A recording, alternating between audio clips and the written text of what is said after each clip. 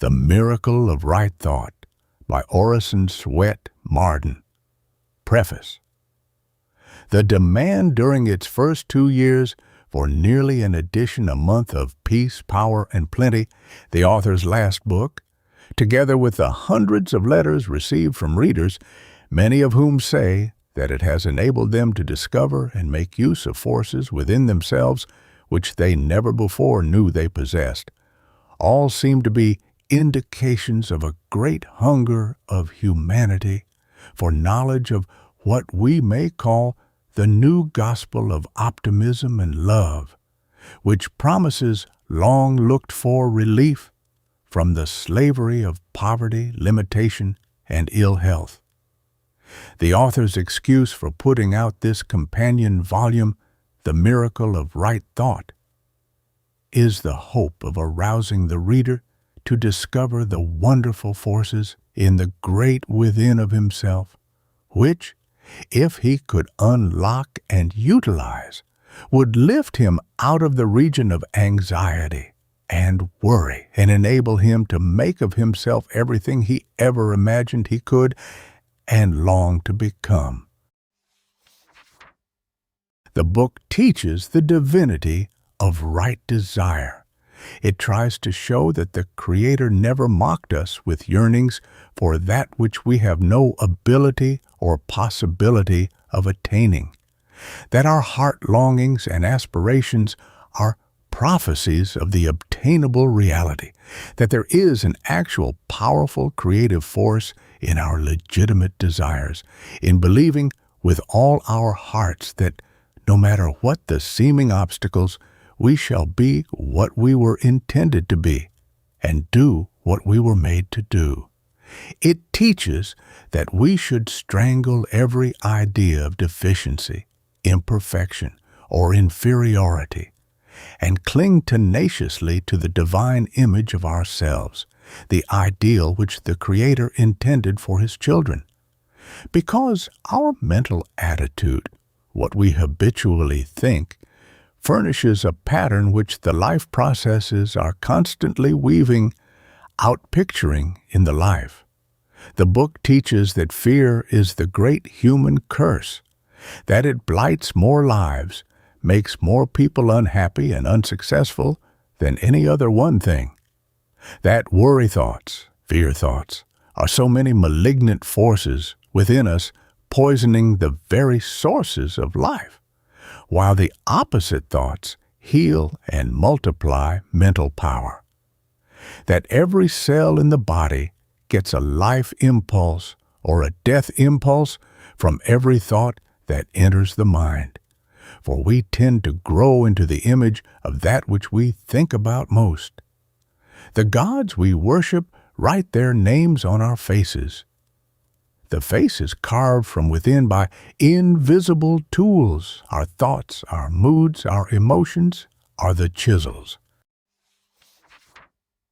The author believes that there is no habit which will bring so much of value to the life as that of always carrying an optimistic, hopeful attitude of really expecting that things are going to turn out well with us and not ill. He points out that most people neutralize a large part of their efforts because their mental attitude does not correspond with their endeavor, so that although working for one thing, they are really expecting something else. And what we expect, we tend to get. For prosperity begins in the mind and is impossible while the mental attitude is hostile to it. No one can become prosperous while he really expects or half expects to be always poor, for holding the poverty thought keeps him in touch with poverty-producing conditions. The author tries to show the man who has been groping blindly after a mysterious, misunderstood God that God is right inside of him, nearer to him than hands and feet, and that he literally lives, moves, and has his being in him. That man is mighty or weak, successful or unsuccessful in proportion to the completeness of his conscious oneness with the power that made him, that there is but one creative principle running through the universe, one life, one truth, one reality, and that we are a necessary, inseparable part of this great principle current which is running Godward. The book teaches that everybody ought to be happier than the happiest of us are now, that we should have plenty of everything which is good for us, that we shorten our lives very materially through our own false thinking, our bad living, and our old age convictions, and that to be happy and attain the highest efficiency, one must harmonize with the best, the highest thing in him. Chapter 1. The Divinity of Desire. And longing molds in clay what life carves in the marble real. Lowell, your ambition, not your worded prayer, is your real creed. No joy for which thy hungering soul has panted, no hope it cherishes through waiting years, but, if thou dost deserve it, shall be granted, for with each passionate wish the blessing nears. The thing thou cravest so waits in the distance, wrapped in the silence unseen and dumb, essential to thy soul and thy existence. Live worthy of it. Call, and it shall come. Ella Wheeler Wilcox. Whatever the soul is taught to expect, that it will build. Our heart longings, our soul aspirations, are something more than mere vaporings of the imagination or idle dreams. They are prophecies, predictions, couriers, forerunners of things which can become realities. They are indicators of our possibilities. They measure the height of our aim, the range of our efficiency. What we yearn for, earnestly desire, and strive to bring about tends to become a reality. Our ideals are the foreshadowing outlines of realities behind them, the substance of the things hoped for. The sculptor knows that his ideal is not a mere fantasy of his imagination, but that it is a prophecy, a foreshadowing of that which will carve itself in marble real. When we begin to desire a thing, to yearn for it with all our hearts, we begin to establish relationship with it in proportion to the strength and persistency of our longing and intelligent effort to realize it. The trouble with us is that we live too much in the material side of life and not enough in the ideal. We should learn to live mentally in the ideal which we wish to make real. If we want, for example, to keep young, we should live in the mental state of youth. To be beautiful, we should live more in the mental state of beauty. The advantage of living in the ideal is that all imperfections, physical, mental, and moral, are eliminated. We cannot see old age because old age is incompleteness, decrepitude, and these qualities cannot exist in the ideal. The habit of living in the ideal, therefore, helps us wonderfully because it gives a perpetual pattern of the perfection for which we are striving. The habit of thinking and asserting things as we would like to have them or as they ought to be, and of stoutly claiming our wholeness or completeness, believing that we cannot lack any good thing because we are one with the all-good, supplies the pattern which the life processes within us will reproduce. Hold the ideal of your efficiency and wholeness, and instantly strangle every disease image or suggestion of inferiority. Never allow yourself to dwell upon your weaknesses, deficiencies, or failures. There's a tremendous power in the habit of expectancy. of believing that we shall realize our ambition, that our dreams will come true. Believe with all your heart that you will do what you were made to do. Entertain only the friend thoughts or ideals of the thing you are determined to achieve. Reject all thought enemies, all discouraging moods, everything which would even suggest failure or unhappiness. The very habit of expecting that the future is full of good things for you, that you are going to be prosperous and happy, that you are going to stand for something, is the best kind of capital with which to start life.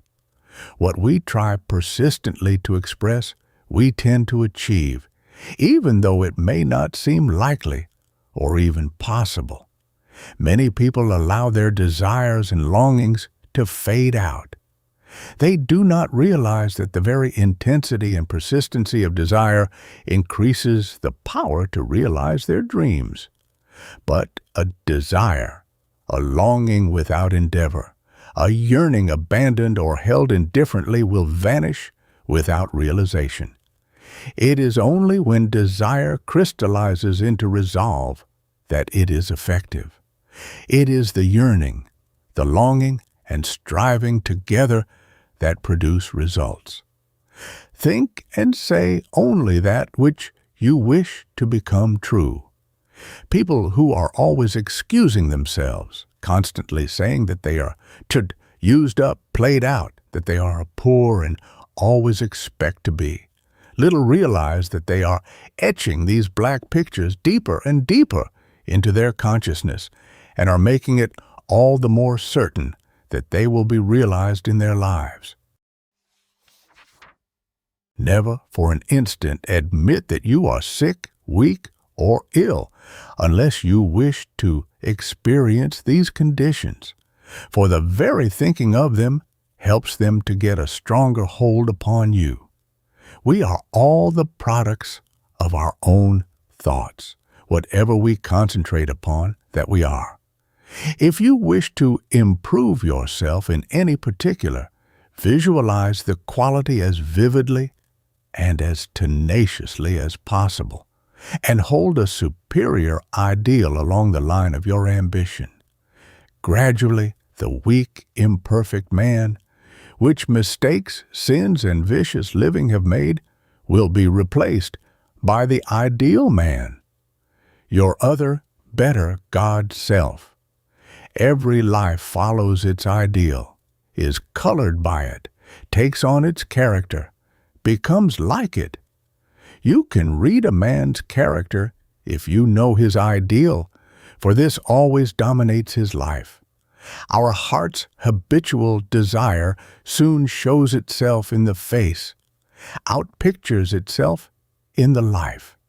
Therefore, you should let everything in you point toward superiority, stability. Resolve that you will never have anything to do with inferiority in your thoughts or your actions, that whatever you do shall bear the stamp of excellence.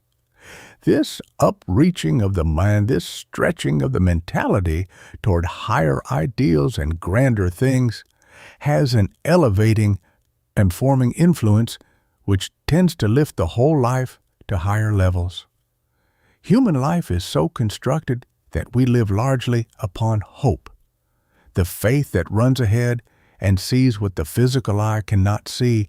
Faith is the substance of things hoped for, the outline of the image itself. There is something back of the faith, back of the hope, back of the heart yearnings.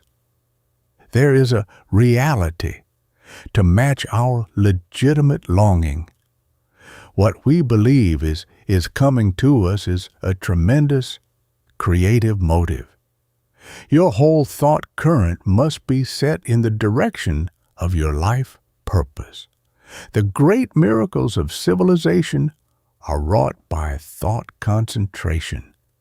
Many people have an idea that it is dangerous to indulge their dreaming faculties, their imagination, very much, for fear that in doing so they would become impracticable.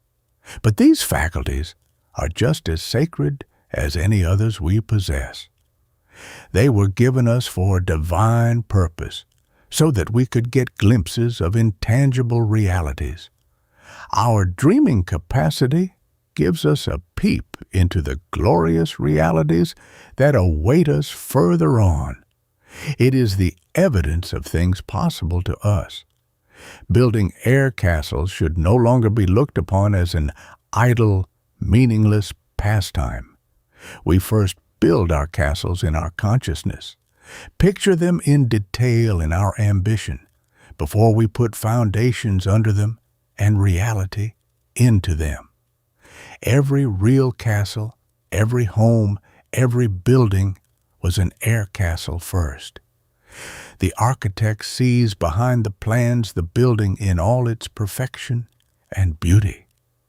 Our visions are the plans of the possible life structure, but they will end in plans if we do not follow them up with a vigorous effort to make them real.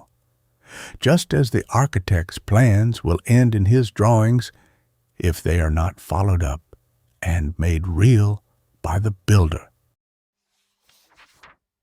All men who have achieved great things have been dreamers, and what they have accomplished has been just in proportion to the vividness, the energy, and persistency with which they visualized their ideals, held to their dreams, and struggled to make them come true. Do not give up your dream because it is apparently not being realized, because you cannot see it coming true. Cling to your vision with all the tenacity you can muster. Keep it bright. Do not let the bread and butter side of life cloud your ideal or dim it. Keep in an ambition-arousing atmosphere. Get close to people who have done what you are trying to do, and try to absorb the secret of their success. Take a little time before retiring at night and get by yourself. Do not be afraid of your vision or of your power to dream, for without a vision, the people perish. The faculty to dream was not given to mock you. It is a divine gift intended to lift you out of the common into the uncommon. I do not mean fanciful, ephemeral pipe dreaming, but real, legitimate desires and the sacred longings of the soul, which are given us as constant reminders that we can make our lives sublime, that no matter how disagreeable or unfriendly our surroundings may be, we can lift ourselves into the ideal conditions which we see in our vision. There is a divinity behind our legitimate desires. By the desires that have divinity in them, I do not refer to the things that we want but do not need. I do not refer to the desires that turn to Dead Sea fruit on our lips, or to ashes when eaten, but to the legitimate desires of the soul, for the realization of those ideals, for the time and opportunity for the weaving of the pattern shown us in the moment of our highest transfiguration. A man will remain a rag picker as long as he has only a rag picker's vision. Our mental attitude, our heart's desire, is our perpetual prayer, which nature answers. She takes it for granted that we desire what our heart asks for, that what we want we are headed toward, and she helps us to it. People little realize that their desires are their perpetual prayers, not head prayers, but heart prayers, and that they are granted. No one is mocked with the yearning for that which he has no ability to attain. If he holds the right mental attitude and struggles earnestly, honestly toward his goal, he will reach it, or at least approximate to it. Our thoughts are like roots which reach out in every direction into the cosmic ocean of formless energy. And these thought roots set in motion vibrations like themselves and attract the affinities of our desires and ambitions. Nature is a great one-price storekeeper who hands us out what we ask for if we pay the price. The bird does not have an instinct to fly south in winter without a real south to match it. Nor has the Creator given to us these heart yearnings, soul longings for a larger, completer life, for an opportunity for a full expression of our possibilities, nor the longing for immortality without a reality to match them. Everything in the vegetable world, our flowers, our fruits, come to their natural flowering, fruitage, and ripeness at the appointed time.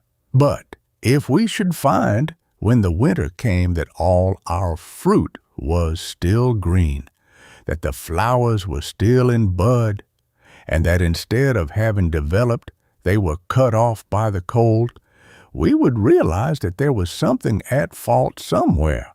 And when we find that not one out of the hundreds of millions of human beings ever ripens into completeness, is never even half developed before cut off by death, we know here also something is wrong. The windfalls which we see on every hand under the life tree are not normal. We feel the same protest that the windfall apple feels against having its life blighted and cut off before it has had time to ripen, to develop its possibilities. Even the men most richly endowed with ability, education, and opportunity, even the giants of the race, after the completest life possible, feel, as they stand on the edge of the grave, that they are but human acorns with all their possibilities still in them, just beginning to sprout. But it will not always be thus. All analogy teaches that human life will eventually have an opportunity for its complete blossoming, full fruitage, untrammeled self-expression. There will, if we follow our vision, be a time and an opportunity for the blossoming of our desires, the fulfillment of our ambition, the ripening of our ideals, for they are the petals in the closed bud which will find an opportunity sometime, somewhere, to open up and fling out their fragrance and beauty without blight or bruise to strangle growth. Our instinctive yearning for the time and opportunity for the complete, untrammeled unfoldment of our powers, all these are greater evidences that there are realities to match these heart longings and soul yearnings than have ever been printed in any book. We are beginning to see that there is material in every normal being to make the ideal perfect man, the perfect woman. If we could only mentally hold the perfect pattern, the perfect ideal persistently, so that it would become the dominant mental attitude, it would soon be woven into the life, and we should become perfect human beings. The divine injunction to be perfect, even as he is perfect, was not given man to mock him. The possibility of our waking in his likeness is literally true. Chapter 2. Success and happiness are for you. If a man thinks sickness, or poverty and misfortune, he will meet them and claim them all eventually as his own. But he will not acknowledge the close relationship. He will deny his own children and declare they were sent to him by an evil fate. Poverty is the hell of which most modern Englishmen are most afraid. Carlyle, wealth is created mentally first. The stream of plenty will not flow toward the stingy, parsimonious, doubting thought. Holding the poverty thought keeps one in touch with poverty-producing conditions. No man has a right, unless he cannot help himself, to remain where he will be constantly subjected to the cramping, ambition-blighting influences and great temptations of poverty. His self-respect demands that he should get out of such an environment. It is his duty to put himself in a position of dignity and independence. Almost every wealthy man in this country will tell you that his greatest satisfaction and happiest days were when he was emerging from poverty into a competency. When he first felt the tonic from the swelling of his small savings towards the stream of fortune, and knew that want would no longer dog his steps. He realized that he had the power to lift himself above himself, that henceforth he would be of consequence in the world.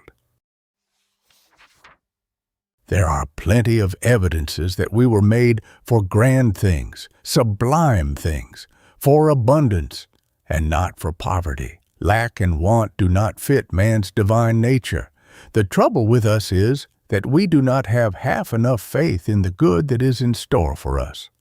We do not dare fling out our whole soul's desire, to follow the leading of our divine hunger and ask without stint for the abundance that is our birthright. We ask little things, and we expect little things, pinching our desires and limiting our supply.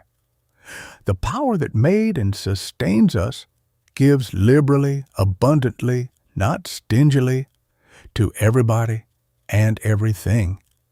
We are not dealing with a Creator who is impoverished by granting our requests. It is His nature to flood us with our heart's desires. The rose does not ask the sun for only a tiny bit of its light and heat, for it is the sun's nature to throw it out to everything which will absorb it and drink it in. One of the great secrets of life is to learn how to transfer the full current of divine force to ourselves, and how to use this force effectively. If man can find this law of divine transference, he will multiply his efficiency 1,000,000-fold, because he will then be a cooperator, co-creator with divinity. When we recognize that everything comes from the great infinite supply, and that it flows to us freely, when we get into perfect tune with the infinite, we shall see God without these scales, which make us blind to good, and we shall know good, for only the pure in heart can see God. When unfairness, a desire to take advantage of our brothers and sisters, is removed from our lives, we shall get so close to God that all of the good things in the universe will flow to us spontaneously. The trouble is that we restrict the inflow by wrong acts, wrong thoughts. Every vicious deed is an opaque veil, another film over our eyes, so that we cannot see God good. When we learn the art of seeing opulently instead of stingily, when we learn to think without limits, how not to cramp ourselves by our limiting thought, we shall find that the thing we are seeking is seeking us, and that it will meet us halfway. Do not be forever apologizing for your lack of this or that. Every time you say that you have nothing fit to wear, you are simply etching the black picture deeper and deeper.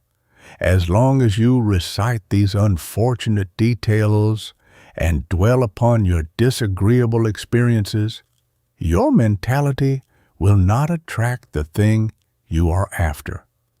The mental attitude, the mental picturing, must correspond with the reality we seek. Prosperity begins in the mind and is impossible with a mental attitude which is hostile to it. It is fatal to work for one thing and to expect something else. Opulence and prosperity cannot come in through poverty thought and failure thought channels, We must think prosperity before we can come to it. How many take it for granted that there are plenty of good things in this world for others? Comforts, luxuries, fine houses, opportunity for travel, leisure, but not for them. They settle down into the conviction that these things are for those in a very different class. But why are you in a different class? Simply because you think yourself into another class. Think yourself into inferiority because you place limits for yourself. You cut off abundance, make the law of supply inoperative for you by shutting your mind to it. By what philosophy can you obtain the good things of the world when you are thoroughly convinced that they are not for you? The limitation is in ourselves and not in the Creator. He wants His children to have all of the good things of the universe. If we do not take them, it is because we limit ourselves. One of the greatest curses of the world is the belief in the necessity of poverty. But there was no poverty, no want, no lack in the Creator's plan for man. There need not be a poor person on the planet. The earth is full of resources which we have scarcely yet touched. We have been poor in the very midst of abundance simply because of our own blighting, limiting thought. We are discovering that thoughts are things, that they are incorporated into the life and form part of the character, and that if we harbor the fear thought, the lack thought, this poverty thought incorporates itself in the very life texture and makes us the magnet to attract more poverty like itself. It was not intended that we should have such a hard time getting a living, that we should spend about all of our time making a living instead of making a life.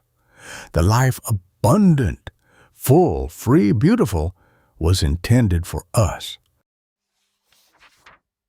If we were absolutely normal, our living getting would be a mere incident to our life-making. Resolve that you will turn your back on the poverty idea and that you will vigorously expect prosperity, that you will hold tenaciously the thought of abundance, the opulent ideal which is befitting your nature, that you will try to live in the realization of plenty, to actually feel rich, opulent. There is a creative force in intense desire. The fact is, we live in our own worlds.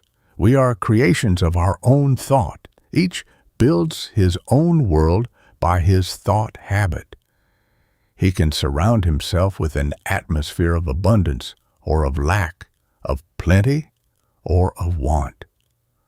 God's children were not made to grovel, but to aspire, to look up, not down.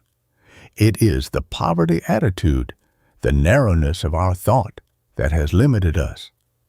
If, instead of whining, grumbling, and apologizing, we were to stand erect and claim our kingship, demand our rich inheritance, the inheritance which is an abundance of all that is good and beautiful and true, we should live far completer, fuller lives. The very holding of the mind open toward all the good things of the world, expecting and appreciating them, will have everything to do with obtaining them. There is something wrong when multitudes of the sons and daughters of the King of Kings who have inherited all the good things of the universe starve on the very shores of the stream of plenty, of opulence unspeakable, which flows past their very doors and which carries infinite supply. Our circumstances in life, our financial condition, our poverty or our wealth, our condition of harmony or discord, are all very largely the offspring of our thought. If our mental attitude has been one of want, if we have dwelt much upon lack, Our environment will correspond. Everything we get in life comes through the gateway of our thought and resembles its quality. If that is pinched, stingy, mean, what flows to us will be like it. Right thinking will produce right living. Clean thinking, a clean life. And a prosperous, generous thought, followed up by intelligent endeavor to make your thoughts and your ideals real, will produce corresponding results. If we learn to trust implicitly the great dispenser of all good, the source of infinite supply, the power which brings seed time and harvest, and do our level best to improve our condition, we shall never know what want is. There is nothing which the human race lacks so much as unquestioned, implicit confidence in the divine source of all supply. We ought to stand in the same relation to the infinite source as the child does to its parents. The child does not say, "I do not dare eat this food for fear that I may not get any more." It takes everything with absolute confidence that all its needs will be supplied. We do not have half good enough opinions of our possibilities, do not expect half enough of ourselves. We do not demand half enough, hence the meagerness, the stinginess of what we actually get. The lack of anything that is desirable is not natural to the constitution of any human being. Hold the thought that you are one with what you want, that you are in tune with it, so as to attract it.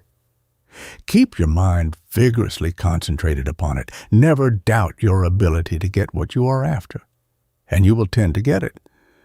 Poverty is often a mental disease.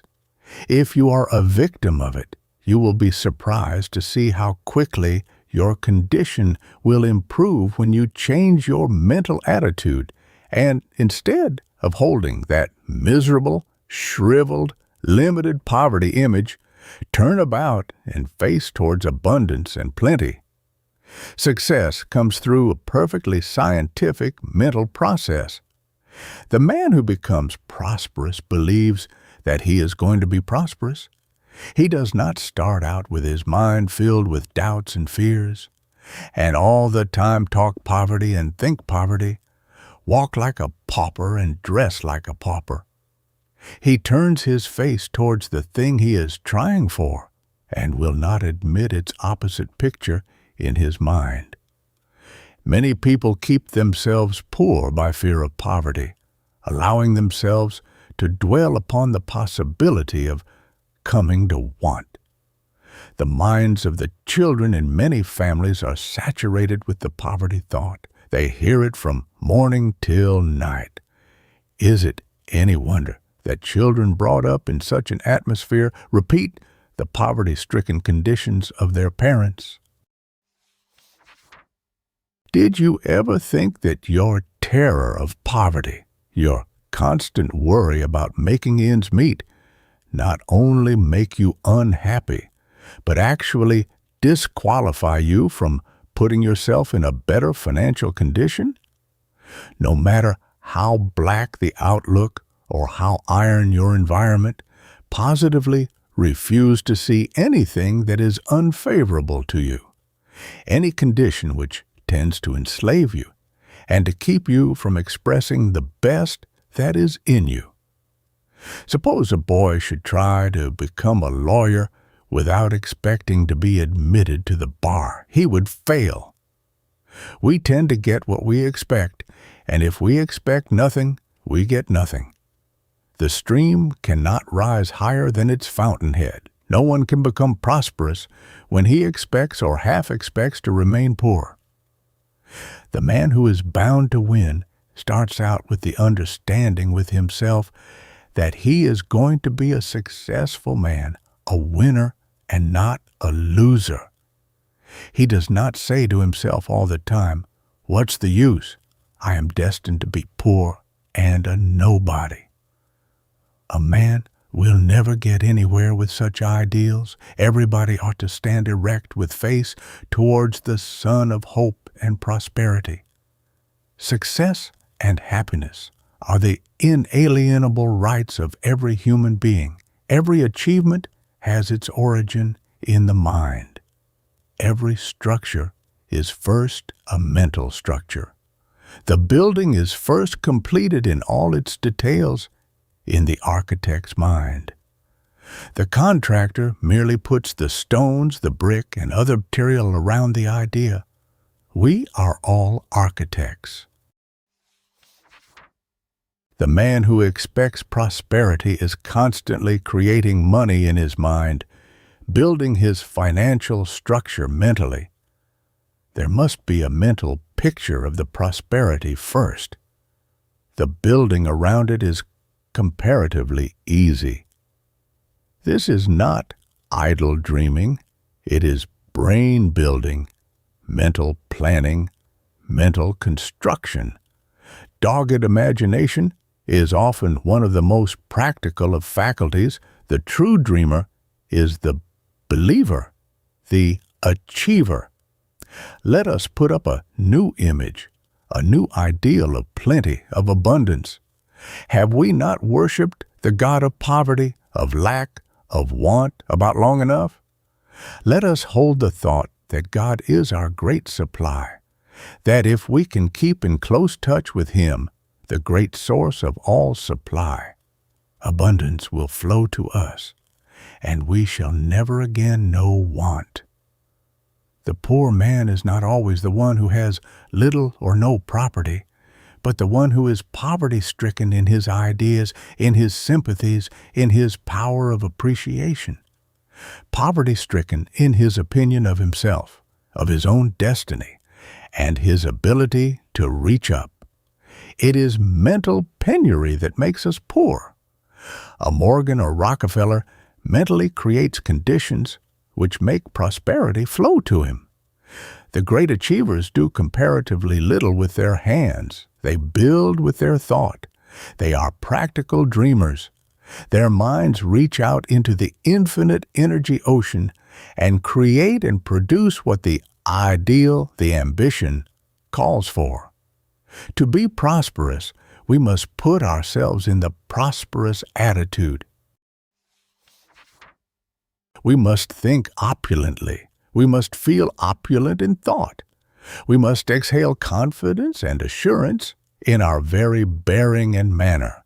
Our mental attitude towards the thing we are striving for and the intelligent effort we put forth to realize it will measure our attainment.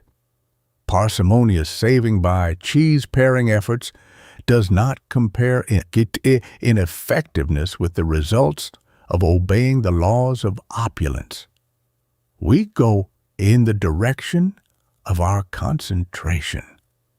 If we concentrate upon poverty, poverty-stricken conditions must result.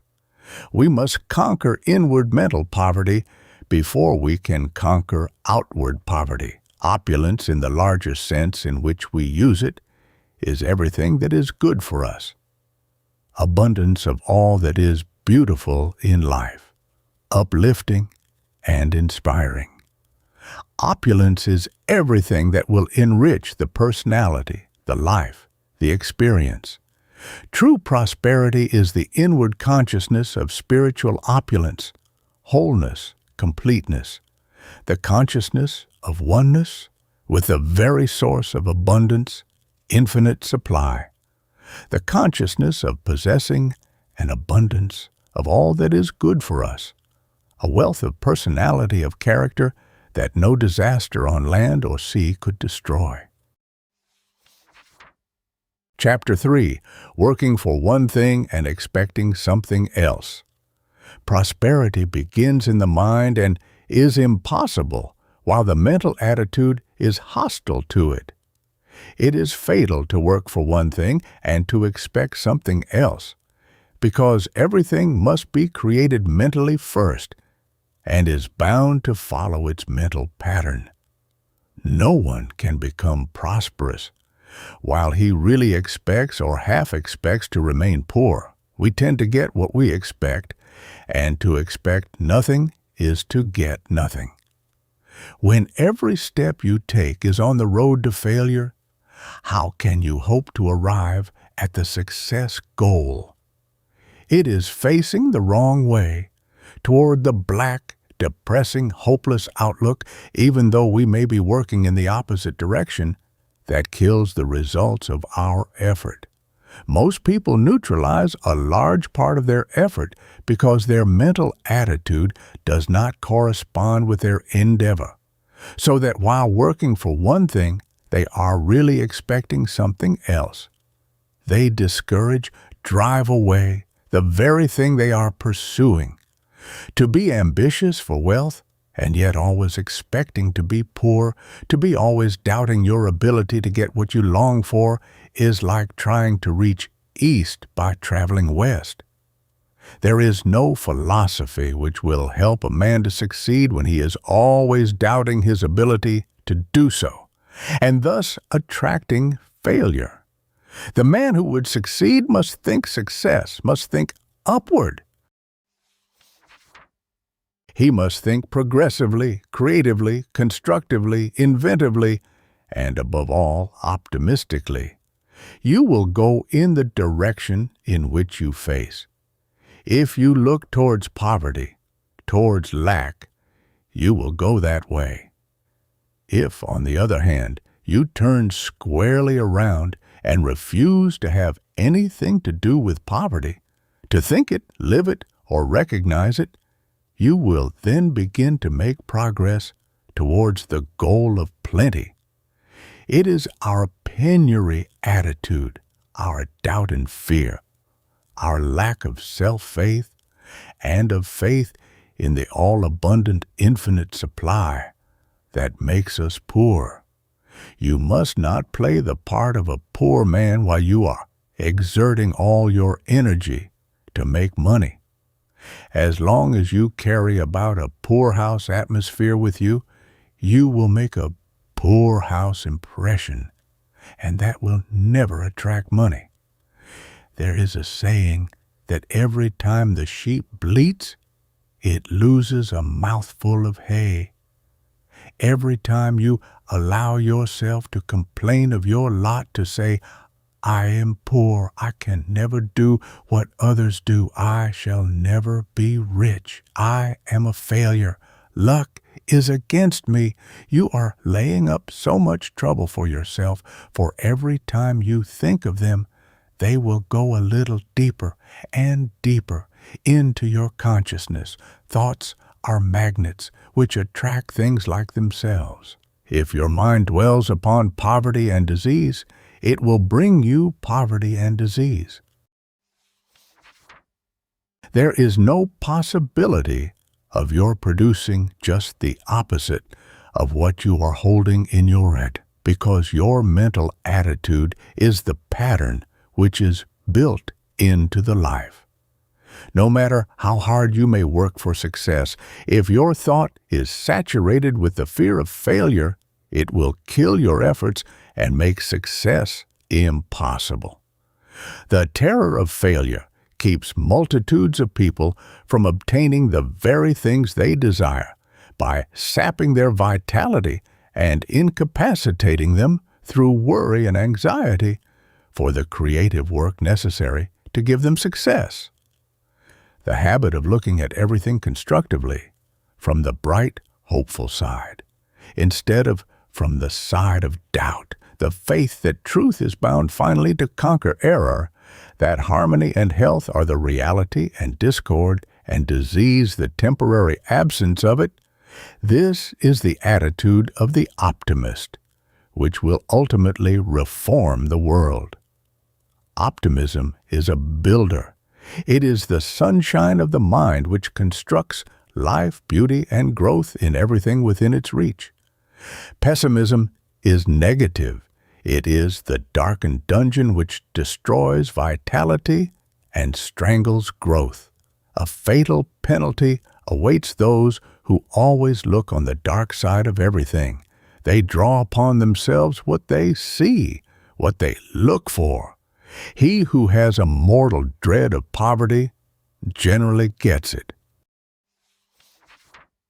Stop thinking trouble if you want to attract its opposite. Stop thinking poverty if you want to attract wealth. Expel from your mind the things you have been fearing. Think the opposite thoughts just as persistently as you can, and you will be surprised to see how soon you will begin to attract the very things for which you long. The mental attitude which we hold toward our work has everything to do with what we accomplish. If you go to your work with the attitude of a slave lashed to his task and see in it only drudgery, if you see no light ahead, nothing but poverty and hard work all your life, you cannot expect to get anything else than that for which you look. If, on the other hand, no matter how poor you may be today, you can see a better future, if you believe that someday you are going to get up out of the basement of life into the drawing room, where beauty, comfort, and joy await you, if you keep your eyes steadily upon the goal which you hope to reach, you will accomplish something worthwhile. Keeping the faith that we shall sometime do the thing which we cannot now see any way of accomplishing, the clinging to our vision, gets the mind into such a creative condition that it becomes a magnet to draw the thing desired. I have never known a man who believed in himself and constantly affirmed his ability to do what he undertook, who did not make a success of life. Aspiration becomes inspiration, and then realization. Never allow yourself for an instant to harbor a doubt that you are finally going to accomplish what you undertake. These doubts are treacherous. They destroy your creative ability, neutralize ambition. Constantly say to yourself, I must have what I need. It is my right, and I am going to have it. There is a great cumulative magnetic effect in holding in your mind continually the thought that you were made for success, for health, for happiness, for usefulness, and that nothing in the world but yourself can keep you from it. I have seen a man, when all the results of half a lifetime of struggle had been swept away by financial disaster, when he had nothing left but his grit and a great family of hungry mouths to feed, who would not even for an instant admit that he would not get on his feet again. With clenched fists and a determination which did not recognize defeat, he kept his eye resolutely on his goal and pushed on. In a few years, he was on his feet again. A man was not intended to be a puppet of circumstances, a slave to his environment. He was intended to make his environment, to create his condition. Nothing comes to us without cause, and that cause is mental. A discordant, worrying, poverty-facing mental attitude will quickly render the mind negative and will produce a troop of mental enemies that will bar our way to success. Our mental faculties are like servants. They give us exactly what we expect of them. If we trust them, if we depend upon them, they will give us their best. If we are afraid, they will be afraid. It is the positive, constructive mental attitude that has accomplished all of the great things in the world. It is the creative, aggressive, stimulating power that is back of all achievement. Negative characters wait for things to happen. A strong character creates a condition that will force things to happen. Many positive minds become negative by influences which destroy their self-confidence. Perhaps this begins through the suggestion of incompetence from others, the suggestion that they are not equal to the position they hold. After a while, through this subtle suggestion, initiative is weakened. They lose the power of quick decision and soon fear to decide anything of importance. Thus, instead of the leaders they once were, they become followers. What we vigorously resolve to do, believe in with all our heart, confidently expect, the mental forces tend to realize. Our determination to achieve the thing on which we have set our heart forms a pattern, a working model, which the mind endeavors to reproduce in reality. It is the mental picture which is used as the model for the creative forces. There is a mysterious power in the great within of us which we cannot explain, but which we all feel to be there, which tends to carry out our commands, our resolves, whatever they may be. For example, if I persist in thinking and affirming that I am a nobody, that I am not as good as other people, I shall after a while begin really to believe this, and then a fatal acceptance will be registered in my subconsciousness, and the mental machinery will begin to reproduce the nobody pattern. I shall express weakness, failure, poverty.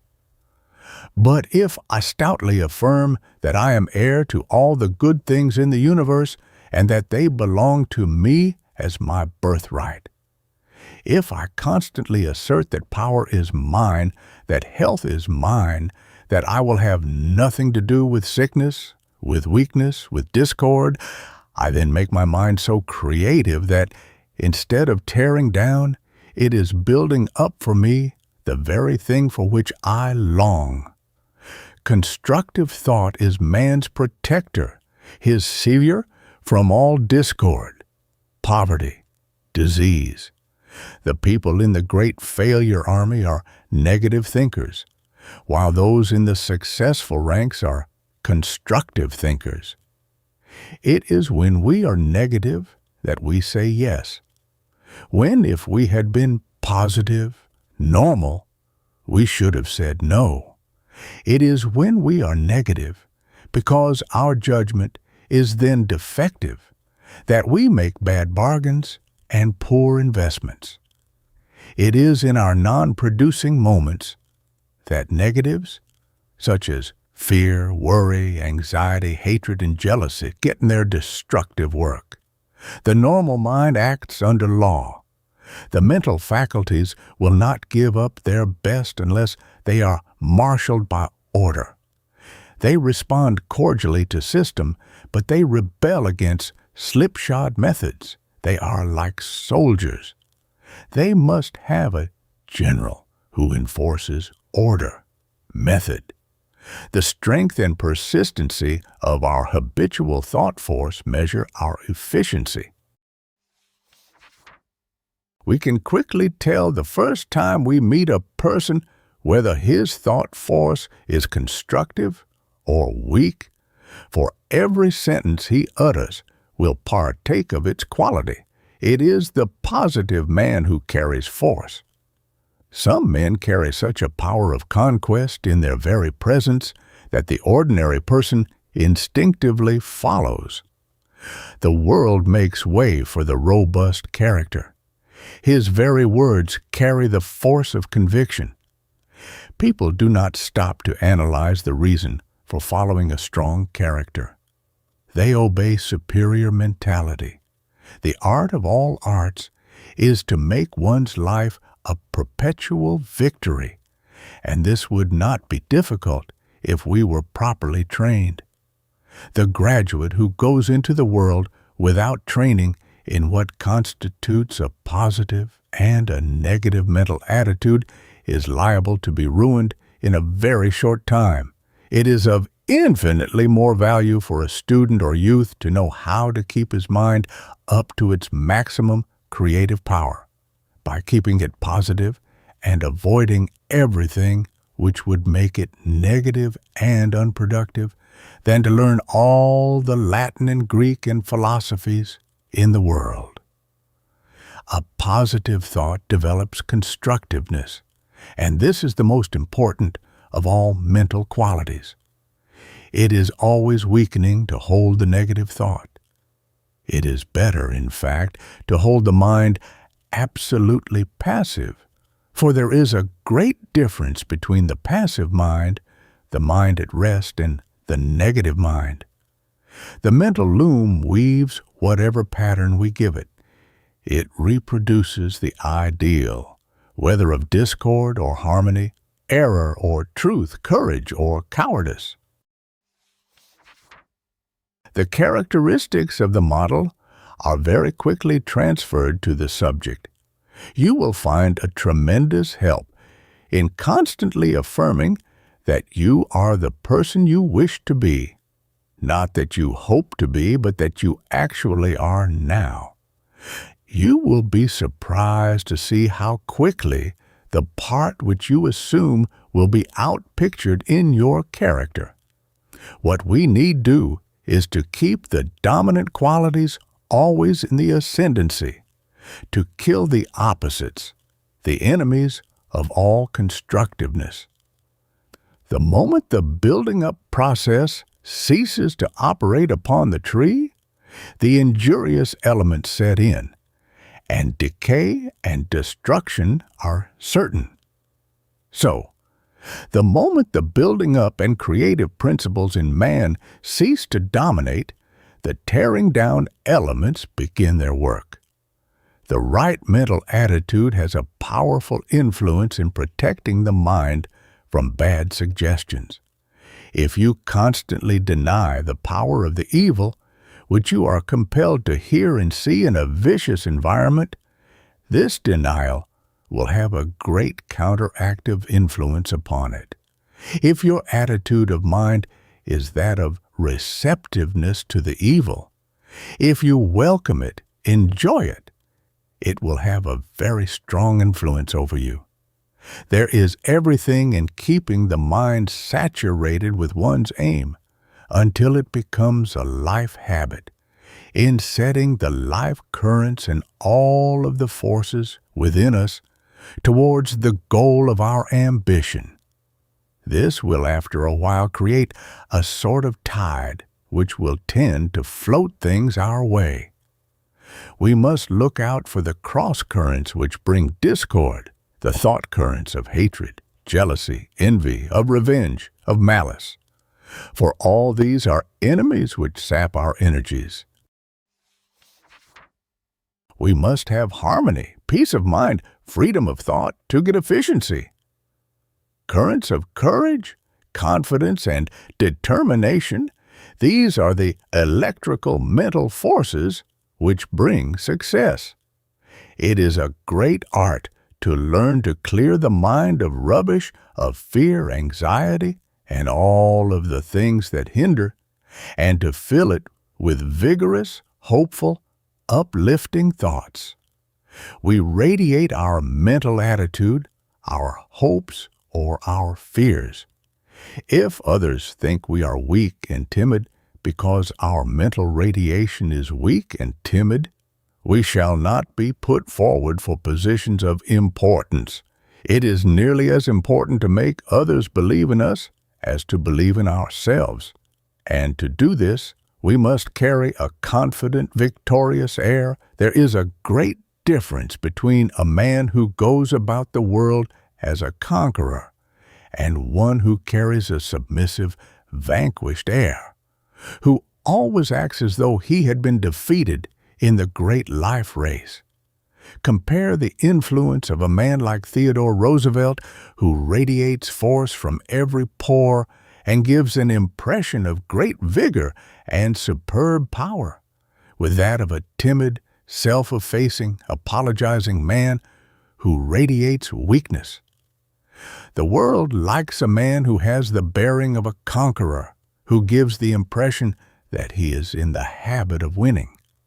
Some people wonder that they carry so little weight in their community. It is because They do not think and act like conquerors. No person can be magnetic until he learns the secret of radiating force. The positive character is magnetic. The negative, repellent. Victors are always victorious mentally first. There are people who give us the impression that they never expect to win out. All they desire is a chance to make a fairly comfortable living. They start out with the idea that life at best is going to be a grind when it should be a perpetual delight, a glory. The life properly lived is a continual growth, and the knowledge that we are pushing farther out on our mental horizon should give a satisfaction that nothing else can bestow. One thing that should be instilled into a child's very being is that he was born for victory, born to conquer, that he is victory organized and not failure organized. Nobody is organized for failure. If children were trained always to hold the victorious attitude, to have great respect for themselves and unlimited faith in their possibilities, failure would be a very rare thing. The mental life must be right before the physical can be harmonious. You must stand right with your brothers before you can stand right with yourself. If we would have the victorious attitude, we must eliminate all thoughts of jealousy, hatred, and revenge that may rankle in us, and cultivate that peace of mind and serenity of soul which is characteristic of the really great. The whole philosophy of efficiency and happiness consists in the vigorous, consistent affirmation of the thing we are trying to be and trying to do. A young man starting out in life, anxious to succeed, must not say to himself, "I would like to succeed, but I do not believe I am really fitted for the part I have assumed. My profession is so crowded that I believe I have made a mistake, but I will work away the best I can. Perhaps I will come out somewhere. The young man who talks so, thinks so, does so, will come out somewhere. It will be at the little end of the horn, out of pocket, out at the elbow, and out of a job. The fact is, others estimate us by what we are, not by what we say. We must radiate our realities. People judge us by that intangible impression which our radiation makes upon them, because that is the reality of us. If you have a grudge in your heart, he will feel it. We may deceive another with our words, but we cannot change our radiation unless we change our whole mental attitude towards him. Think of a man trying to create wealth when his very face seems to say, "Keep away from me, prosperity. I would like to have you, but you were evidently not intended for me. My mission in life is a humble one, and while I wish I could have the good things which the more fortunate enjoy, I really do not expect them." Abundance cannot get near a person holding such a mental attitude. The mind that fears and doubts repels prosperity. Of course, men do not mean to drive opportunity away from them, but they hold the mental attitude filled with doubts and fears, and lacking faith and self-confidence, they repel without knowing it. Many people go through life neither successes nor failures, neither rich nor poor. They live most of their lives balanced between lack and a little, because part of the time their minds are creative, and part of the time negative, hence unproductive. So these people oscillate like a pendulum. When they get a little courage, hope, enthusiasm, they produce a little.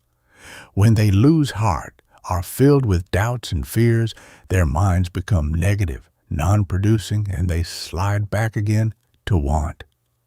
The time will come when we shall be able to keep our minds in a productive, creative attitude all the time. Then our lives will be filled with an abundance of all that is good. Chapter 4.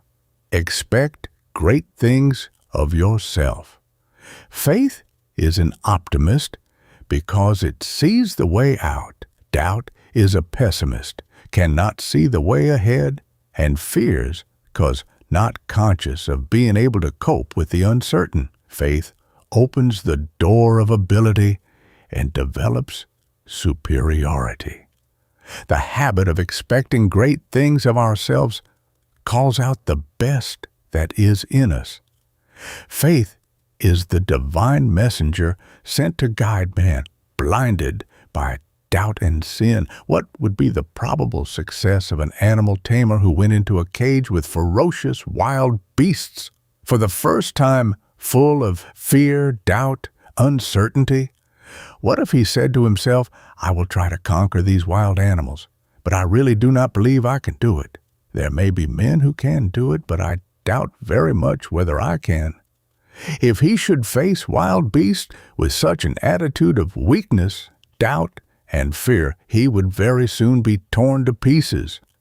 Bold courage is all that would save him.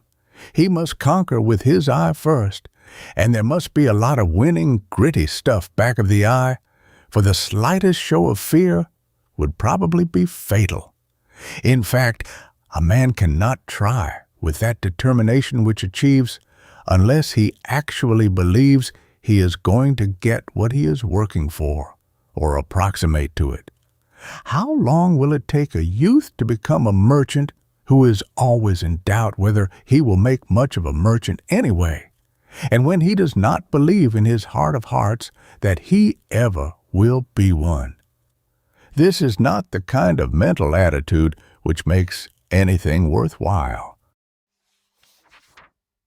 The mind must lead. The pattern precedes the weaving of the web. The ideal must go ahead. We always face in the direction of our faith. It is what we believe we can do that we accomplish or tend to. How long would it take a boy to go through college who was always talking about the impossibility of his doing so? Who was forever complaining that he had no chance, no money, nobody to help him, and that he never could do it without assistance? I have known boys to resolve to become lawyers, physicians, or merchants with such a flimsy will, such a weak resolve, that they were daunted at the first difficulty. It was the easiest thing in the world to turn them. I have known other boys to decide upon their vocation with such vigor and virility that nothing could shake their decision, because it was a part of their very constitution.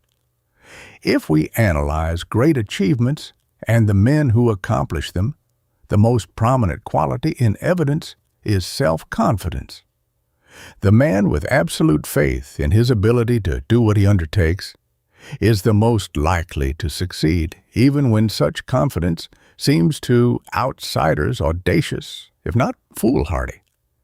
It is not alone the subjective effect of this belief in themselves that enables such men to get results. It is also largely the effect of that self-faith on others. When a man feels a sense of mastery, of having risen to his dominion, he talks confidence, radiates victory, and overcomes doubts in others. The world believes in the conqueror, the man who carries victory in his very appearance. In every kind of work and business, we are dependent on the belief of others that we can make or carry out plans, can produce superior goods, can manage employees, can do any of the 1,000 things demanded by employers or by the public. Life is too short. There is not time enough to allow minded investigation of another's ability to achieve the thing he assumes to be able to do. Therefore, The world accepts very largely a man's own estimate of himself until he forfeits its confidence. If a young man hangs out a his law shingle, the world will take it for granted that he is fitted for his profession until he proves otherwise. To acknowledge lack of ability, to give way to a temporary doubt, is to give failure so much advantage. We should never allow self-faith to waver for a moment, no matter how dark the way may seem. Nothing will destroy the confidence of others so quickly as a doubt in our own minds. Many people fail because they radiate their discouraged moods and project them into the minds of those about them. I never knew a man who had a small, belittling estimate of himself to do a great thing. We can never get more out of ourselves than we expect. If you expect large things from yourself and demand them, if you hold a large mental attitude toward your work, you will get much bigger results than if you depreciate yourself and look only for little results. People who are constantly depreciating themselves, effacing themselves, who believe that they are miserable worms of the dust and that they never will amount to anything of consequence, make a corresponding impression upon others, for they look as they feel. If you feel very ordinary, you will appear very ordinary. If you feel poor, if you have a skim milk opinion of yourself, you may be sure that nothing very rich will manifest itself in you. Whatever qualities you attribute to yourself, you will manifest in the impression you make upon others.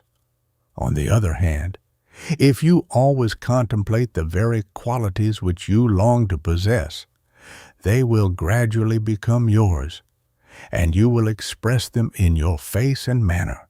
You must feel grand to look grand. Confidence is the very basis of all achievement. There is a tremendous power in the conviction that we can do a thing. The man who has great faith in himself is relieved from a great many uncertainties as to whether he is in his right place, from doubts as to his ability, and from fears regarding his future. He has freedom of faculty and freedom of action, both of which are necessary for the greatest efficiency. Freedom is essential to achievement. No one can do his greatest work when his mind is cramped with worry, anxiety, fear, or uncertainty, any more than he can do his best physical work with his body in a cramped position. Uncertainty and doubt are great enemies of that concentration, which is a secret of all effectiveness. We are constantly reminded in the Bible that it was through faith that Abraham, Moses, and all the great characters were able to perform miracles and do such marvelous things. According to thy faith be it unto thee, is reiterated throughout the Scriptures. Faith is the great connecting link between the objective and the subjective states. It is our faith that enters the great within of us, the holy of our lives, and touches the divine. Faith opens the door of the true source of life, and it is through faith that we touch infinite power. Our life is grand or ordinary, large or small, in proportion to the insight and strength of our faith. Many people do not trust their faith because they do not know what it is. They confuse it with fancy or imagination, but it is the voice of a power within in touch with omnipotence. It is a spiritual faculty which does not guess or think or doubt, but which knows, for it sees the way out, which the other faculties cannot see. Faith is a great elevator of character. and has a wonderful influence on the ideals. It lifts us to the heights and gives us glimpses of the promised land. It is the light of truth and wisdom. It is criminal to destroy a child's faith in himself by telling him that he will never amount to anything, that he is a nobody, that he cannot do what others do. The suggestion of inferiority has caused more individual wretchedness, tragedies, and failures in life than anything else. Even the best racehorse could not win a prize if its confidence were destroyed. This is one of the things that trainers are always careful to retain, for the animal's confidence that he can win is a very great factor in victory. It is faith that unlocks our power and enables us to use our ability. It has been the great miracle worker of the ages. Whatever will increase your confidence in yourself increases your power.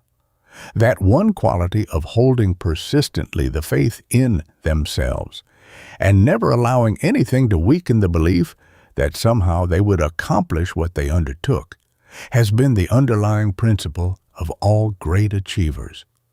The great majority of men and women who have given civilization a great uplift started poor, and for many dark years saw no hope of accomplishing their ambition. But they kept on working and believing that somehow a way would be opened. How most of them plodded on through many years of dry, dreary drudgery before the light came. Faith is the best substitute for genius. In fact, it is closely allied to genius. Faith is the great leader in every achievement. Faith is the faculty or instinct which knows, because it sees the possibilities within. It does not hesitate to urge us to undertake great things because it sees reserves in us capable of accomplishing them.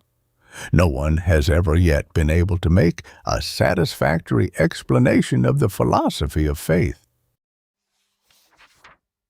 What is that which will hold a man to his task, keep up his courage, and hope under the most trying, heart-rending conditions, and which will sustain and reassure him after his last dollar has gone, when friends and even his family and those he loves best misunderstand him or do not believe in him?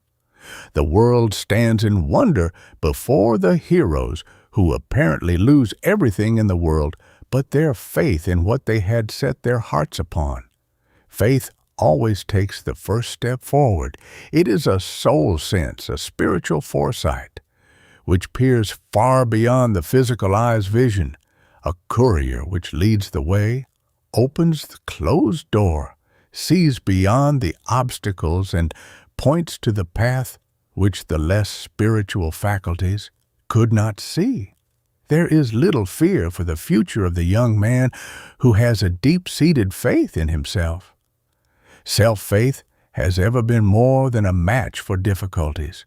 It has been the poor man's friend, his best capital.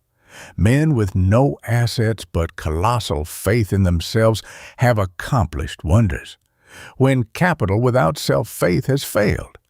If we could put a measuring line around a man's faith, it would give a pretty good estimate of his possibilities. No man ever does a great thing with little faith. If his faith is weak, his efforts will be weak. I know a man who creeps into a board meeting where he is a director as though he were a nobody, entirely unworthy of his position, and he wonders why he is a mere cipher on the board, why he carries so little weight with other members, why he is hardly ever deferred to. If he labels himself all over with the tags of inferiority, if he walks and talks and acts like a nobody and gives the impression that he does not think much of himself anyway, How can he expect others to do for him what he will not do for himself? If we had a larger conception of our possibilities, a larger faith in ourselves, we should accomplish infinitely more. And if only we better understood our divinity, we should have this larger faith. We are crippled by the old doctrine that man is by nature depraved. There is no inferiority or depravity about the man that God made. The only inferiority in us is what we put into ourselves. The trouble is that most of us are but a burlesque of the man God patterned, intended. The man God made never fell. It is only the sin-made man that has fallen. It is only his inferior way of looking at himself, his criminal self-depreciation, that has crippled and deteriorated him. We think ourselves into smallness, into inferiority by thinking downward. We ought to think upward if we would reach the heights where superiority dwells. The old theology taught us to belittle ourselves. There is nothing in the Bible to indicate that man was to prostrate himself before his Maker like a sneak or a slave. There is too much of the cringing, crawling spirit in our attitude. There is too much of the prostration, too much of the knee idea in our theology. Man was not made to bow in humiliation and shame, but to assert his divinity. He was made erect so that he could stand up and look anything and everything in the face, even his Maker, for he was made in his image. If man is a prince, if he has royal blood in his veins, if he has inherited the divine moral attributes, he should claim his birthright boldly, manfully, with dignity and assurance. It makes all the difference in the world to us whether we go through life as conquerors, whether we go about among men as though we believed we amounted to something with a strong, vigorous, self-confident, victorious air, or whether we go about with an apologetic, self-effacing, get-out-of-other-people's-way attitude. Is there any reason why we should go through the world whining, tagging at somebody else's heels, trailing, imitating, copying somebody else, afraid to call our souls our own? Hold up your head and learn to think well of yourself. Have a good opinion of yourself and your ability to do what you undertake. If you do not, nobody else will. Much of the poverty and lack of social position among people of the working class in this country today are due to their own sense of inferiority. Instead of standing up in an attitude of manliness and independence, they take it for granted that they are inferior. If there is anything a level-headed, spirited employer despises, it is a truckling, pandering, apologizing attitude in his employees. He likes the one who stands up for his rights and who makes him feel that he is a man and expects to be treated as a man. Whether we realize it or not, we are never stronger than our faith. We never undertake anything greater than our self-confidence dictates. The habit of exercising self-faith, of feeling conscious of possessing greater ability and power than we are using, has a tremendous, extending, enlarging, unfolding influence upon our mental faculties. So undeveloped are our latent sources of power that our self-faith is rarely so great as the ability back of it would warrant. As a rule, a man's greatest deficiency is that of self-faith. A large percentage of those who are failures could have succeeded if this one quality had been properly trained and strengthened in their youth. The life processes are all the time reproducing the mental picture, the opinion we have of ourselves. No man can be greater than his estimate of himself at the moment.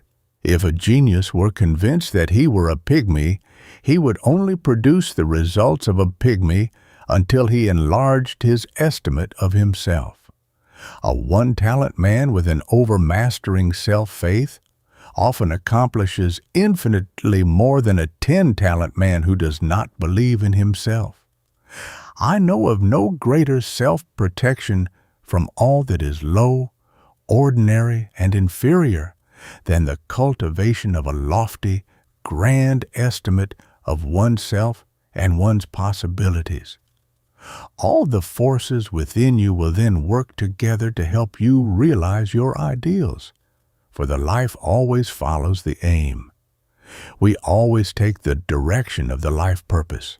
It does not matter how strong most of our mental faculties are, if they are not led by a vigorous faith. Faith puts all the other faculties to work. There is nothing that will so brace a man up, will so buttress and reinforce his weaker faculties as a robust self-faith, faith in himself, faith in everybody and in everything, faith that there is a great, magnificent force in civilization, in the affairs of man, a current which runs Godward, that there is a divinely beneficent purpose running through the universe. The greater our faith, the closer, the nearer becomes our oneness with the universal life, universal power. Doubt is a great paralyzer of efficiency. A man must believe that he can do a thing before he can do it. He can do little while he doubts. A man whose purpose is backed up by a superb faith and a lofty ambition, so that he finds neither comfort, rest, nor satisfaction until he is successful, will perform miracles, no matter what circumstances may conspire to hinder him.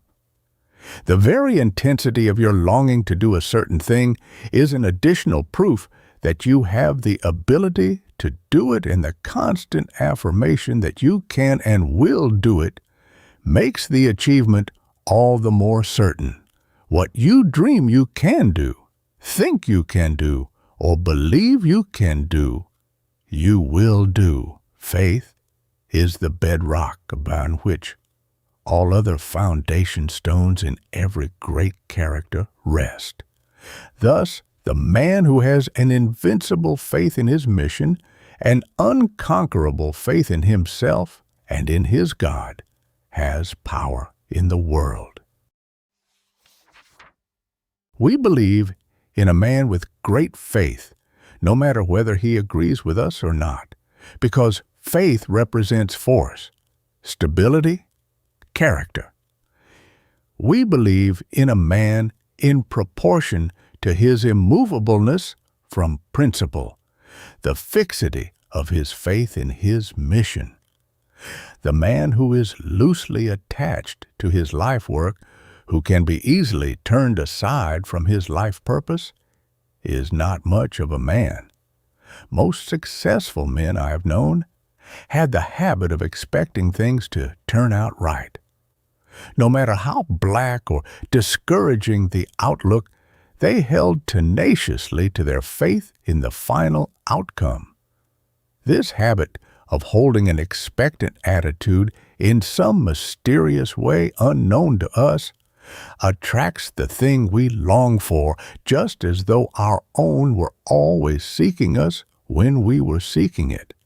Our faculties work under orders, and they tend to do or produce what is expected of them. If we expect a great deal, make a great demand of them, and insist on their helping us to carry out our ambition, they fall into line and proceed to help us. If, on the other hand, we do not have confidence enough to make a vigorous demand, a strenuous effort. If we waver or are in doubt, our faculties will lose their courage, and their effort will be perfunctory, will lack efficiency. I know of no other habit which would bring so much of value to our lives as that of always expecting that the best will happen to us instead of the worst, of taking it for granted that we are going to win out in whatever we undertake. Many people queer their success at the very outset by expecting that they are going to fail, thinking that the chances are against them. Success is achieved mentally first. If the mental attitude is one of doubt, the results will correspond. There must be persistent faith, continuous confidence in order to win. A wavering, doubting mind brings wavering, doubting results. One reason why so many fail or at best plod along in mediocrity is because they see so many obstacles and difficulties looming up so threateningly that they lose heart and are in a discouraged condition much of the time. This mental attitude is fatal to achievement, for it makes the mind negative, non-creative. It is confidence and hope that call out the faculties and multiply their creative, producing power. The man who sees the obstacles more clearly than anything else is not the man to attempt or do any great thing. The man who does things is the man who sees the end and defies the obstacles. If the Alps had looked so formidable to Napoleon as they did to his advisors and other people, he would never have crossed them in midwinter. Great things are done under the stress of an overpowering conviction of one's ability to do what he undertakes. There is irresistible force in a powerful affirmative expressed with unflinching determination. One might as well have tried to move Gibraltar itself as to have attempted to turn Napoleon from his course or change his decision when he had given his ultimatum. Faith was given to support us, to reassure us when we cannot see light ahead or solve our problems. It is to the individual what the compass is to the mariner in the storms.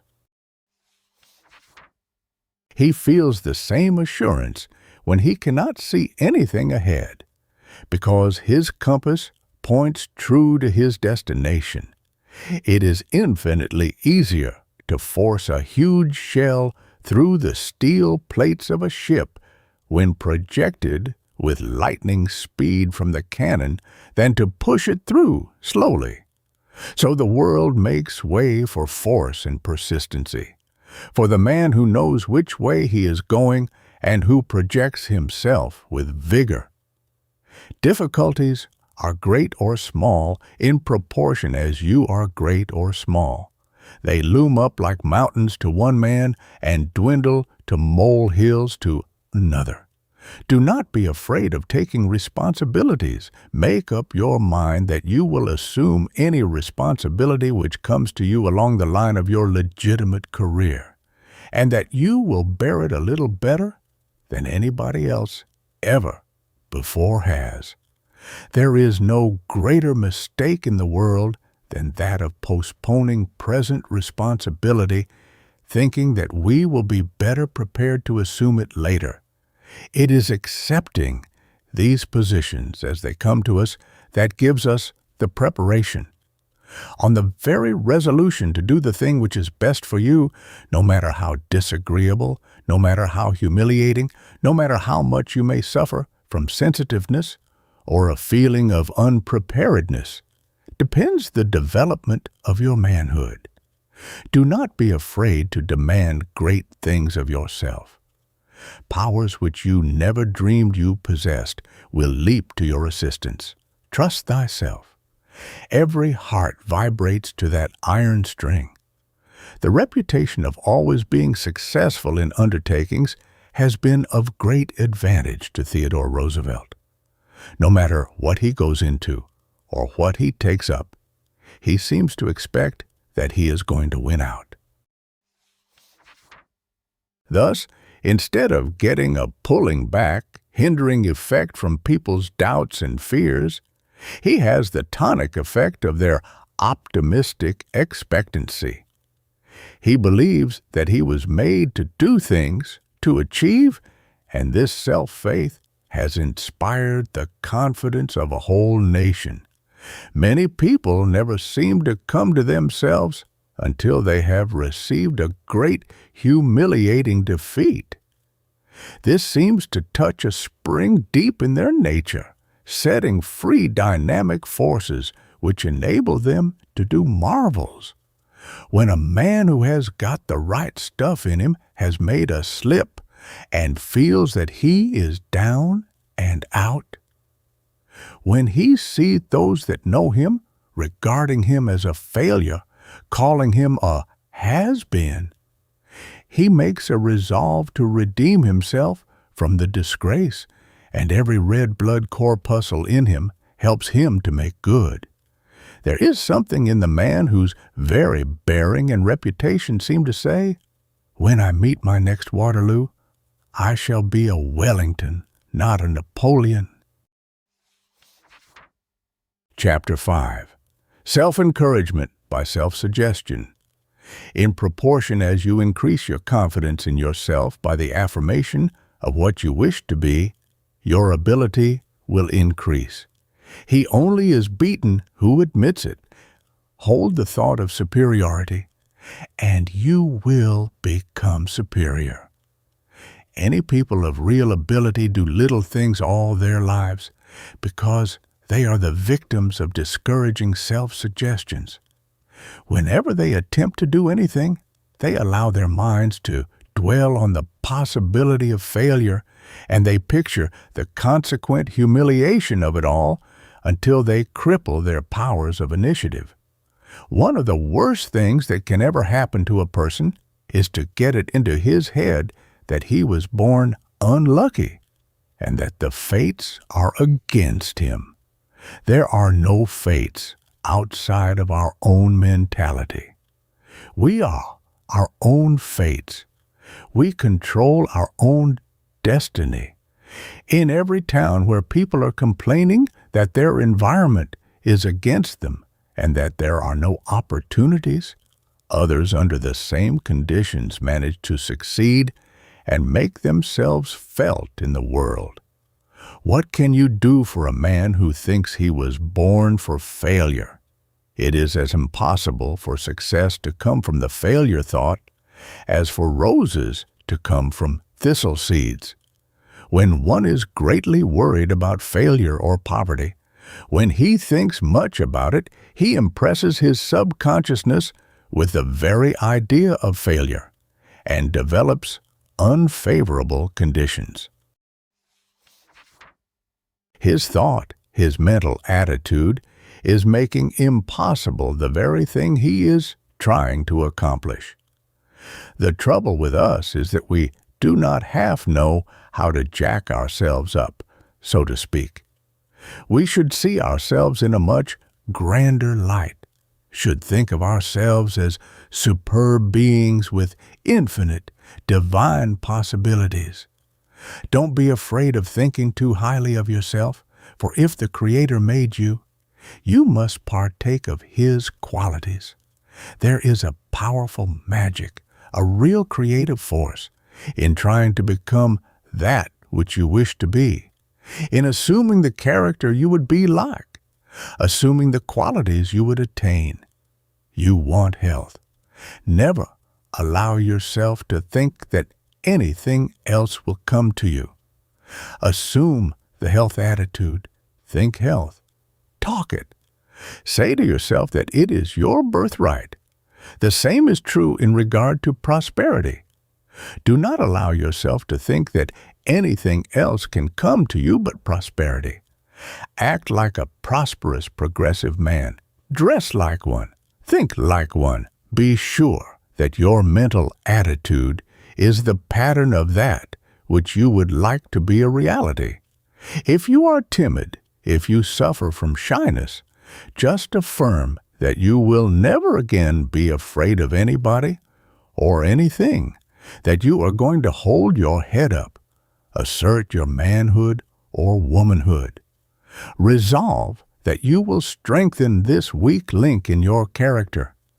If your parents and teachers tell you that you are dull and stupid, just deny it vigorously every time the suggestion comes to you. Constantly affirm that you have ability and that you are going to show the people who have disapproved of you that you can do what others do. No matter what other people may think about your ability, never allow yourself to doubt that you can do or become what you long to do or become. Increase your self-confidence in every possible way. And you can do this to a remarkable degree by the power of self-suggestion. There is a great asset, a splendid capital, in the personal suggestion. Always try to carry yourself in such a way and conduct yourself in such a manner as to suggest success, growth, improvement, superiority. The very reputation of being a man who does things, a man who carries weight, and who stands for something in his community is worth everything. Every time you meet an acquaintance, whether conscious of it or not, you step upon the scales of his judgment, and he notes whether you weigh more or less than at the last meeting. If, when they meet you, people see that you are looking upward and that you are a little further on, a little higher up, that you are a little bigger man, stand for a little more than at the last meeting, you will establish yourself in their estimation as a coming man. Never allow yourself to think meanly, narrowly, poorly of yourself. Never regard yourself as weak, inefficient, diseased, but as perfect, complete, whole. Never even think of the possibility of going through life a failure or a partial failure. Stoutly assert that there is a place for you in the world and that you are going to fill it like a man. Train yourself to expect great things of yourself. If you practice and persistently hold the positive, producing opulent thought, this mental attitude will someday make a place for you and create that which you desire. Bear in mind that nothing will come to you without a sufficient cause, and that cause is mental. Thoughts are forces, and by them we create ourselves and our conditions. These little force points are constantly chiseling, molding the character, fashioning the life. We cannot get away from our thought. We must be like it. St. Paul understood the philosophy of right thinking. We are beginning to learn the profound philosophy in his advice. Whatsoever things are true, whatsoever things are honest, whatsoever things are just, whatsoever things are pure, whatsoever things are lovely, whatsoever things are of good report. If there be any virtue, and if there be any praise, think on these things. He did not mean just to run them through the mind like water through a sieve, but to dwell upon, contemplate them, hold them in the mind until they permeate the life and become a permanent habit, a part of one's very being. Dwelling upon the criminal thought produces the criminal. Dwelling upon the impurity suggestion makes the debauchee. There never was better advice given by any human being than this of St. Paul's. I cannot get away from myself no matter where I go. I am always environed by myself, horizoned by my mentality, encircled by my ideal, constantly influenced by my self-suggestion. If my thought is narrow, I must live in a narrow world. If my thinking has been sordid, cold, and unsympathetic, I cannot enjoy the broader and larger world others live in, for I have incapacitated myself to see it or to appreciate it. If I am mean and despicable in my conduct, then I am shut in by an ever-narrowing horizon, limited by the smallness and meanness of my thoughts. If I am a person of mean, vicious habits, compelled to look through the bars behind which my vile or vicious thoughts and suggestions have imprisoned me, I cannot complain of the wretchedness of my condition. The cell which confines me is opened and shut by my will, locked by my volition. Yet, while we cannot get out of our atmosphere, we can change it by changing our thought, our attitude toward life. The quality of the thought determines the quality of the atmosphere. We have it in our power to live in a paradise or a Hades.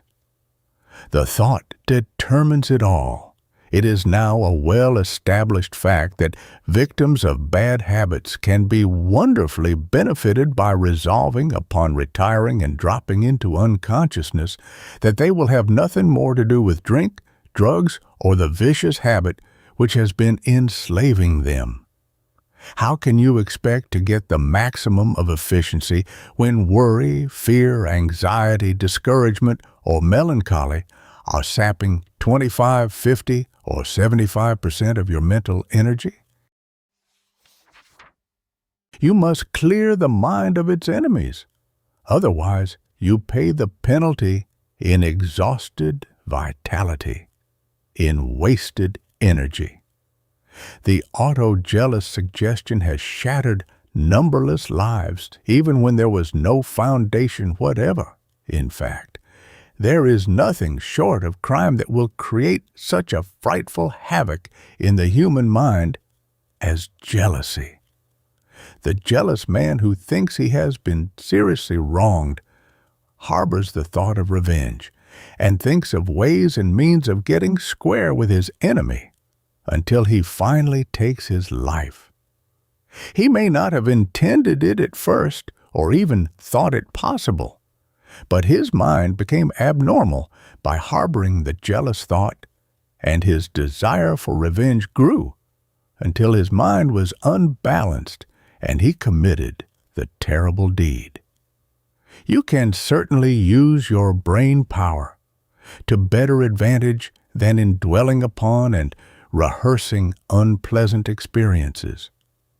No matter if people do not use you right, just say to yourself, I am too big to put myself upon the level of those who stoop to low-down mean methods. Life means too much to allow non-essentials to destroy my peace of mind or ruin my efficiency. The next time you are in a discordant mood, when little things nettle you, when your brain is confused and you feel that you cannot control yourself, just try this experiment. Stop work, jump right up from your desk, leave whatever you are doing, and go out of doors. Walk a few blocks, or if possible, slip out into the country, and determine that you will drive out of your mind everything that fights against harmony and mental balance. Resolve that whatever comes, you will be cheerful and buoyant, and that you will keep your mental instrument in tune. Resolve that you will go back to your work poised, self-possessed, self-respecting, and that you will put it through with power. Reason this way for a few minutes in the open air, if possible. Take in full, deep breaths of fresh air, and you will return to your task a new man. No matter when you get out of tune, stop working. Refuse to do another thing until you are yourself. until you are back on the throne of your mental kingdom. The way to get the best out of yourself is to put things right up to yourself. Handle yourself without gloves and talk to yourself as you would to a son of yours of whom you expected great things. When you go into an undertaking, just say to yourself, "Now this thing is right up to me. I've got to make good to show the man in me or the coward. There is no backing out." Repeat to yourself some sterling, inspiring, gritty bits of poetry or sayings such as, "Give me the man who faces what he must. I have a friend who has helped himself wonderfully by talking to himself about his conduct. When he feels that he is not doing all that he ought to, that his stamina and his ambition are deteriorating, he goes off alone to the country, to the woods if possible, and has a good heart-to-heart talk with himself something after this fashion. Now, young man, you need a good talking to, a bracing up all along the line. You are going stale. Your standards are dropping. Your ideals are getting dull. And the worst of it all is that when you do a poor job, you do not feel as troubled as you used to. This lethargy, this inertia, this indifference, if you are not very careful, will seriously cripple your career. He forces himself to do the most disagreeable tasks first and does not allow himself to skip hard problems. Now, don't be a coward, he says to himself. If others have done this, you can do it. By years of stern discipline of this kind, he has done wonders with himself. He began as a poor boy living in the slums of New York with no one to take an interest in him, encourage, or push him. Though he had little opportunity for schooling when he was a small boy, he has given himself a splendid education during his spare evenings, holidays, and odd moments, until he has made himself a well-educated and broadly read man. You habitual worriers, you people who have suffered the tortures of the damned for many years from disheartening experiences, the blue devils, suppose you call a halt and say to yourself, "Now, haven't I given about enough of the years of my life to worry and anxiety? For years I have been robbed of my sleep, have been made miserable a large part of my time by these detestable enemies of my comfort, my welfare, my prosperity, my health, and my happiness. To pull in the breath and blow it out again in constant fear and terror that something is going to happen is miserable existence, not living. Every time you feel fear coming into your mind, shut it out as quickly as possible and apply the antidote, fearlessness, assurance. Picture yourself as absolutely fearless. Say to yourself, "I am no coward." Fear is a child's frailty. It is not for grown-ups. Fear is an abnormal mental process, and I am normal. Fear cannot influence me, for I will not harbor it. I will not allow it to cripple my career. There is no fate or destiny which puts one man down and another up.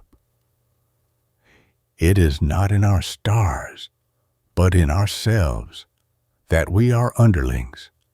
He only is beaten who admits it. The man is inferior who admits that he is inferior, who voluntarily takes an inferior position because he thinks the best things were intended for somebody else. This is all nonsense. The world belongs to him who can conquer it. Good things belong to those who can take them by force of purpose and tenacity of determination. There is no power which parcels out good things to a favored few and gives you and me inferior things. The man who has acquired the power of keeping his mind filled with the thoughts which uplift and encourage, the optimistic thought, the cheerful, hopeful thought, has solved one of the great riddles of life. Chapter 6. The Crime of the Blues. Faith is the great antidote for worry. We fear because we cannot see the way. Faith sees the way. 'Tis easy enough to be pleasant when life flows on like a song, but the man worthwhile is the man with a smile when everything goes dead wrong. A troubled brain cannot think clearly, vigorously, logically. Worry clogs the brain and paralyzes the thought. Talk health, the dreary, never-ending tale of mortal maladies, is worn and stale. You cannot charm or interest or please by harping on that minor chord, disease. Talk happiness. The world is sad enough without your woe.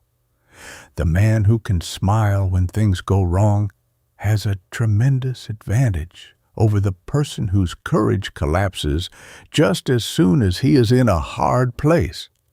He shows that he is made of winning material, for no ordinary man can do this. Carlyle says that some people are rich in the power to be miserable. Such people seem to have a genius for radiating mental poison. They project their gloom into your mind in spite of your efforts to protect yourself. They insist that they were born so, that they cannot help having the blues and being despondent. But this is all nonsense. No one was born to be miserable, to bring gloom into the world, or to make others unhappy. It was intended that we should all be joyously happy. You have no more right to go about among your fellows with a vinegary expression on your face, radiating mental poison, spreading the germs of doubt, fear, discouragement, and despondency upon them, than you have to inflict bodily injuries. You have no more right to poison other people's happiness than their bodies. It is a strange fact that many people are always at home to the blues. Whenever a fit visits them, it seems to be welcome. They retail their miseries, go over and over their misfortunes, and tell everybody how cruel fate has been to them. Thus, they are always unconsciously etching these pictures of their thought enemies deeper and deeper into their character. I know one of these victims of the blues, a man who has such a genius for making other people miserable that it makes one blue to look at him. No matter how enthusiastic or joyful you may be, his icy expression and discouraging conversation, his doubts and pessimism, chill you. Every time I go near him, I feel as though I were running out of the sunshine into a dungeon. The Creator placed us on this beautiful earth to be glad, not sad, not to go moping, whining, complaining, spreading pessimism, and peddling misery among our fellows. A cheerful, intelligent face, Emerson tells us, is the end of culture. Every now and then we catch a glimpse of such a face, so serene, calm, and cheerful, that it makes us feel that we have had a glimpse into the Holy of Holies.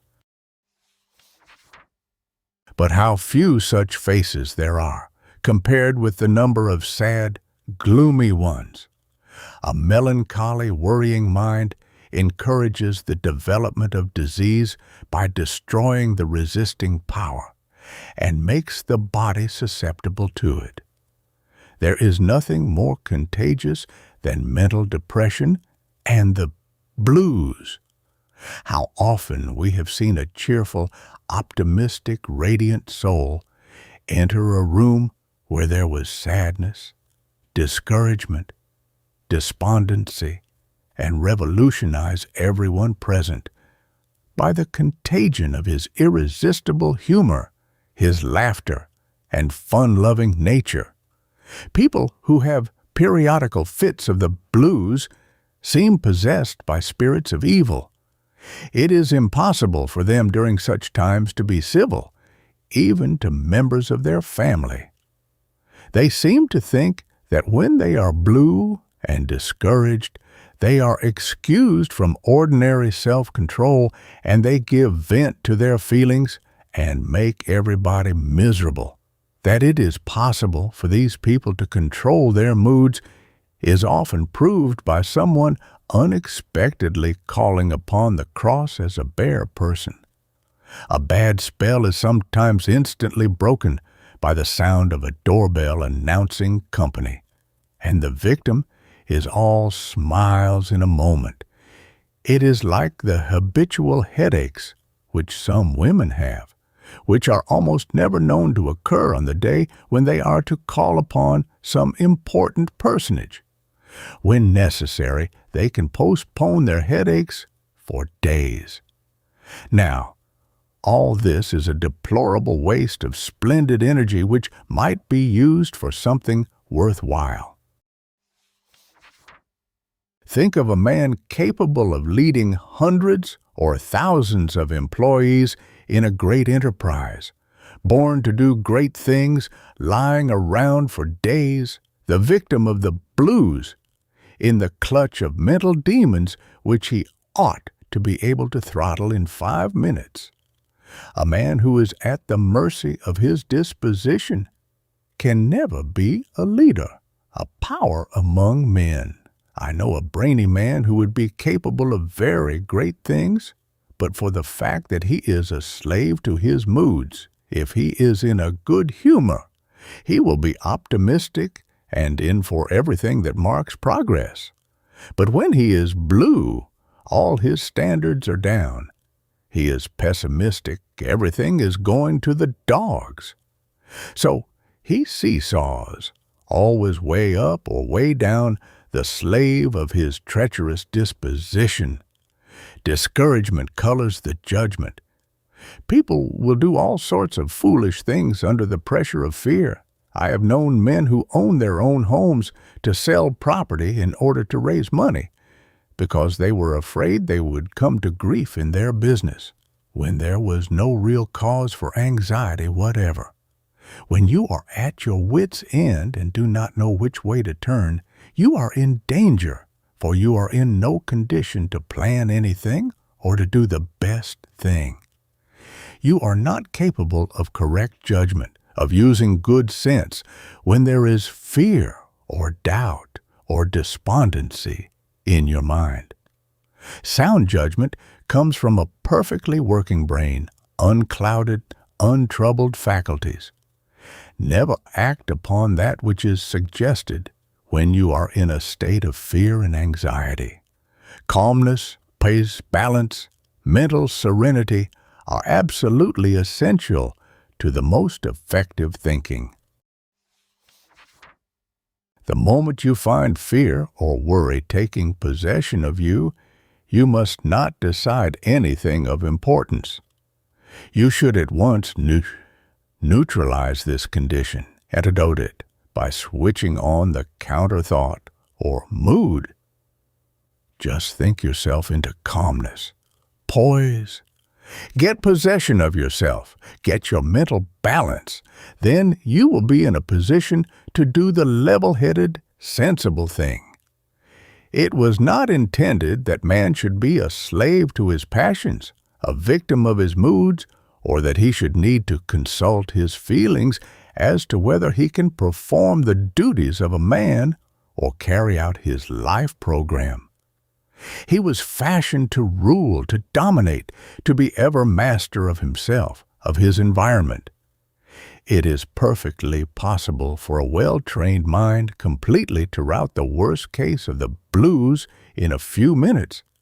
But the trouble with most of us is that instead of flinging open the mental blinds and letting in the sun of cheerfulness, hope, and optimism, we keep them closed and try to eject the darkness by main force, when one glimmer of soul sunshine would dissipate the blue devils and black devils which thrive in the darkness. The art of arts is to learn how to clear the mind of its enemies, enemies of our comfort, happiness, and success. It is a great thing to learn to focus the mind upon the beautiful instead of the ugly, the true instead of the false, upon harmony instead of discord, health instead of disease. It requires only a little skillful thinking, the forming of the right thought habits. If you absolutely refuse to entertain these black devils which rob you of your happiness, if you deny them admission, when you once see that they only have the reality which you give them, they will cease coming to you. The best way to keep out darkness is to keep the life filled with light. To keep out discord, keep it filled with harmony. To shut out error, keep the mind filled with truth. To shut out ugliness, contemplate beauty and loveliness. Opposite thoughts cannot occupy the mind at the same time. Why not form the habit of entertaining your thought friends instead of your thought enemies, instead of their opposites, which scrawl their hideous images and autographs upon your mind?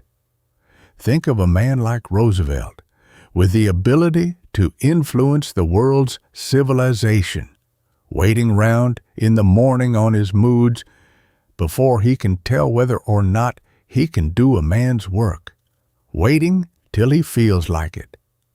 Think of such a man consulting some whim, some indisposition, as to whether he can perform some great task upon which perhaps the welfare of a nation depends. No matter whether you feel like it or not, just affirm that you must feel like it, that you will feel like it, that you do feel like it, that you are normal and that you are in a position to do your best. Say it deliberately, affirm it vigorously, and it will come true.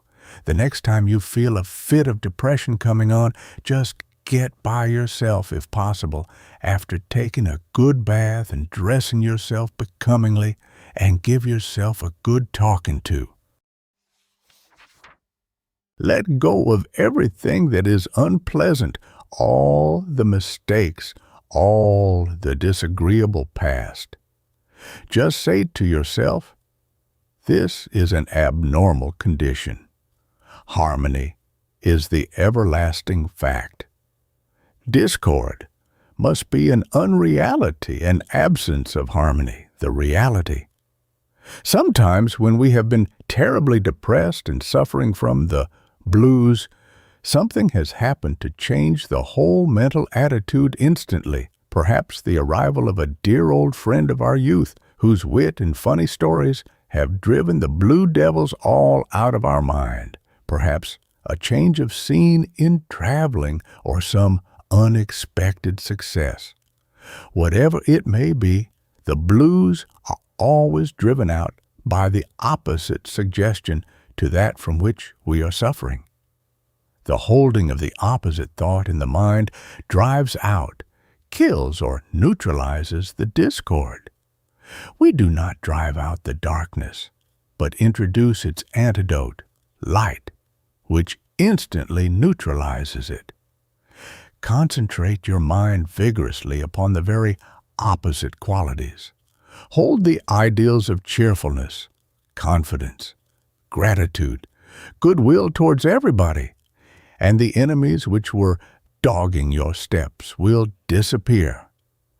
Assume the cheerful, hopeful virtue if you have it not, and it will soon be yours. If you feel like it, take a good old nap.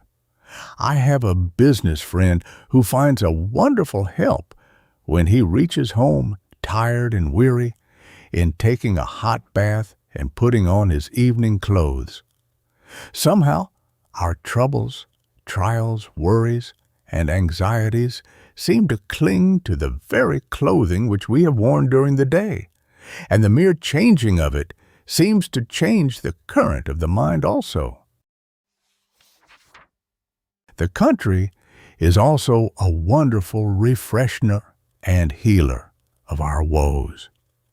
An hour's walk abroad under the open heaven after an exhausting, perplexing, soul-harrowing day's work will often completely change one's whole mental attitude.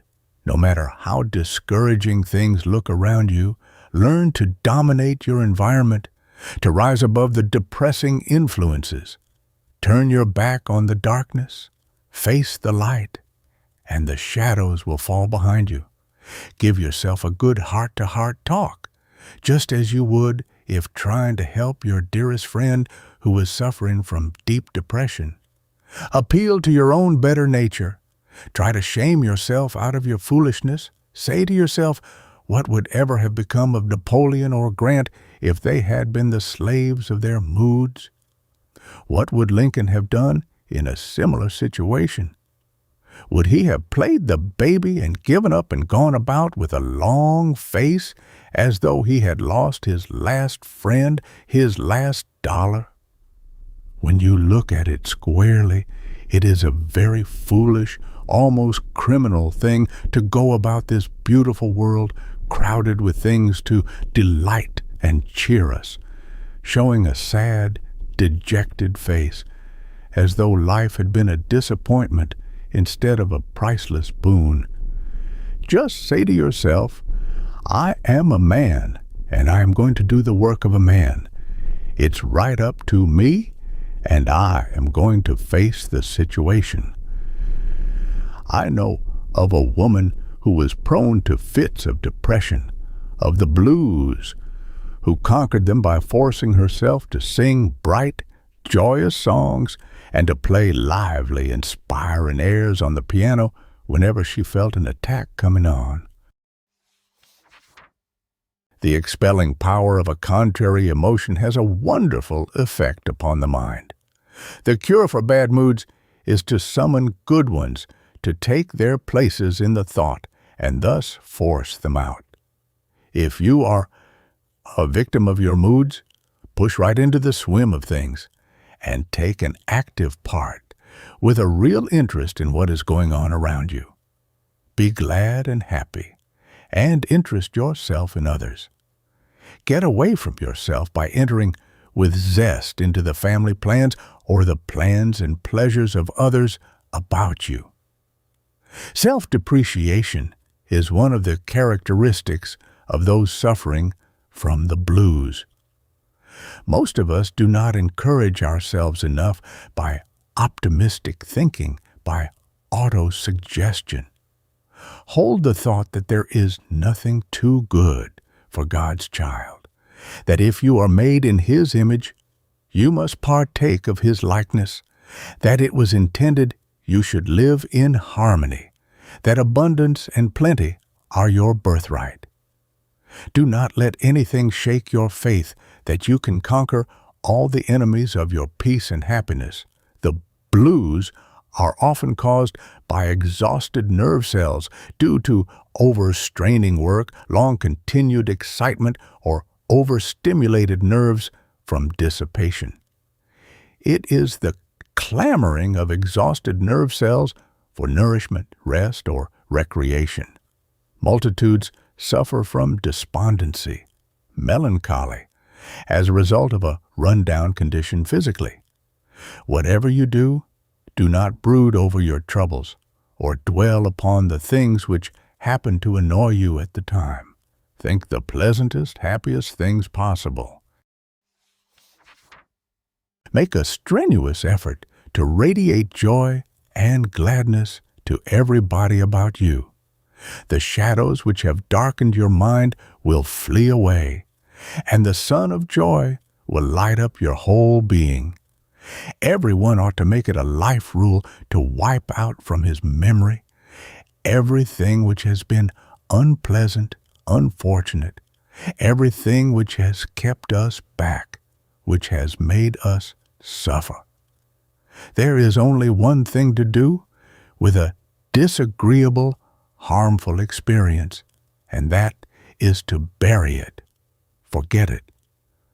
Dwelling on unfortunate experiences, mistakes only makes them bigger, blacker, more hideous. Forget them.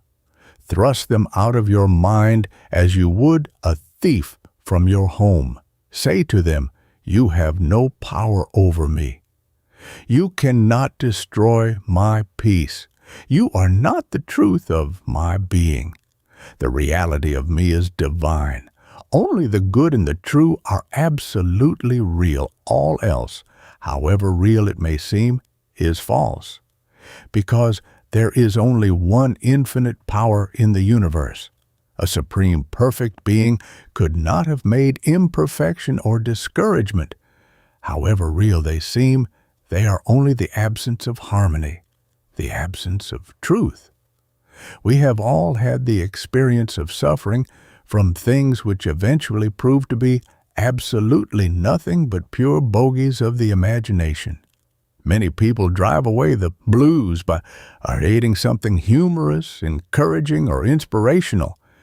I know some who get great help in reading the Psalms and Proverbs and the Savior's sayings.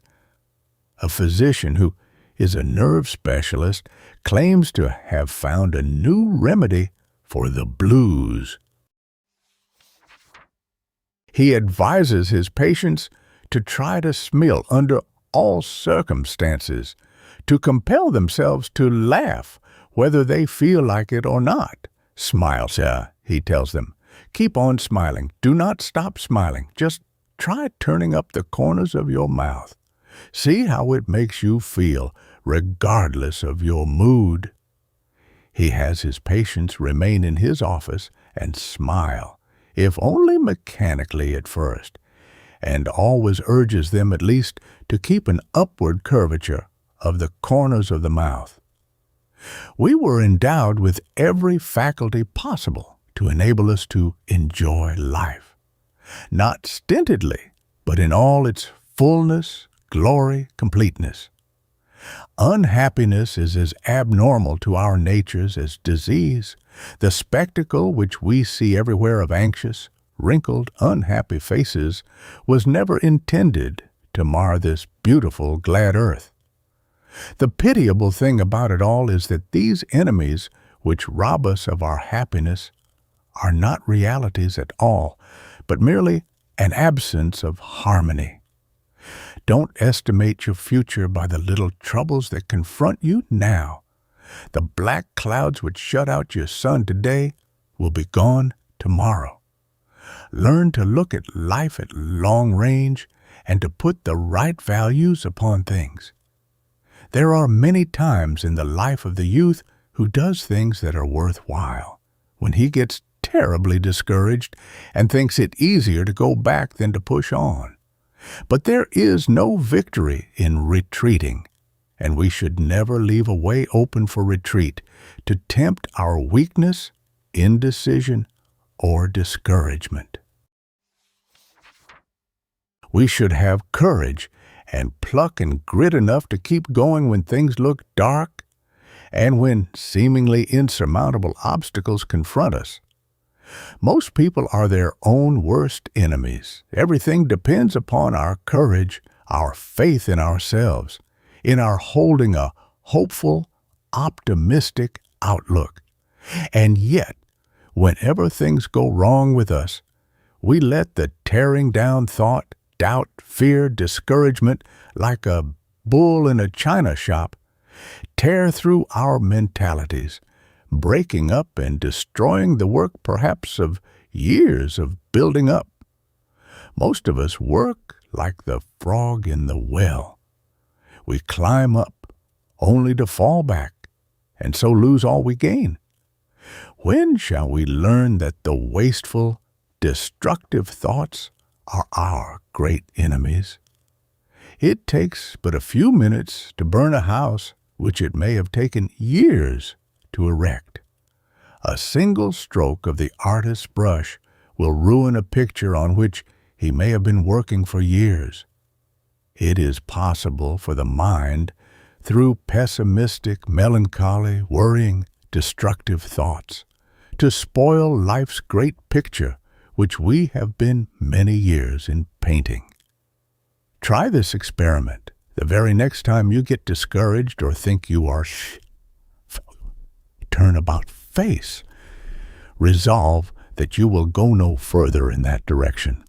Stop and face the other way, and go the other way. Every time you think you are a failure, it helps you to become one, for your thought is your life pattern. If you acknowledge in your thought that you are a failure, that luck is against you, that you don't have the same opportunity that other people have. Your convictions will control the result. When you turn round, your outlook will turn, and also your life. The world has little use for the man who has not sand enough in him to brace up and be a man when he meets with failure. There are thousands of people who have lost everything they valued in the world, all the material results of their lives' endeavor, and yet, because they possess a stout heart, an unconquerable spirit, a determination to push ahead which knows no retreat, they are just as far from real failure as before their loss. And with such wealth, they can never be poor. Chapter 7. Change the thought, change the man. Every art is but the result of some trained faculty of man. The majority of people who make a failure in life do so because they never learn to guard and strengthen their weak points. To correct deficiencies, remedy defective faculties, overcome peculiarities, and bring the mind into symmetry and poise so that it will express its maximum of power, will form a large part of the education of the future. Parts of upper New York City were made very unsightly by squatters, people who camped on vacant lands and built all kinds of unbeautiful shanties on them. They made a great deal of trouble for the real owners of the land because, after a protracted occupation, they would often dispute the ownership. Many people are troubled with mental squatters, such as prejudice, bigotry, superstition, cowardice, jealousy, and all kinds of little peculiarities, which seem harmless at first, but which gradually become so entrenched in their lives that it is very difficult to dispossess them. One of the hardest lessons we have to learn is that we build our bodies by our thoughts, that they are discordant or harmonious, diseased or healthy, in accordance with our habitual thought. There are those who, having learned this lesson, have had their countenances so altered in a single year by persistent right thinking that one would scarcely recognize them. They have changed faces that were lined with doubt, disfigured with fear and anxiety, and scarred by worry or vice, to reflectors of hope, cheer, and joy. St. Paul showed scientific knowledge when he said, "Be ye transformed by the renewing of your mind," that is, the changing, ennobling, purifying, refreshing of our thoughts. Growth everywhere neutralizes decay. So long as we keep growing, renewing the mind, constantly reaching out for the new and progressive, the retrograding, disintegrating, aging, deteriorating processes cannot be operative. There is a law of perpetual renewal, a recreation constantly going on in us, which is only interfered with by our adverse thought and discordant mental attitude. The majority of us have had startling experiences of sudden mind renewal, which have driven away the clouds from our minds and changed, at least for the time, our whole outlook upon life. Sometimes, when traveling, we have come across a bit of entrancing scenery, and the marvelous suggestion of beauty, grandeur, and sublimity has completely antidoted the worry thoughts or fear thoughts which a little while before were destroying our happiness. Many people have an idea that the brain is not susceptible of any very great change, that its limits are fixed by the destiny of heredity, and that about all we can do is to give it a little polish and culture.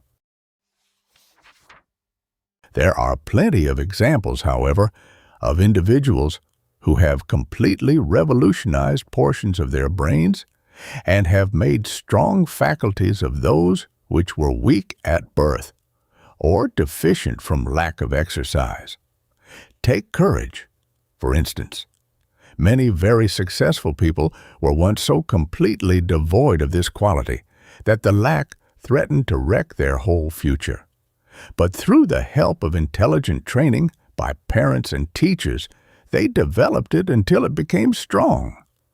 This was done by the cultivation of self-confidence, by the contemplation of brave and heroic deeds, by the suggestion that fear is a negative quality, the mere absence of the natural quality of courage, which is every man's birthright, and by the constant effort to do courageous deeds. When the world was young, the brain of man was very primitive, because the demand upon it was largely for self-protection and the acquisition of food, which called only for the development of its lower, its animal part. Gradually, there was a higher call upon it and a more varied development, until today, in the highest civilization, it has become exceedingly complex. Every new demand of civilization makes a new call upon the brain. It changes to meet these new demands, develops new cells, and strengthens weak ones whenever the latter are brought into helpful activity. Professor Elmer Gates trained young dogs to develop some one sense, such as that of sight or sound. Other puppies of the same age and of the same litter would be kept in such a way that those particular brain cells would not be brought into activity, in which case they did not develop. The parts of the brain presiding over color were so trained that puppies could distinguish 6 or 7 different shades of green and red. The brain is modified by its condition of activity, the motives which actuate it, and the conditions which the individual has to meet. The brain of the man who leads a strenuous life in a great city is very different from that evolved by a quiet life on a farm. Each vocation makes a different call upon it and develops faculties and qualities peculiar to itself. An ambition-arousing environment is a powerful influence in modifying brain development. A boy born and reared in a sparsely settled portion of the country may have great natural ability in a particular line, but not coming in contact with the right stimulus to arouse his individual ambition, may never develop the power to do the greatest thing possible to him. If he should go to the city and get into an ambition-arousing atmosphere, his whole brain structure might be very materially changed. The late Professor James of Harvard said that the slightest thought changes the brain structure, leaving its telltale work. There is nothing which will change a lovely character to one that is hideous, a sweet to a sour one, so quickly as the habit of holding revengeful, hateful thoughts. Hold any particular thought in the mind persistently until it has formed grooves in the brain tissue and become dominant in the brain structure, and you have permanently changed the character in that direction. You have only to change your mind to a desired direction, holding it there tenaciously until you have formed a new mental habit. Then you are, in that particular, a new creature. A great many people who are conscious that they have considerable ability in most respects have a feeling of being very deficient in some one or more qualities. And this consciousness is a constant stumbling block because it destroys that superb self-faith which is imperative for all great achievements. These deficiencies are often due to lack of development by exercise of the portion of the brain where the qualities are located. It is perfectly possible and very practical gradually to build them up and to make them normal. If you are deficient, if you have any weak faculties which you wish to strengthen, concentrate your thought upon the quality you desire. The cells presiding over that portion of the brain will be strengthened by holding your thought there. Holding a creative, affirmative, confident thought will strengthen the faculty, just as doubt and lack of confidence will weaken it. If you are vacillating, if you lack decision, just assume a decisive mental attitude. Constantly affirm that you are able to decide wisely, firmly. Finally, do not allow yourself to think that you are weak. Hold the picture of the faculty in its perfect form. Do not hold the defective, faulty image. Think of it and live it in your thoughts as you would like to have it, and try in every way to exercise it so that new and better brain cells will be formed and the weak ones strengthened. Sometimes very strong faculties are latent until especially aroused. Courage may be small in a person because it has never been called into sufficient exercise. It may need only to be aroused. There are many people living lives of mediocrity who might do great things, might become mental giants, if their dormant faculties were aroused, their general ability improved and enlarged. Learn to assert stoutly the possession of whatever you lack. If it is courage or staying power, assert these qualities as yours by divine right. Bear in mind that they are your birthrights, and stoutly refuse to give them up. Be thoroughly convinced that they belong to you, that you actually possess them, and you will win. We tend to become like our aspirations. If we constantly aspire and strive for something better and higher and nobler, we cannot help improving. The ambition that is dominant in the mind tends to work itself out in the life, for our lives follow our ideals.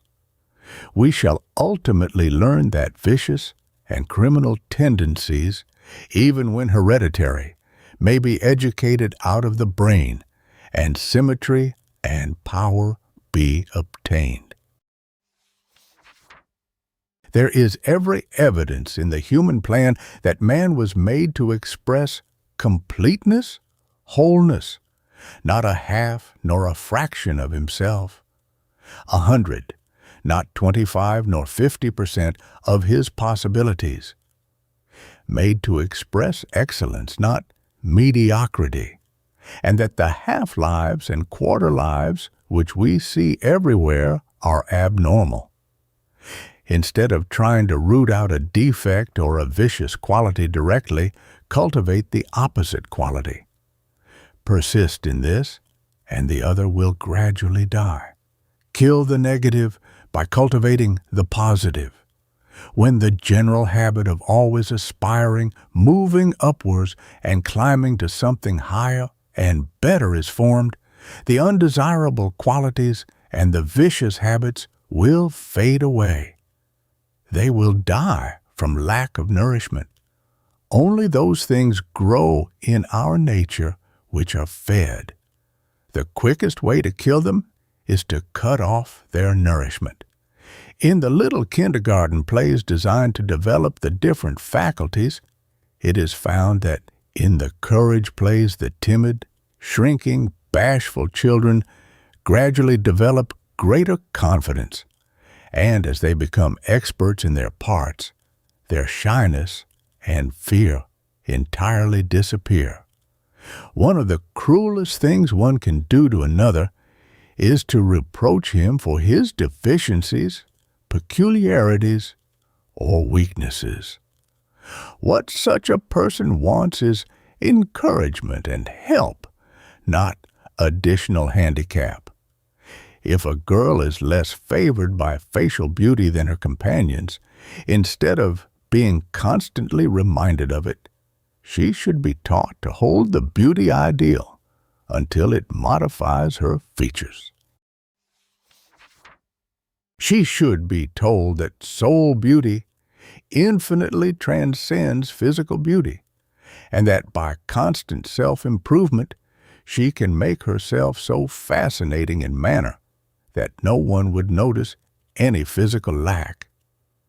Multitudes of people keep their minds so trammeled by ignorance and superstition, so deformed by worry, crippled by fear and anxiety, that their brains cannot express a tenth of their maximum creative power. But it is not so very difficult to remedy these things if we understand the law of habit formation. The whole thing is simply a question of unraveling the ball in the opposite direction from which it was wound. Take, for instance, the hot-tempered habit. Self-control is not so very difficult if you just cut off the fuel which feeds the fire. But when the hot blood rushes through your brain, you feed the conflagration with the suggestion of angry words and an angry physical attitude, and you can work yourself up into a terrific rage in a very few moments. If, on the other hand, you cut off the fuel which feeds the burning passion and apply the antidote, just as you would put out a fire with water, and, if only mechanically, try to apply the love thought, the kindly goodwill thought, the charitable thought, you will be surprised to see how quickly these antidotes will put out the fire. You will then have a kindly goodwill glow gradually stealing over your entire being, and in a very few moments you will be at peace with all the world. The mother calls out of the child the ideal qualities which she sees in it. Many mothers make the mistake of forever looking for the bad in the child, trying to correct the evil, uproot and drive it out. This is like trying to eject the darkness from a room without opening the shutters and letting in the light. I cannot sweep the darkness out, but I can shine it out, said John Newton. Parents, teachers, reformers are beginning to see that they call out of those whom they wish to help just what they see in them, because their suggestive thought arouses its affinities. The subject feels their thought. If it is a helpful, inspiring one, it tends to uplift him. If it is concentrated upon his defects, these very qualities which they try to erase are only etched deeper and made more indelible. The same principle applies to our own imperfections. If we are always criticizing our shortcomings and weaknesses and castigating ourselves for not doing better, we only deepen the unfortunate pictures in our consciousness and make them more influential in our lives. If we visualize the larger possible man or woman and see only what is sublime in ourselves, we shall be able to make infinitely more of ourselves and open up the glorious possibilities of what may properly be called a divine development. No one can help another very much when he sees in him a hopeless picture. On the other hand, you can make a person do almost anything when you show him his possibilities and make him believe in himself. The great secret of Phillips Brooks' marvelous influence upon people who had lost their self-respect and were wallowing in beastly habits was that he reflected back to them the lost image of their possible divine selves. This picture gave them hope and encouragement, for, as he said, no man will ever be willing to live a half-life when he has once seen that it is a half-life. The world has made marvelous strides along material lines in multiplying efficiency of machinery, in inventions, in our methods of doing business, and in controlling the forces of nature. But we have not made very great progress in the art of increasing human efficiency, in scientific mind-building, mind-changing, man-building. The future physician will be a trained psychologist, a real educator of the people, showing them how to think properly, explaining how right thought makes right life, that their bodily conditions are simply reflections and outpicturings of their mental attitudes, present and past, and how, by changing the thought, they can change the life.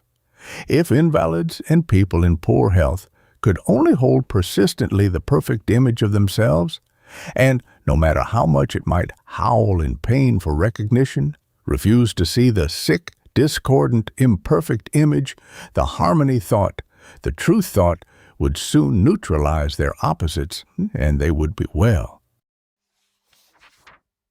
All reforms and all mental healing must result from changing the mind, from a complete reversal of the mental attitude, a turning about and facing the other way. In proportion as the healer is able to annihilate the sick image, the disease image, and picture vividly the God-man, the divine image in all its wholeness and completeness, he is successful. When the mind is changed, the man is changed. Chapter 8. The Paralysis of Fear. Fear and worry make us attract the very things we dread. The fear habit impairs health, shortens life, and paralyzes efficiency. Doubt and fear mean failure. Faith is an optimist, fear a pessimist. Fear in all its different phases of expression, such as worry, anxiety, anger, jealousy, timidity, is the greatest enemy of the human race. It has robbed man of more happiness and efficiency, has made more men cowards, more people failures, or forced them into mediocrity than anything else. The effect which Halley's comet recently had upon the ignorant and superstitious people in all parts of the world was something appalling. Multitudes were completely prostrated, and thousands made ill with terror. Many became violently insane, and scores committed suicide. The expectation that the earth would be burned up by the comet forced men to confess murder and other crimes, of which they were not even suspected. Mothers poisoned their children. People ordered their coffins from undertakers in order to be ready for the terrible calamity. Several persons actually dropped dead at the first sight of the comet. Similar instances could be multiplied by the thousands. All this would not seem so strange in the Dark Ages when people were densely ignorant, but it certainly is lamentable in these progressive days that any large number of people should be so ignorant as to fear harm from a comet which has been visiting the earth periodically and harmlessly for untold centuries. Despite all our boasts of education, environment, and freedom, and of the advantages which have come to us through many centuries of experience, vast multitudes of people are still victims of numberless silly superstitions and fears that enslaved their barbaric ancestors. Years ago, a man took an opal to a New York jeweler and asked him to buy it. He said that it had brought him nothing but bad luck, that since it had come into his possession, he had failed in business. There had been much sickness in his family, and all sorts of misfortunes had befallen him. He refused to keep the cursed thing any longer.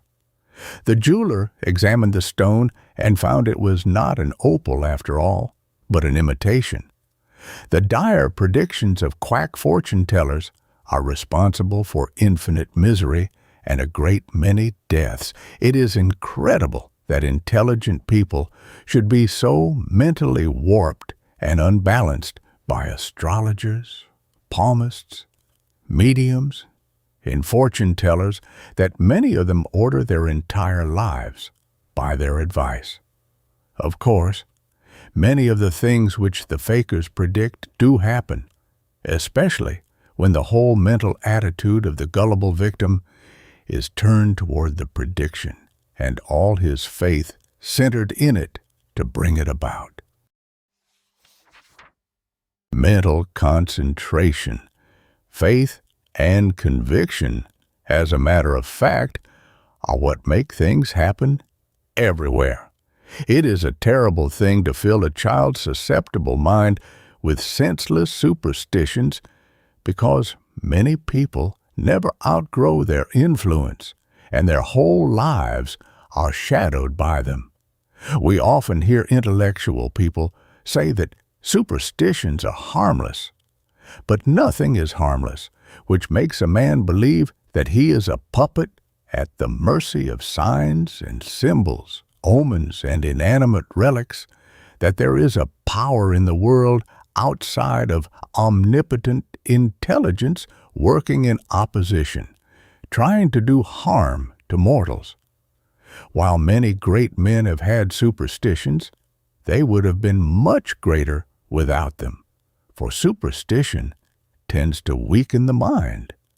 Anything which makes us believe in or depend upon any force or power outside of the omnipotent creative power of which we are a part, or to believe that there is a force that can circumvent or interfere with the regular order and law which govern the universe, lessens our self-confidence, self-respect, and power by so much.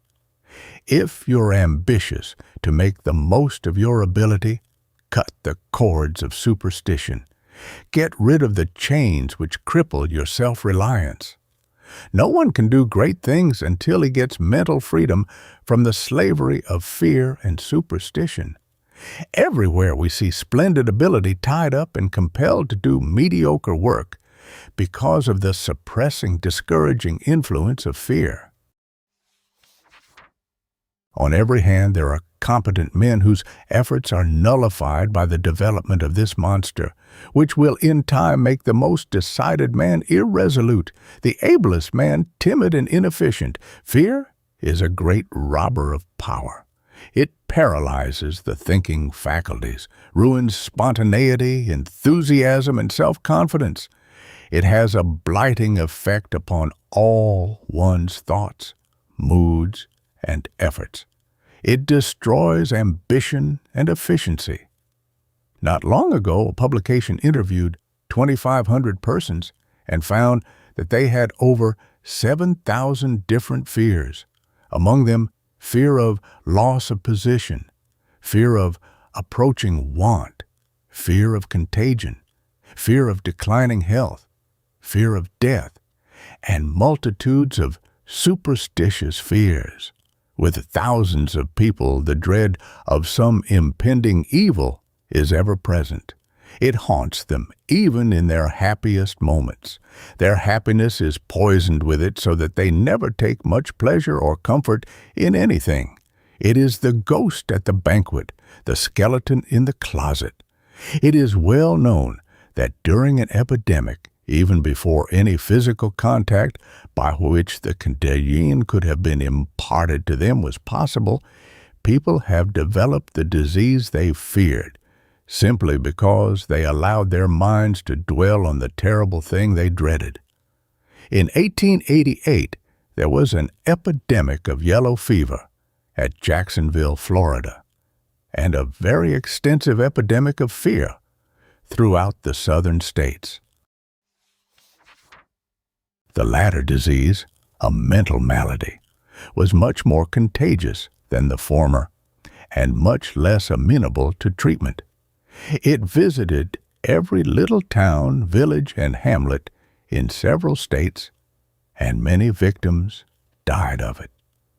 Many soldiers in battle who thought they were mortally wounded have died, when, as a matter of fact, they had not been touched by the bullets or shells, and not even a drop of blood had been shed. Violent fear has been known to bleach the hair in a single night, and terror of some great impending doom or danger to take years out of a life. A medical journal reports the case of a German physician who, when riding over a bridge, saw a boy struggling in the water and rushed to the rescue, and when he pulled the lad to shore, found it was his son. His friends did not know the man next day. His hair had turned completely white. Authentic instances of the hair turning white in a few hours or a night through fear or sudden shock could be multiplied indefinitely. This power of fear to modify the currents of the blood and all the secretions to whiten the hair, paralyze the nervous system, and even to produce death is well known. Whatever makes us happy, whatever excites enjoyable emotions, relaxes the capillaries and gives freedom to the circulation. Whatever depresses and distresses us, disturbs or worries us.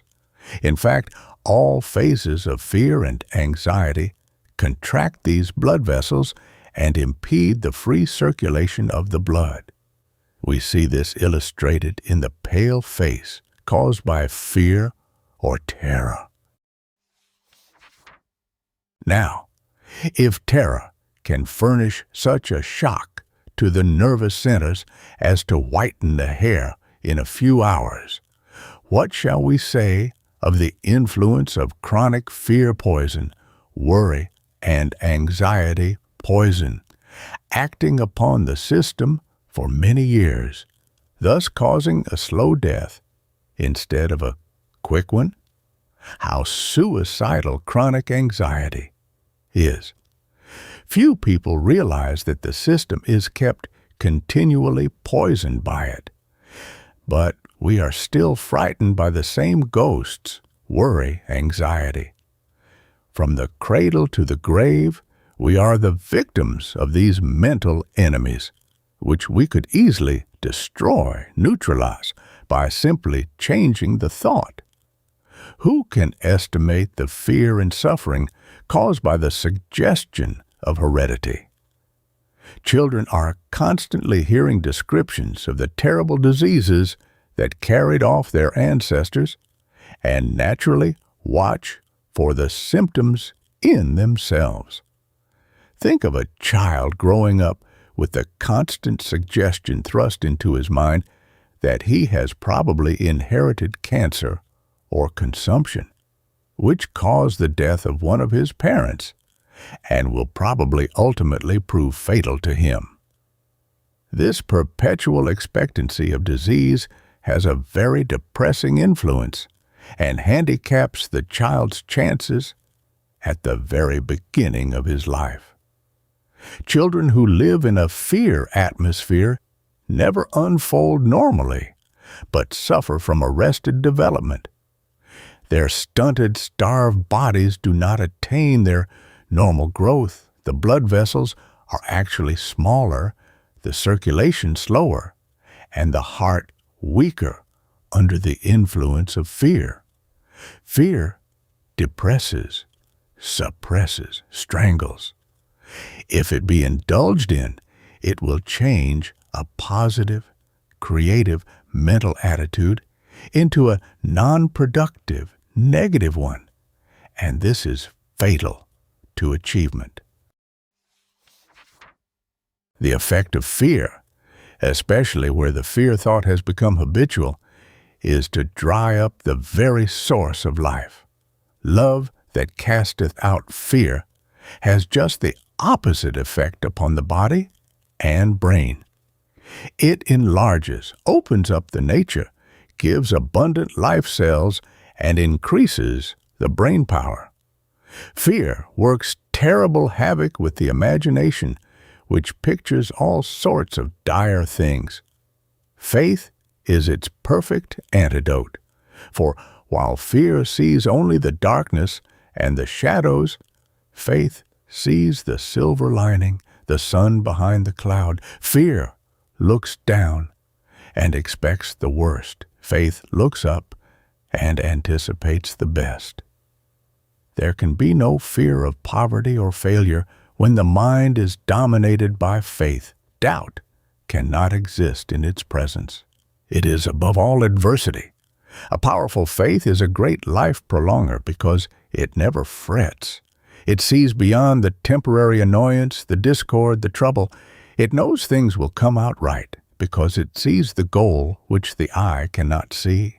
Worry has disqualified many a man from paying his debts by sapping his energy, ruining and impairing his productive capacity. The man who is paralyzed through fear is in no condition to make the best of what he has. If he worries, he only incapacitates himself from doing his best. The calm, balanced mind gives assurance, confidence. No matter what your need is, put it into the hands of faith. Do not ask how or why or when. Just do your level best and have faith, which is the great miracle worker of the ages. Chronic worriers are always deficient in faith. The man who has a vigorous faith that a power infinitely wiser than he is directing and guiding the affairs of the universe, that all discord of every kind will ultimately be swallowed up in harmony, that truth will finally triumph over all error. Such a man does not worry. When disappointments, losses, reverses, catastrophes come to him, his mental balance is not disturbed because his faith looks beyond misfortune and sees the sun behind the clouds, the victory beyond the seeming defeat. Many people fail by constantly stopping to wonder how they will finally come out. This constant questioning of the outcome of things creates doubt, which is fatal to achievement. The secret of achievement is concentration. Worry or fear of any kind is fatal to mental concentration and kills creative ability. The mind of a Webster could not concentrate when filled with fear, worry, or anxiety.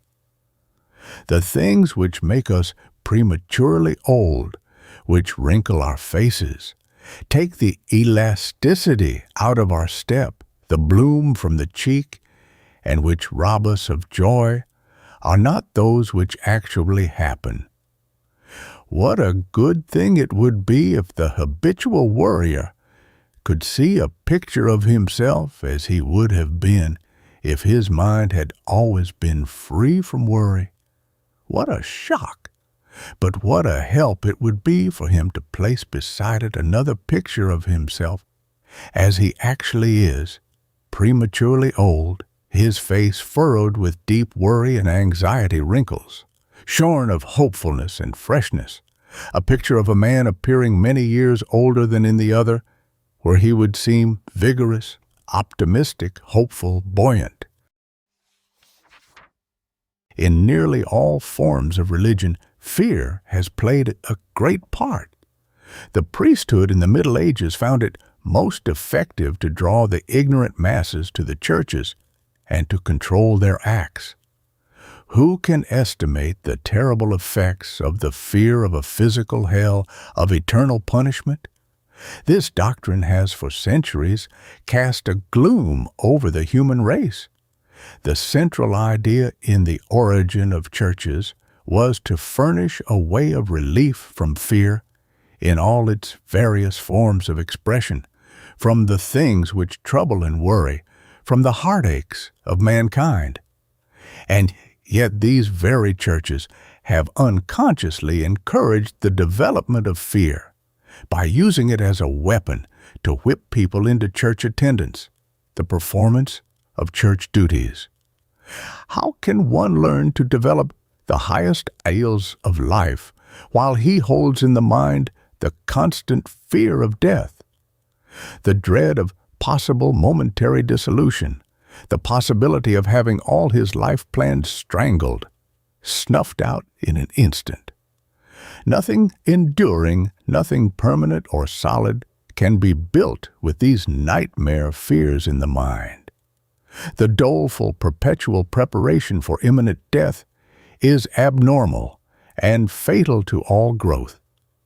Fatal to achievement, fatal to happiness. What is fear?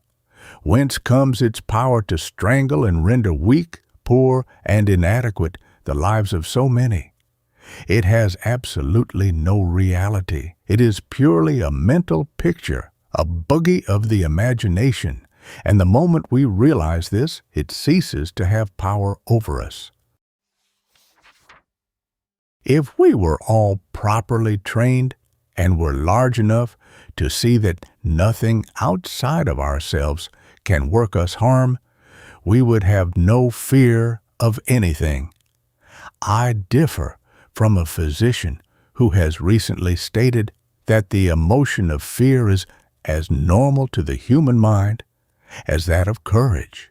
Nothing is normal which destroys one's ability, blights self-confidence, or strangles ambition. He evidently confuses the faculties of caution, prudence, and forethought with the fear thought which blights, destroys, and kills.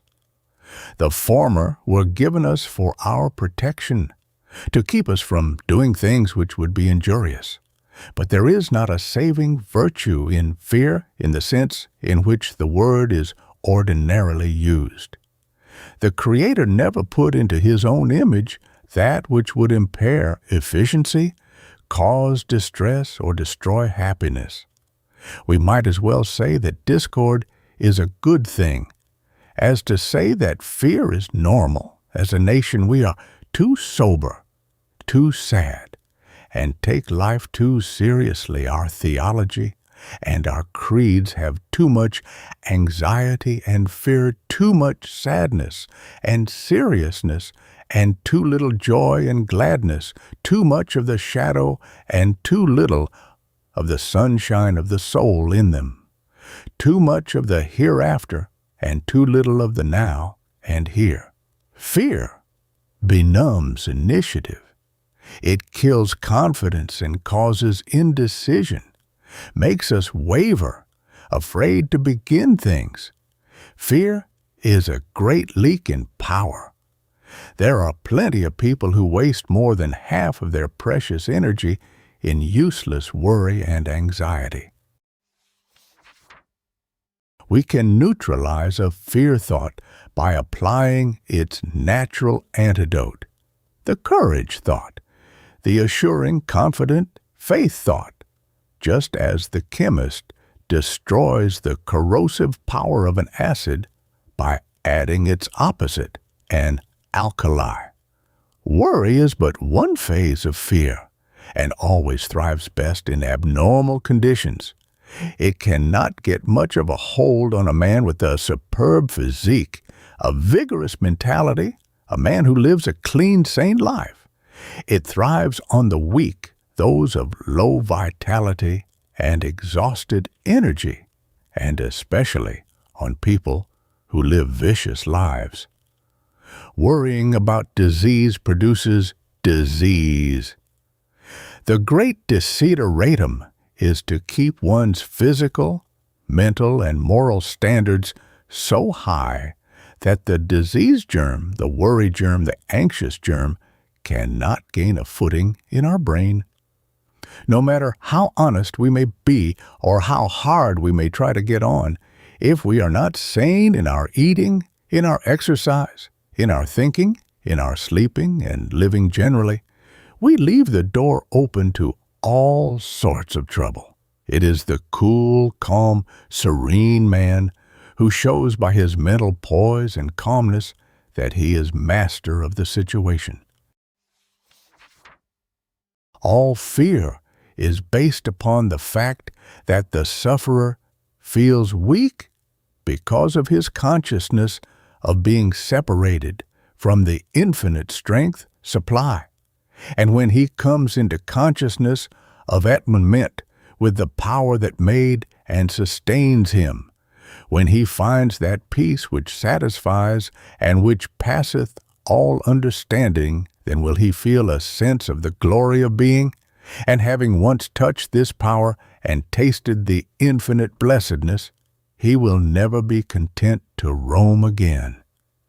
It is a pitiful thing to see strong, vigorous men and women who have inherited godlike qualities and who bear the impress of divinity, going about the world full of all sorts of fears and terrors, with anxious, worried faces, as though life had been a perpetual disappointment. These are not the children God intended.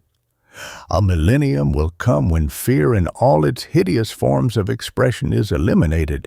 Then man will rise to the majesty of perfect confidence, of sublime self-faith, a consciousness of security and freedom of which he has never before dreamed, and his power and efficiency will be multiplied 100-fold.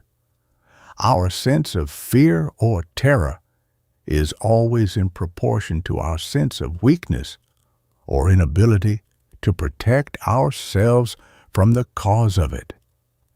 When conscious of being stronger than that which terrorizes weaker persons, we have no sense of fear. We are told that Hercules was not haunted by the fear of other men. The consciousness that he possessed superior power lifted him above anxiety or fear that others might injure him. There is a slave whose name is Fear, a trembling, cringing thing. There is a king whose name is Will, and every inch a king. Chapter 9. One with the Divine. The secret of all health, prosperity, and happiness is being in conscious union with the divine. The late Professor Shaler of Harvard University said that the greatest discovery of the last century was that of the unity of everything in the universe, the oneness of all life. This idea that there is but one principle running through the universe, one life, one truth, one reality, that this power is divinely beneficent, and that we are in this great current principle which is running Godward, is one of the most inspiring, encouraging, and fear-killing that ever entered the human mind. The realization that in the truth of our being, we are actually a part of this great principle, a necessary, inseparable part of it, and that we can no more be annihilated than can the laws of mathematics, that we must be perfect and immortal because we were created by perfection, solves the greatest mysteries of life, and gives us a wonderful sense of security, satisfaction, and contentment which nothing else can give. The constant contemplation of our union with the infinite life, the realization that literally I and my Father are one, helps to establish a certainty, an assurance that we are not the playthings of chance, that we are not tossed hither and thither in the universe, the victims of a cruel destiny which we cannot control. just in proportion as we realize this oneness with the divine, this at one ment with our Maker, do our lives become calm, confident, creative. There is no doubt that St. Paul had a glimpse of the union of man with this great creative sustaining principle when he said, "For I am persuaded that neither death nor life, nor angels, nor principalities, nor powers, nor things present, nor things to come, nor height, nor depth, nor any other creature shall be able to separate us from the love of God. Ye shall know the truth of your divinity, and the truth shall make you free." That is, free from the slavery of fear, anxiety, care, free from the bondage of superstition, uncertainty, and limitation. The art of all arts is to be so entrenched, so poised in principle, so anchored in faith in everybody and everything. Faith in the final triumph of harmony, truth, and justice, and to be so centered in truth that nothing can possibly shake us or disturb our equilibrium. I have seen a delicate woman pass through sufferings and trials which would have sent most strong men and women to an insane asylum, and yet she never wavered or complained, but was always, even during the darkest hours, poised, helpful, serene, kindly. There was a light in her eye which was not born of earth, because she was so entrenched in principle, so conscious of her oneness with the divine, and her faith was so gigantic that nothing could happen to throw her off her center. She felt the presence of a divine hand leading, guiding, protecting her, and she was not afraid. It has ever been a mystery to the world that martyrs and prisoners could go through such sufferings and tortures, not only without a tremor of fear, but even with the assurance of victorious triumph. The reason is that they were anchored in eternal principle, because the hand that held them fast was omnipotent, divine. The mind that has once caught a glimpse of its at one ment with divinity is never again afraid of anything that can happen to it, because it knows the closing of one door may only mean the opening of another, perhaps to infinitely greater and grander opportunity. The closer we are to divinity, the nearer we are to the limitless source of things. When we feel conscious of the power which is back of the flesh, but not of it, our power is greater and our supply larger. We are so weak and inefficient because we shut off this power by our wrong thinking, our vicious living. No man can be really strong while conscious of wrongdoing. Every time a man does wrong, he weakens himself by so much.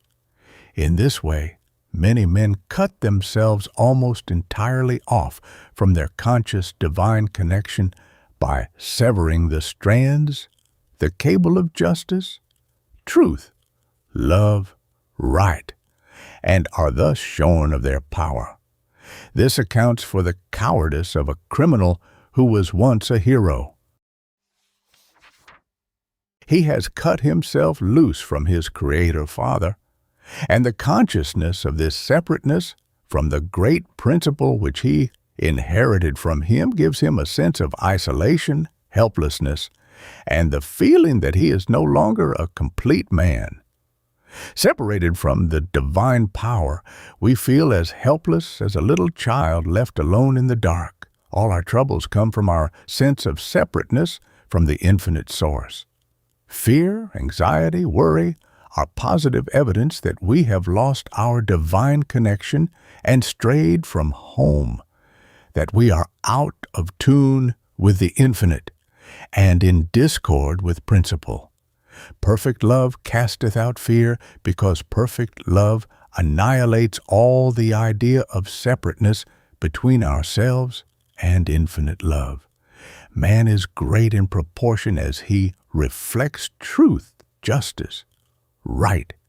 He is a weakling, a nobody, when he depends upon his own power and does not recognize this divinity principle. The divinity that shapes our ends is in ourselves. It is our very self. The very holding of the thought that we are truth itself, that we are the very essence of love, justice, truth, beauty, gives us peace, serenity, a steadfastness, and spiritual uplift which no material things can bestow. Just in proportion as we have perfect connection, are at one-ment with the divine, shall we receive the life current, the health current, which can heal all our diseases. This is the secret of all healing, of all health, prosperity, and happiness, the conscious union with the divine. This is the secret of all human blessedness. In this consciousness, we do not grow old. Instead of declining with the years, we perpetually renew our youth. Nothing can sever our divine connection, separate us from God, good, except sin. When one feels that his hand is gripped by the omnipotent hand, he is too near to God for doubt or fear, and he knows that no harm can come to him from any finite source. The realization of all this will help us to live the life worthwhile and will show us the barrenness of the selfish, greedy struggle in which most of us are engaged. The consciousness that we actually do live, move, and have our beings in divinity will elevate our standards and multiply our powers marvelously. A piece of well-magnetized steel will lift another unmagnetized 8 times its own weight. A man in touch with the divine principle, magnetized by the consciousness of his oneness with the great creative force of the universe, has many times the power of the man who depends upon his own puny strength. In comparison, they are like a motorman who puts up his trolley pole and draws from the great wire the help of the mighty electrical current, and one who tries to push his car by his own strength.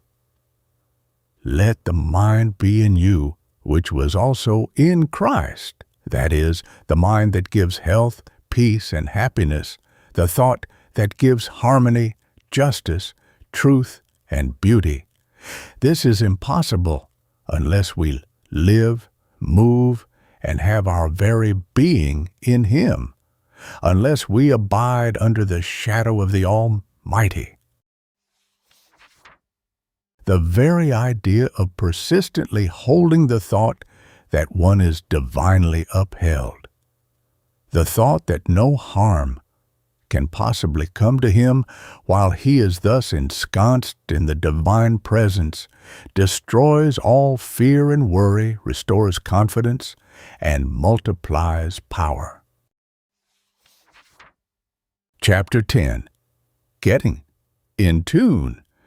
If we could only learn the art of always keeping ourselves in harmony, we could multiply our effectiveness immeasurably. Nothing could induce Old Bull to play in public until his violin was in perfect tune. It did not make any difference how long it took him or how uneasy his audience became. If a string stretched the least bit during a performance, even though the discord was not noticed by anyone but himself, the instrument had to be put into harmony before he went on. A poorer musician would not be so particular. It does not matter what particular instrument you may be using in the great life orchestra, whether it be the violin, the piano, the voice, or your mind expressing itself in literature, law, medicine, or any other vocation. You cannot afford to start your concert with the great human race for your audience without getting it in tune. Whatever else you may do, do not play out of tune, sing out of tune, or work out of tune. Do not let your discordant instrument spoil your ear or your mental appreciation. Familiarity with discord will wreck your success perceptions. Not even a Paderewski could win exquisite harmonies from a piano out of tune. Mental discord is fatal to quality in work. The destructive emotions, worry, anxiety, hatred, jealousy, anger, greed, selfishness, are all deadly enemies of efficiency. A man can no more do his best work when possessed by any of these emotions than a watch can keep good time when there is friction in the bearings of its delicate mechanism. The human machinery is infinitely more delicate than the mechanism of the finest chronometer, and it needs to be put in perfect tune every morning before it starts on the day's run, just as a violin needs tuning before the concert begins. Have you ever watched a centrifugal wringer in a laundry? It wobbles so badly when it first begins to revolve that it seems as though it would tear itself to pieces. But gradually, as the velocity increases, the motion becomes steadier and steadier, and the machine speeds with lightning rapidity on its center. When it once gains its perfect balance, nothing seems to disturb it. 1,001 trifles, which disturb one who has not found his mental center, do not affect the poised, self-centered soul at all.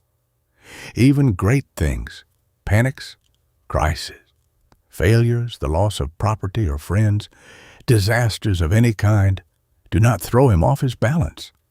He has found his center, his equilibrium, and no longer vacillates between hope and despair. He has found that he is a part of the great unity law that runs all through the universe, a part of the infinite idea. Harmony is the secret of all effectiveness, beauty, happiness, and harmony is simply keeping ourselves in tune with the infinite. Man is like a wireless telegraph. He is constantly sending out messages of peace and power, of harmony or of discord, according to the character of the thought, the ideal. These messages are flying from us with lightning speed in every direction, and they arouse in others qualities like themselves. The poised soul is so entrenched in the calm of eternal harmony that he is beyond the reach of disaster or the fear of it, conscious that he so rests in the great arms of infinite love and perfection that nothing can harm him. Such a great serene soul is like a huge iceberg. It laughs at the giant waves which beat against its sides and the storms which lash it. They do not even cause it a tremor because its huge bulk is poised in the perpetual calm in the depths below. It is strange that men who are very shrewd in other matters should be so utterly foolish in regard to the importance of keeping their delicate mental machinery every day in tune.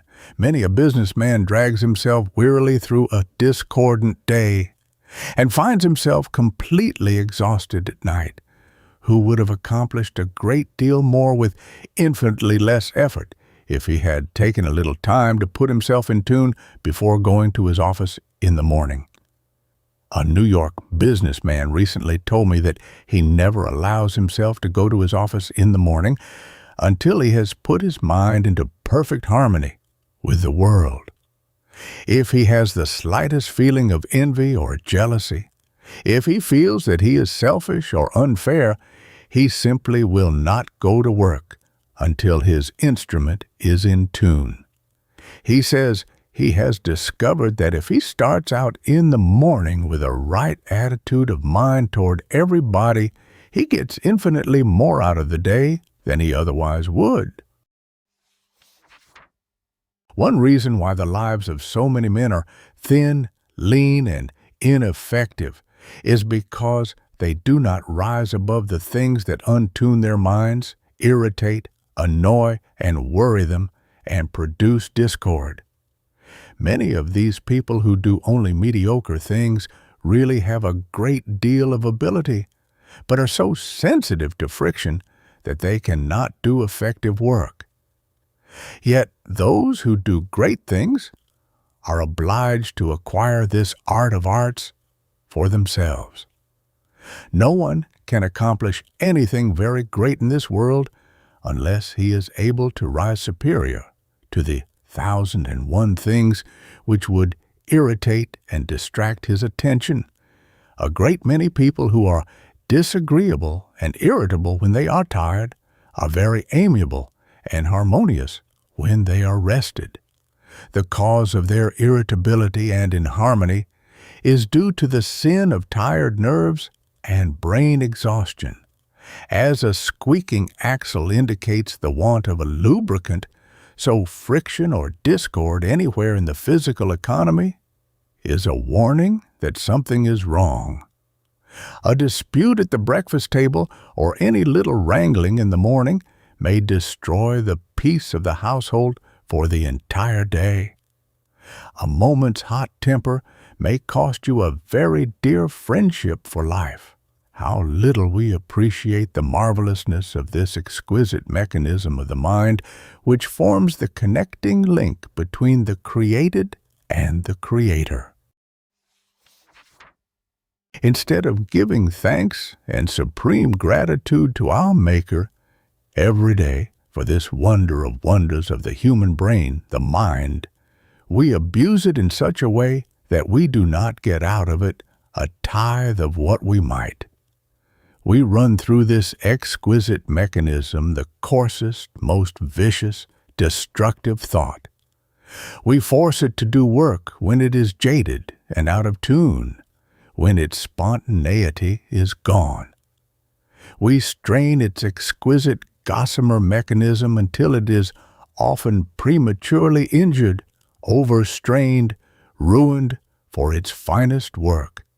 It was intended as an instrument of a happiness so superb and existence so grand and sublime, as we, in our coarse, clumsy, brutal way of treating it, have no conception of. The right use of the mind would soon bring the millennium. Somewhere in my travels, I have seen what appeared to be a great stone face carved out of the side of a huge cliff. A face scarred and scratched by the sharp edge of gravel and sand hurled against it during the sandstorms of the desert.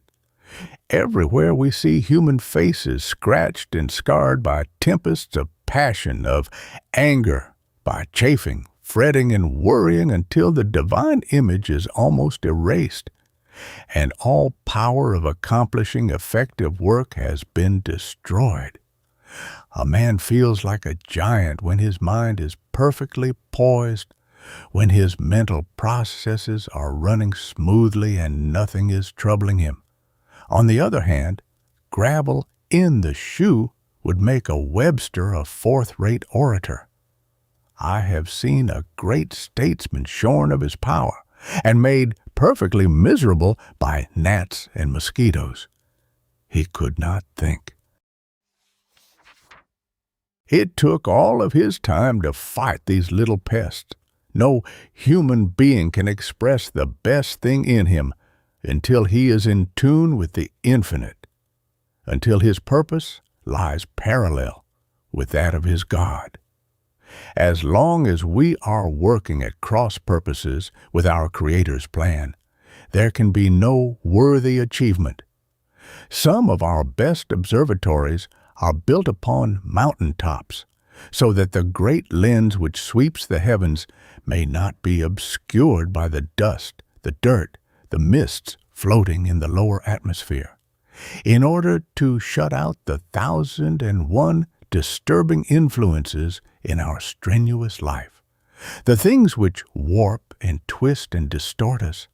It is necessary to rise into the higher realm of thought and feeling, where we can breathe a pure air. Get in closer touch with the divine. We shall be satisfied when we awake in His likeness. And when we wake in His likeness, we wake in our own, because we were created in His likeness. Why should we not have divine power if we are of divine origin? Do you expect your child to be an inferior being to yourself, not to partake of any of your power or your higher attributes? The trouble with us is that we do not understand the principle of availing ourselves of the divine power, and until we do, we shall always work at a disadvantage, doing little things with great effort when we might do grand things easily. What makes human beings so restless, discontented, and unhappy is that they have lost their bearings, their divine connection. Like a child which has lost its mother, the soul is ever seeking its God, and never will be free from fear, never have the consciousness of security and assurance of protection until it has found Him. When you get into peaceful at one-ment with the one life, feel that you are drawing to yourself every good thing from the inexhaustible supply. You know that all of the yearnings and longings of your heart can thus be realized. Here is where the creative process goes on. From this invisible supply, we can draw realities to match our desires. Conscious cooperation with the creative force of the universe will bring man into complete realization of peace, power, and plenty, the blessedness that is his birthright. Chapter 11. The Great Within. There is a power inside of you, which if you could discover and use, would make of you everything you ever dreamed or imagined you could become. The same power that created us sustains and repairs us, and this power is right inside of us. Have seen a man of ordinary strength hypnotized and suspended by head and ankles on the edges of 2 chairs, support half a dozen or more heavy men on his body. These are mostly mental feats, because a man of average strength could no more sustain half a dozen heavy men on his body, thus suspended, than he could fly without a machine. Yet, while under the powerful suggestion of a hypnotist that he can do it, he does it easily. Now, from whence came the power which enabled the subject to do this marvelous thing? Certainly not from the hypnotist, for he merely called it out of the subject. It was latent in the man himself. Without being able to define it, we instinctively feel that there is a great power within us, a power beyond the human that is guiding us, a subconscious soul power which presides over our destinies and which lends us superhuman aid. When we make a great call upon it in danger or an emergency, a desperate strait, or when in great stress in prayer, it is this soul power which makes a giant out of an invalid in an instant's time. When the house takes fire, or some great catastrophe occurs, when a child, dearer to the mother than life, is in imminent danger. From whence came this power, almost within the twinkling of an eye? It came from the great within, and these instances reveal, as the falling apple did to Newton, a wonderful law. They make it certain that we all possess marvelous unused powers, If we only knew what tremendous forces are locked up inside of us, we should not be so surprised when a tramp or a hobo becomes transformed into a hero almost in an instant in some great railroad wreck or fire. The hero was there all the time. The catastrophe simply revealed it. It is from this great within that the power comes which does immortal deeds. We are conscious that there is something in us but not of us which is never sick, never tired, which never goes wrong. Here abides the peace which passeth all understanding, and here shines the light that was never on sea or land. We are all conscious of something within us that is deathless, something immortal, divine. We all feel this, the living Christ, this silent messenger which accompanies us through life, trying to warn us, advise us, protect us, no matter where we go or how low we fall. Many people pass out of this plane of consciousness with enough health latent in the billions of cells in the body to restore them to life, if it could only be aroused. But generally, the victim's conviction that he cannot get well paralyzes and destroys the disease-resisting power of the body, so that the malady may be fatal only because of the loss of faith. In the same way, there are multitudes of shiftless people in the great failure army today with scarcely energy enough to keep them alive, who have forces slumbering deep within themselves, which, if they could only be awakened, would enable them to do wonderful things. The time will come when we shall be able to use at will all the latent potencies slumbering in the great within of us, which we get at so unconsciously in a great crisis or desperate situation, but which, at other times, it seems impossible for us to reach. One great trouble is that we do not have sufficient faith in the immense reserve power in our subconsciousness, and do not take proper means to arouse this slumbering power to action. There is something in man that never deteriorates, never becomes demoralized or smirched, that is always true and always clean, the divine in him, the regenerative principle which, if aroused, will work like a leaven in the life of the most depraved until it brings that person back to his lost God, good, to his normal condition. And when a person is normal, he wants to do right. It is not normal for a man to go wrong. It is just as natural for a perfectly normal person to want to do right as it is for a flower to fling out its fragrance and beauty. The flower that is blighted and withholds its fragrance is abnormal. A human being who is wicked, dishonest, greedy, or selfish is no more the man God made than discord is music. This divinity in man will ultimately triumph. It is just as certain as that truth will sometime triumph over error, that harmony will triumph over discord. For truth is the everlasting fact, and error, untruth, is merely the absence of truth. No friend was ever so unselfish, so true to us as is this great healing, beneficent life principle, this mysterious power which created us and which maintains us.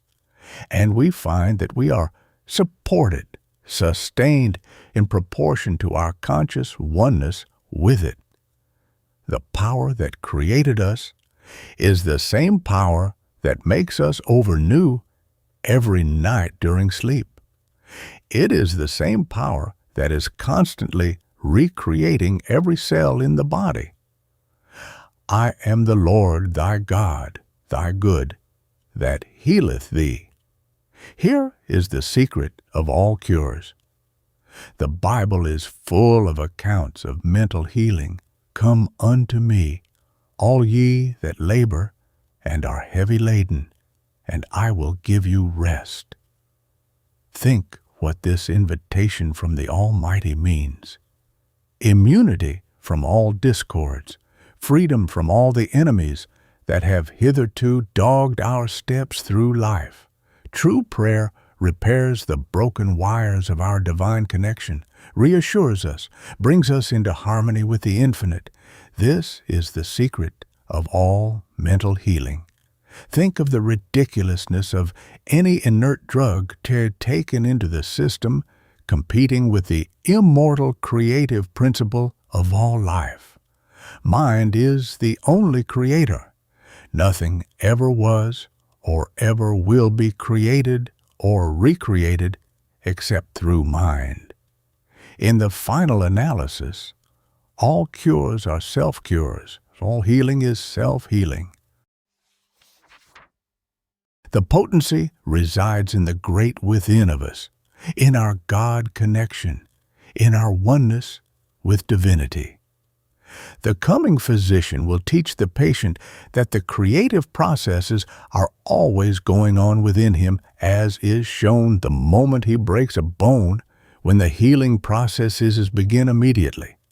And if our education, prejudices, and convictions did not antagonize this creative process, but were trained to aid it, the healing would be quickly, perfectly done. We are all conscious that there is a current deep within us that runs Godward, that this current carries unlimited supply. The poorest of us are in the very midst of plenty and in touch with omnipotent power, but we do not know it. If, with open mind and heart, we put ourselves in the current of good, of abundance, the supply will flow to us naturally, abundantly. It sometimes happens that men who purchase farms on the prairies find that some of their predecessors attempted to drive wells and, failing to find water, sold out. But the more enterprising purchaser drills down deeper and strikes the living stream. Multitudes of people go through life without ever going deep enough into their inner consciousness to strike the great living stream of supply. Hence, their lives are parched, dry, and unproductive. But if we dip deep enough into the great within of ourselves, we shall strike the stream of living water, of which, if we once drink, we shall never thirst, never lack, or want again. We all have moments when we get glimpses of the great possibilities within ourselves. It may be an experience which takes away a loved one, which opens up a rift in our nature. It may be the reading of an inspiring book or an encouraging friend, but whatever it is, we are never quite the same again after we have once felt the thrill of power from the very source of things. When man feels the mighty principle of truth, of justice pulsating through him, he knows that even with all the world against him, he and this principle are a majority. This was why Lincoln was such a power in the world. It was not merely what was in his brain, it was the mighty principle behind the man back of the flesh. It was truth and justice which acted through him. He was conscious that there was something inside of him which was more than human, a power which carried divine authority, and that if he disobeyed it, he would instantly be robbed of his power and peace of mind. Did you ever realize that you are a part of the universal intelligence that underlies all things, the intelligence which furnishes the pattern for the rose before it pushes out into objective reality? And that this great ocean of intelligent energy that fills the universe exists in the great within of you is at your disposal to produce what you will? One man shapes this intelligent activity into a statue which enchants mankind, another into an architectural wonder, another into hideous forms which contaminate and demoralize every beholder. It is from this same great mind, this power in the great within of us, that we create everything which goes to make up our life. If man could only harmonize with the divine principle within, the principle which never dies, which is never sick and never sins, he could reach his greatest efficiency, his highest state of blessedness. Most people do not half realize how sacred a thing a legitimate ambition is. What is this eternal urge within us which is trying to push us on and on, up and up?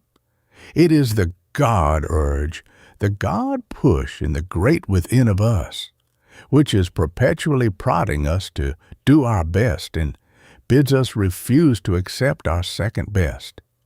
When we come into the realization of that great, silent, vital energy within us, which is able to satisfy all the soul's desires, all its yearnings, we shall no longer hunger or thirst, for all the good things of the universe will be ours. No life can be poor when enfolded in the infinite arms and living in the very midst of abundance, the source of all supply. Chapter 12. A New Way of Bringing Up Children. Only a thought, but the work it wrought could never by tongue or pen be taught, but it ran through a life like a thread of gold, and the life bore fruit 100-fold. Not long ago there was on exhibition in New York a young horse which can do most marvelous things, and yet his trainer says that only 5 years ago he had a very bad disposition. He was fractious and would kick and bite, but now, instead of displaying his former viciousness, he is obedient, tractable, and affectionate. 5 years of kindness have completely transformed the vicious yearling colt. His trainer says that in all the 5 years, he has never touched him with a whip. But once, I know a mother of a large family of children who has never whipped but one of them, and that one only once. When her first child was born, people said she was too good-natured to bring up children, that she would spoil them, as she would do nothing but love them. But this love has proved the great magnet which has held the family together in a marvelous way. Not one of those children has gone astray. Today, all her children look upon Mother as the grandest figure in the world. She has brought out the best in them because she saw the best in them. The worst did not need correcting or repressing because the expulsive power of a stronger affection drove out of the nature vicious tendencies which, in the absence of a great love, might have become dominant and ruined the life. Love is a healer, a life-giver, a balm for our hurts. All through the Bible are passages which show the power of love as a healer and life-lengthener. With long life will I satisfy him, said the psalmist, because he hath set his love upon me. When shall we learn that the great curative principle is love, that love heals because it is harmony? There can be no discord where it reigns. Love is the great disciplinarian, the supreme harmonizer, the true peacemaker. As cruelty melts before kindness, so the evil passions find their antidote in sweet charity and loving sympathy. The mother is the supreme shaper of life and destiny. One mother I know seems to have the magical art of curing nearly all the ills of her children by love. She has a way of drawing the troubled child out of discord into the zone of perpetual harmony. If he is swayed by jealousy, hatred, or anger, she applies the love solvent, the natural antidote for these passion poisons. She knows that scolding a child when he is already suffering more than he can bear is like trying to put out a fire with kerosene. Our orphan asylums give pathetic illustration of how quickly the child mind matures and ages prematurely without the uplift and enrichment of the mother love, the mother sympathy, parental protection, and home influence. Think of a child reared in the contaminating atmosphere of the slums, where everything is dripping with suggestions of vulgarity and wickedness of every description. Is it any wonder that he becomes so filled with vicious, criminal suggestions that he tends to become like his environment? Contrast such a child with one that is brought up in an atmosphere of purity, refinement, and culture, and whose mind is always filled with noble, uplifting suggestions of the true, the beautiful, and the lovely. One mind is trained upward, towards the light, the other downward, towards darkness. We ought to have a great deal of charity for those whose early lives have been soaked in evil, criminal, impurity thoughts. The minds of children are like the sensitive plates of a photographer, recording every thought or suggestion to which they are exposed. These early impressions make up the character and determine the future possibility. If you would encourage your child and help him to make the most of himself, inject bright, hopeful, optimistic, unselfish pictures into his atmosphere. It is of infinitely more importance to hold the right thought towards a child, the confident, successful, happy, optimistic thought, than to leave him a fortune without this. Keep the child's mind full of harmony, of truth, and there will be no room for discord, for error. It is cruel constantly to remind children of their deficiencies or peculiarities. Sensitive children are often seriously injured by the suggestion of inferiority and the exaggeration of defects which might have been entirely overcome. This everlasting harping against the bad does not help the child half as much as keeping his little mind full of the good, the beautiful, and the true. The child's self-confidence should be buttressed, braced, and encouraged in every possible way. Not that he should be taught to overestimate his ability and his possibilities, but the idea that he is God's child, that he is heir to an infinite inheritance, magnificent possibilities, should be instilled into the very marrow of his being.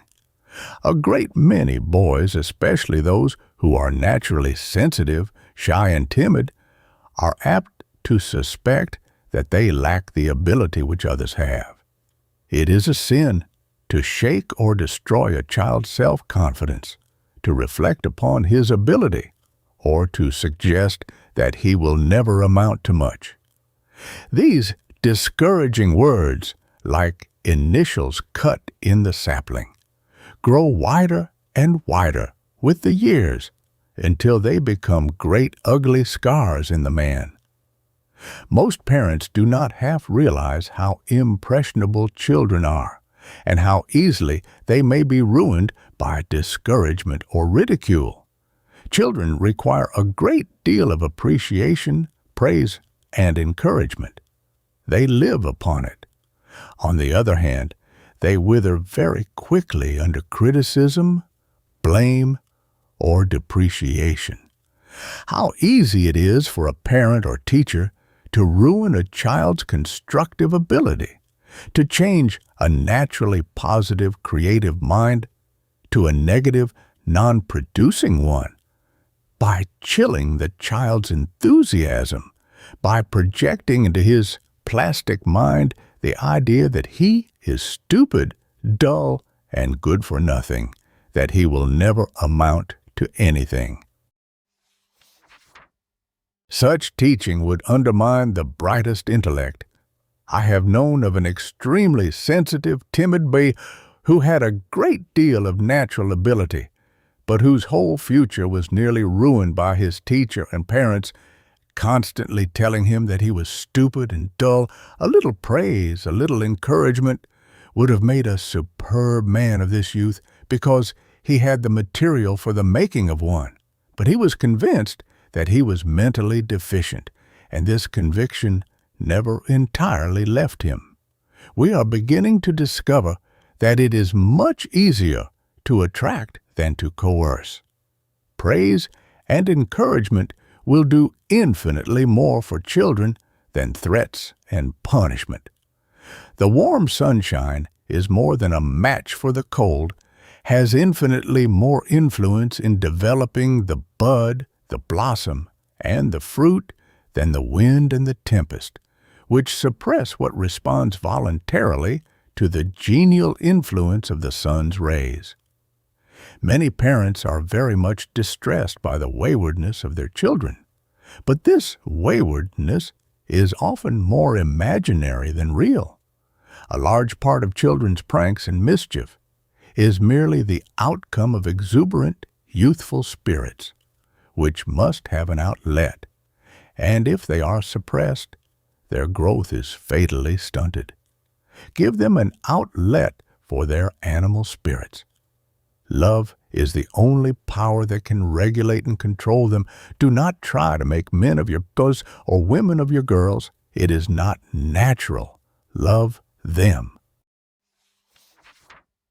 Make home just as happy a place as possible, and give them reign, freedom. Many parents ruin the larger, completer, fuller development of their children by repressing them, destroying their childhood, their play days, by trying to make them adults. There is nothing sadder in American life than the child who has been robbed of its childhood. Children are little animals, sometimes selfish, often cruel, due to the fact that some parts of their brain develop faster than others, so that their minds are temporarily thrown out of balance, but later the mind becomes more symmetrical, and the vicious tendencies usually disappear. Their moral faculties and sense of responsibility unfold more slowly than other traits, and, of course, they will do mischievous things. But it is a fatal mistake to be always suppressing them. Play with them. It will keep you young and will link them to you with hooks of steel. Thousands of parents, by being so severe with their children, scolding and criticizing them and crushing their childhood, make them secretive and deceitful instead of open and transparent, and drive them away from home. A man ought to look back upon the home of his childhood as the Eden of his life, where love reigned, instead of as a place where a long-faced severity and harshness ruled. Every mother, whether she realizes it or not, is constantly using the power of suggestion in rearing her children, healing all their little hurts. She kisses the bumps and bruises and tells the child all is well again, and he is not only comforted, but really believes that the kiss and caress have magic to cure the injury. It is possible, through the power of suggestion, to develop in children faculties upon which health, success, and happiness depend. Most of us know how dependent our efficiency is upon our moods, our courage, hope. If the cheerful, optimistic faculties were brought out and largely developed in childhood, it would change our whole outlook upon life, and we would not drag through years of half-heartedness, discouragement, and mental anguish. One reason why we have such poor health is because we have been steeped in poor health thought from infancy. We have been saturated with the idea that pain, physical suffering, and disease are a part of life, necessary evils which cannot be avoided. The child hears so much sick talk, is cautioned so much about the dangers of catching all sorts of diseases, that he grows up with the conviction that aches, pains, all discomfort and suffering are a necessary part of his existence. Think of what the opposite training would do for the child if he were taught that health is the everlasting fact and that disease is but the manifestation of the absence of harmony. The child should be taught that God never created disease and never intended that we should suffer, that we were made for abounding health and happiness, made for enjoyment, not for pain, made to be happy, not miserable, to express harmony, not discord. Children are extremely credulous. They are inclined to believe everything that an adult tells them, especially the nurse, the father and mother. Even the things that are told them in jest, they take very seriously, and their imaginations are so vivid and their little minds so impressionable that they magnify everything. They are often punished for telling falsehoods when the fault is really due to their excessively active imagination. Many ignorant or thoughtless parents and nurses constantly use fear as a means of governing children. They fill their little minds full of all sorts of fear stories and terror pictures which may mar their whole lives. Even if children were not seriously injured by fear, it would be wicked to frighten them, for it is wrong to deceive them. If there is anything in the world that is sacred to the parent or teacher, it is the unquestioned confidence of children. I believe that the beginnings of deterioration in a great many people who go wrong could be traced to the forfeiting of the children's respect and confidence by the parents and teachers. We all know from experience that confidence once shaken is almost never entirely restored. Even when we forgive, we seldom forget. The suspicion often remains. The child's respect should be regarded as a very sacred thing, a most precious possession. Whenever you are tempted to deceive a child, remember that the time will come when he will understand, and that he will receive a terrible shock when he discovers that you, up to whom he has looked with such implicit trust, such simple confidence, have deceived him. Parents should remember that every distressing, blood-curdling story told to a child, every superstitious fear instilled into his young life, the mental attitude they bear towards him, the whole treatment they accord him, are making phonographic records in his nature, which will be reproduced with scientific exactness in his future life. Whatever you do, never punish a child when he is suffering with fear. To punish a child when he is already quivering with terror is extremely distressing, and to whip a child when you are angry is brutal. Many children never quite forget or forgive a parent or teacher for this cruelty. Parents, teachers, friends often put a serious stumbling block in the way of a youth by suggesting that he ought to study for the ministry or the law, to be a physician, an engineer, or enter some other profession or business for which he may be totally unfitted. I know a man whose career was nearly ruined by the suggestion of his grandmother that when he was a child that she would educate him for the church.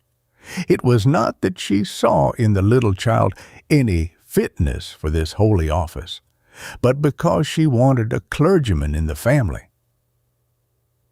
Twice, the idea possessed him so strongly that every time he tried to make a choice of a career, the picture of a clergyman rushed first to his mind and kept him from making any other choice until too late to enable him to succeed to any great extent. I have in mind a woman, a most brilliant linguist who speaks fluently 7 languages. She impresses one as having read everything, but although in good health, she is an object of charity today simply because she has never developed her practical faculties at all. And this because she was never trained to work, to depend upon herself even in little things when she was a child. All of her early friends predicted a brilliant future for her, little dreaming that the neglect of her weaker faculties would wreck her usefulness and her happiness. It is not enough to possess ability. We must be able to use it effectively, and whatever interferes with its activity to that extent kills efficiency. There are many people who are very able in most qualities, and yet their real work is practically ruined, owing to some weakness which might have been entirely remedied by cultivation and proper training in earlier life. If children could only be taught to develop a positive, creative mind, it would be of infinitely more value and importance to them than inheriting a fortune with a non-productive one. Youths should be taught that the most valuable thing to learn in life next to integrity is how to build their minds up to the highest possible producing point, the highest possible state of creative efficiency. The most important part of the education of the future will be to increase the chances of success in life and lessen the danger of the reckoning of one's career by building up weak and deficient faculties, correcting one-sided tendencies, so that the individual will become more level-headed, better balanced, and have a more symmetrical mind. Many students leave school and college knowing a great deal, but without a bit of improvement in their self-confidence, their initiative ability. What advantage is it to send a youth out into the world with a head full of knowledge, but without the confidence or assurance to use it effectively, or the ability to grapple with life's problems with that vigor and efficiency which alone can bring success? Hundreds of students are turned out of our colleges every year who would almost faint away if they were suddenly called upon to speak in public, to read a resolution, or even to put a motion. The time will come when an education will enable a youth, while upon his feet in public, to express himself forcefully, to use the ability he has, and summon his knowledge quickly. He will be so trained in self-control, in self-confidence, in level-headedness, that he will not be thrown off his guard in an emergency. Of what good are the reserves of learning which cannot be marshaled quickly when we need them, which do not help one to be master of himself and the situation, whatever it may be? The time will come when no child will be allowed to grow up without being taught to believe in himself, to have great confidence in his ability. This will be a most important part of his education, for if he believes in himself enough, he will not be likely to allow a single deficient faculty or weakness to wreck his career. He should be reared in the conviction that he was sent into this world with a mission, and that he is going to deliver it. Every youth should be taught that it was intended. He should fill a place in the world which no one else can fill, that he should expect to fill it and train himself for it. Taught that he was made in the Creator's image, that in the truth of his being, he is divine, perfect, immortal, and that the image of God cannot fail.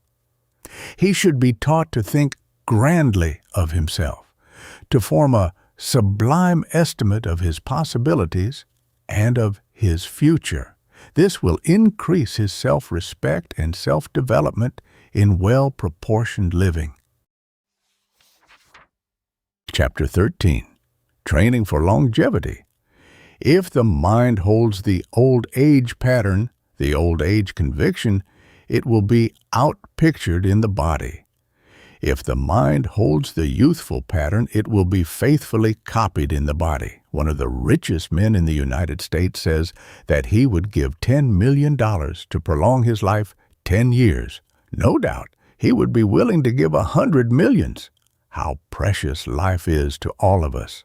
Every normal person dreads to see the marks of old age, the symptoms of decrepitude, and wants to remain fresh, buoyant, robust as long as possible.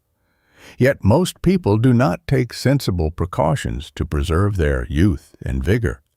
They violate the health laws, longevity laws, sap their vitality in foolish, unnatural living, in deteriorating habits, and then wonder why their powers decline. The long life is the controlled life. If we took as much pains or made as great an effort to retain our youthfulness and our vigor as many of us do to make money, to amass a fortune, we could carry youth well nigh to the century mark. A man is like a fine clock which, if properly cared for, will keep splendid time and run for a century, but which, if neglected or abused, will very soon get out of order and wear out or give out long before it should. As long as we go on thinking old age thoughts, harboring old age convictions, picturing old age characteristics, we shall continue to grow old. Our thoughts and our convictions will work against our real desires, just as our very effort, however strenuous it may be, to accumulate a fortune will be counteracted by our doubts and fears of failure. The mental ideal determines what shall be built into the life, whether it shall be youthful or aging conditions. Every person has the inherent capacity for prolonging his life, increasing his potential longevity. But he must first understand the mental principle. The mind makes its own deadline. One's conviction places the limits. Most people do not realize that their mental attitude is a positive energy, which is constantly creating results. Every time we focus the mind, we are producing, creating something. If we focus it upon beauty, we are creating beauty. If we focus it upon the conditions of declining powers, of decrepitude, we help to create these conditions in the life. If we live in mental youth, if we picture the processes of rejuvenation, of self-renewal, which are always going on in every cell of the body, the old age pictures cannot be reproduced in it.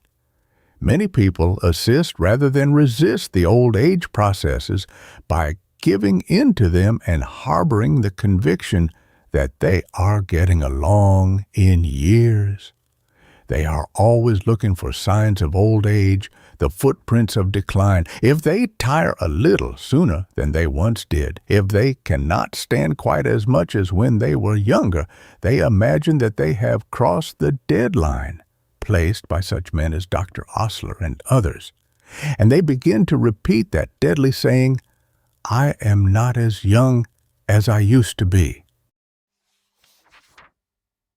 If at 30 or 35 you expect to become an old man or woman, said Prentice Mulford, at 55 you will be one. because the mind makes the material correspondence of whatever it sets itself permanently upon. 3/4 of our people look old at 60 because they have always regarded it as an inevitable necessity that they must be on the downhill side of life at that age. One of the greatest delusions that ever crept into a mortal brain is that it is inevitable that a man at the age of 40 or 50 should begin to lose his power and go downhill, physically and mentally. Why should man, the grandest creation of God, begin to decline just as he is really beginning to get ready to live? Man was made to come to his maximum of maturity, of power, of efficiency, and inward vision of wisdom relatively late in life. It is not a part of the Creator's plan that we become decrepit at 50, 60, or 70 when we do not even come to full maturity until 30. There is no analogy anywhere in nature to show that anything that takes so long to come to its maturity should decline so quickly. In fact, animals generally live from 4 to 6 times the length of their maturing period. Sir Herman Weber, the distinguished English physician, says that most people might easily live to be 100 years of age. The great accumulation of experience, of knowledge, of wisdom, gathered during the fruitful years of youth and middle age, ought to enable a man who has lived normally to accomplish more in a single year in the 70s than in a half-dozen years in the 20s of life. No one is old until the interest in life is gone out of him, until his spirit becomes aged, until his heart becomes cold and unresponsive. As long as he touches life at many points, he cannot grow old in spirit. We do not realize how impossible it is for us to go beyond our self-placed deadline limits. To do what we really believe, we cannot do. We think ourselves into old age. Our convictions force us into it, and we shall go in that direction until we change our thought, until we turn completely about, reverse our attitude by reversing our thought, and face towards youth. On the other hand, if we believe that the fundamental principle of life is founded in the God principle, and that that principle cannot age, that time has no effect upon it, we shall be able to carry youth into age. This habitual thought will outpicture itself on the body in harmony, in beauty and grace, instead of in wrinkles and other marks of old age. We cannot get away from the fact that it is impossible for us to be very different from our convictions. It is hard for a physician to keep a patient alive who believes he is going to die and that nothing can save him. The bodily conditions follow his faith. I have known of several people who believed that they would not live beyond their 60th or 65th year, and as a matter of fact, they did not live much beyond it. Such false notions of longevity are very apt to prevail among those whose lives are bound hand and foot by a monotonous routine of existence. In spite of fresh air, fresh fruits, vegetables, and the quiet, restful condition of rustic life, country people, especially women, often age much faster than city people. This is generally due to the monotony of their lives, their lack of growth, of interest, of change. People whose minds run in a groove and who live the same kind of a life year in and year out age rapidly. Their thoughts become ossified. Mental ossification produces physical ossification. The hardening of the tissues so indicative of advancing years, is invariably preceded by the hardening thought. The shriveling up process, the wrinkles, all appear in the mind first. Monotony is a rapid ager, variety is characteristic of youth. Achievement of some kind seems essential to a long life.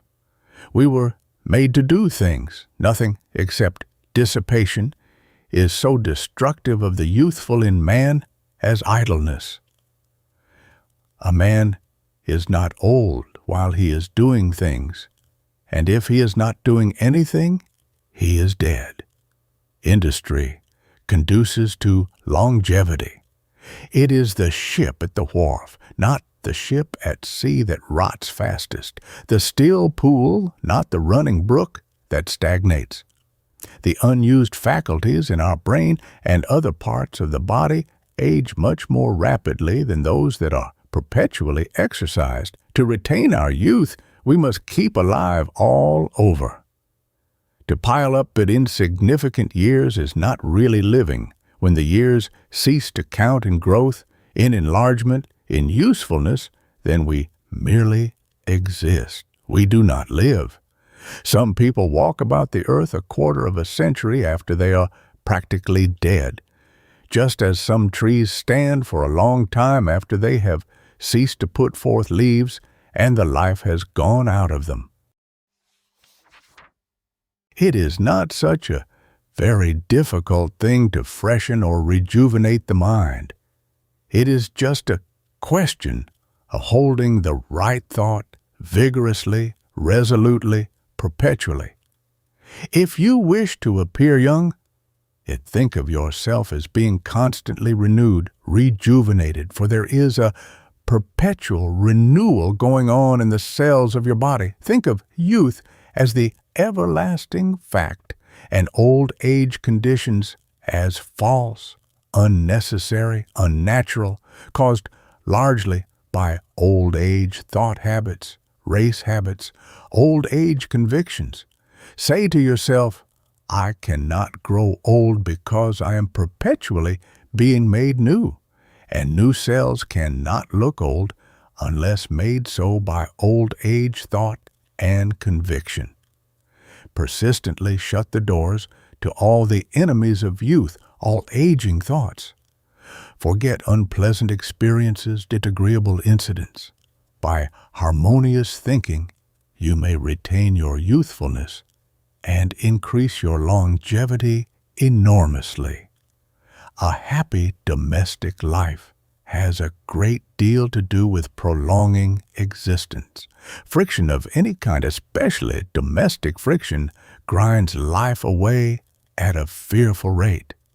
There is only one way to maintain physical harmony, and that is to maintain mental harmony. An English clergyman who lived to be 105 years old, and who was often asked the secret of his longevity, replied, I have made it a rule of my life never to think of anything disagreeable after 9 o'clock at night. Night worrying is not only painful and aging, but also dangerous. It keeps the blood in a state of chronic poisoning, which impairs all of the mental processes and the physical functions as well. One of the great secrets of longevity is to learn how to retard the aging processes during sleep. Before falling into unconsciousness, we should fill the mind with bright, encouraging, inspiring thoughts. We should never go to sleep until we have restored our lost balance, gained perfect mental poise, until we have put into operation the forces which would tend to harmonize and bring peace and joy into our lives. Intelligence can do much to eliminate short-life tendencies. Were man wise enough, he would be able to carry the freshness of youth into the teens of his second century. The vocation has a great deal to do with longevity. Some callings cut away life at a fearful rate, especially those in which people are obliged to work in close, dark factories or shops. The sunlight is a powerful rejuvenator and force producer. Darkness and shadows are death-dealing. The simple life, plain living and high thinking, tends to increase longevity. A high ideal, a lofty purpose, a noble aim, whatever tends to make man look up and struggle up, tends to improve his health condition. The soul that aspires, other things being equal, has the longest life. Aspiration is a perpetual tonic. It stimulates all the faculties. Our natures are framed upon principles of justice, honesty, truth, beauty, and whenever we violate any of these principles in act or thought, there is discord within and, of course, a corresponding waste of energy and vitality, and physical and mental deterioration. Poise, mental serenity, is a friend of youth and tends to refresh, renew, and rejuvenate the body. Many make the mistake of trying to keep young from without, by external application and manipulations, by covering up blemishes and defects and evidences of age. If you would retain your youth, keep with the young as much as you can, because their exuberant spirits, their quick wits, bright minds, and youthful manners are infectious. Look as though you were young, dress as youthfully as is consistent with the dignity and good sense of your years. Do not stoop over or shuffle your feet. Throw your shoulders back, walk erect and youthfully. Do not let romance die out of your heart. It is a great youth preserver, love, unselfishness, a spirit of kindness and helpfulness. Keep the heart warm and young. Whenever you think of yourself, always hold the image of yourself as you would like to be. Do not dwell upon your imperfections or weaknesses, because that will mar your image, but hold tenaciously to the ideal of yourself. Think of yourself in your perfection as the personality the Creator intended you to be. Do not take life too seriously. If you do, you will not accomplish nearly as much. You will age faster, and will not be half as interesting, nor have half as much fun as you otherwise would. Lots of play and innocent fun tend to erase the marks of age and to bring us back to youth. Fun is a twin of youth. A hard, critical, cold, over-serious mental attitude sours the mind by generating mental poisons, which accumulate in the system and make perfect health and happiness impossible. We often notice that over-serious, selfish, greedy characters age prematurely. Humor is a care killer, a worry destroyer. It tends to quicken the circulation, to promote digestion. Cheerful people sleep better, are better company, and have more friends. Other things being equal, it is the merry heart that lives longest. Growth is an enemy of old age.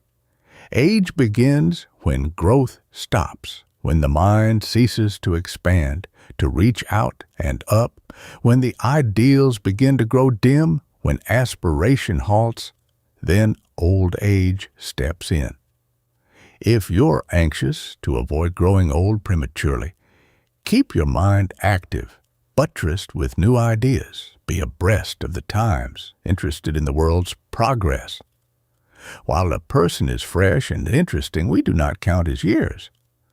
What is more delightful and inspiring than an old man full of hope, who is optimistic, cheerful, boyish in his humor, earnest in his purpose, enthusiastic in his work, a man who has grown kinder as he has grown older, who has not soured on life, has never lost his faith in his fellow men. Swedenborg taught that the aged are constantly advancing toward the springtime of their youth, so that those who have lived longest are really the youngest. The time will come when age will be marked only by a mightier momentum, and the more years a man has lived, the more he will be revered, admired, and sought after, not through a sense of pity because he is weak and dependent, but because he is a mightier man. Old age ought to be extremely attractive, powerful, and beautiful. The coming man, the possible man, will so grow old that every year will merely be so much addition in growth and development to what he was the year before. His whole life will be cumulative in wisdom and power. Age is not all decay, says George MacDonald. It is the ripening and swelling of the fresh life within that withers and bursts the husks. There is a vast difference between ripening and blighting. A perfectly normal old age is beautiful, serene, and lovely, is an enriching, sweetening process, a process which brings out qualities far more luscious than are found in the green fruit of earlier life. There are a multitude of reasons why the last of life should be the best of life.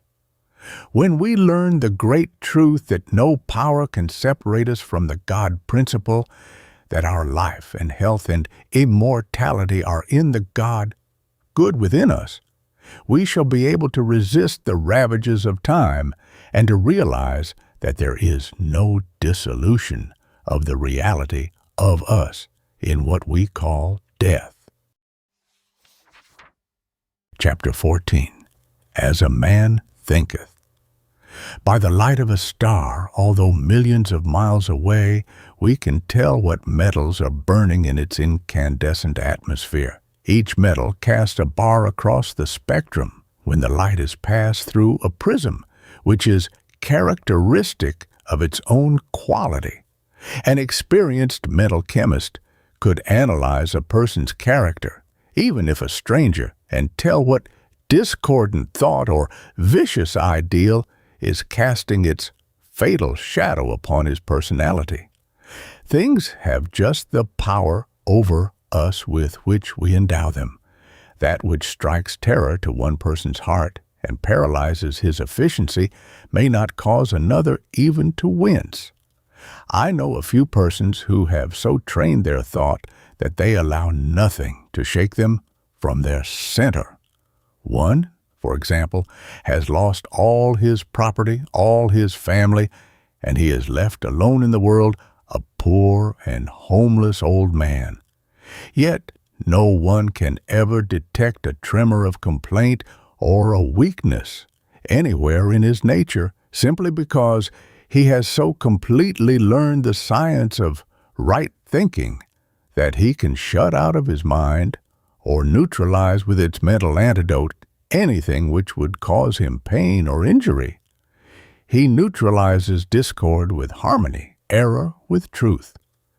He has become such an adept at mental chemistry that the very moment he is touched with the poison of hatred and jealousy, he antidotes it with love, the spirit of goodwill. When you are suffering from fear or worry, you may be sure you have endowed something with this power over you. The very fact that you fear it shows that you have established between it and yourself a relation which you could break if you only knew how to apply your mental chemistry.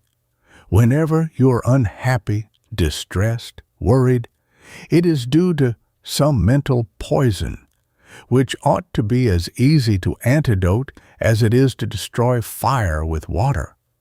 We are just beginning to see the wonderful scientific truth in the philosophy, which tells us to love our enemies, because if we hate them, we merely add more fuel to passion's fire, while love puts it out.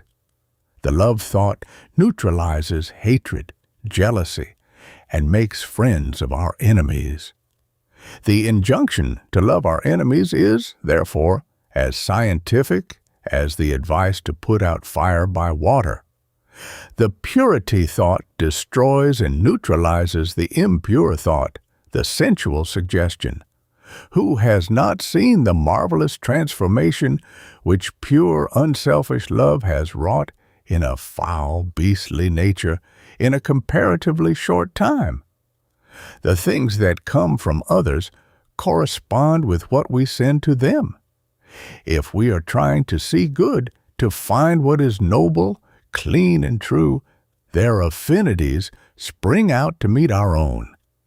But if, on the other hand, we look for the bad, we are likely to find it. We radiate to others our own estimate of them.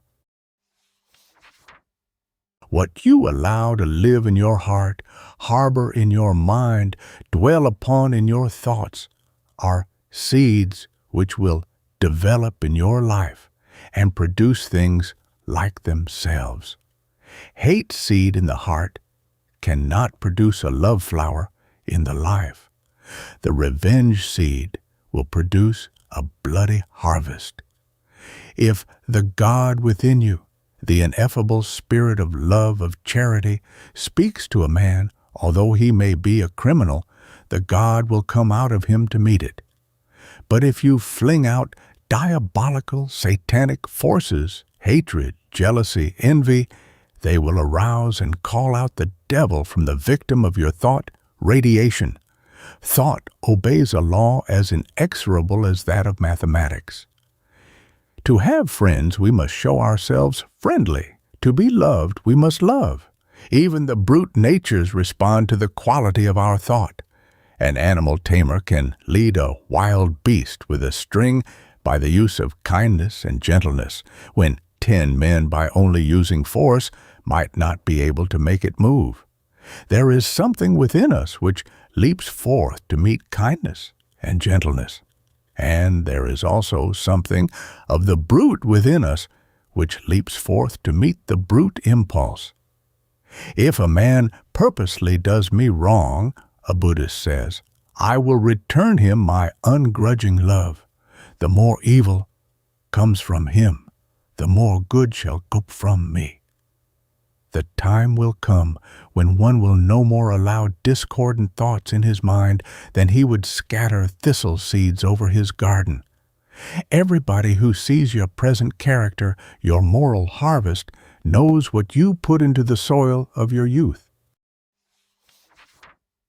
They do not need to go back and inquire about your childhood. You are simply reaping what you have sown. How can you expect to sow the thistles of revenge and brutality and reap a harvest of kindness and happiness? On the other hand, if we sow the charitable, magnanimous, encouraging, uplifting thought, we shall reap the golden harvest of harmony and beauty and joy. If we sow the thoughts of abundance, of plenty, we shall tend to reap prosperity. While if we sow the mean, pinched, stingy failure thoughts, we shall reap a poverty harvest. Many people seem to think that we are huddled together in a world of chance, buffeted about by a cruel destiny.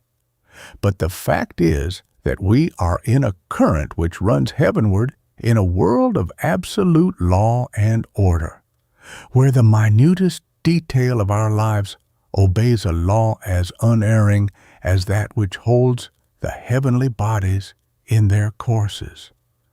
Wherever we see discord, we know that it is a harvest from discordant sowing.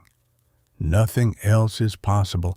Discord of every kind, whether it is expressed in suffering, in disease, in poverty, in failure, simply means that one is out of harmony with his better self, that he does not harmonize with his divinity. The man who is always complaining of his lot and whining and blaming other people for his misfortunes is not a real man. He is only an apology of the man God intended him to be. Is there anything more scientific when the body is the product of the mind than that a morbid mind filled with sick thoughts should produce a morbid, sick body? So, if you can keep the mind in perfect harmony, the body must ultimately correspond, because the physical is merely an outpicturing of the mental. We shall sometime learn that only the good is true, that harmony is the reality, that discord is merely the absence of it. There is only one Creator, and He made all that is made. Hence, everything must be in His likeness, perfect. Only the good, the harmonious, the pure, the clean, the true can be real. All else must be false, a seeming, a delusion. Savages and primitive peoples have great faith in the fact that the Creator put into certain barks, plants, and minerals or remedies for every physical ill. But we are beginning to learn that man carries the great panacea for all his ills within himself, that the antidotes for the worst poisons, the poisons of hatred, jealousy, anger, and selfishness, exist in the form of love, charity, and goodwill essences in his own mind. The cheerful, hopeful thought is itself a powerful remedy for a score of ills, such as melancholia and discouragement. Hold to optimistic ideals, and you will drive out pessimism, the great breeder of disease, failure, and misery. Stand guard at the door of your mind. Keep out all the enemies of your happiness and achievement, and you will be astonished at your increased power and entire change of life within a short time. All thoughts which suggest weakness, failure, unhappiness, or poverty are destructive, negative, tearing down thoughts. They are our enemies. Brand them whenever they try to gain an entrance into your mind. Avoid them as you would thieves, for they are thieves. Thieves of our comfort, thieves of harmony, of power, of happiness, of success.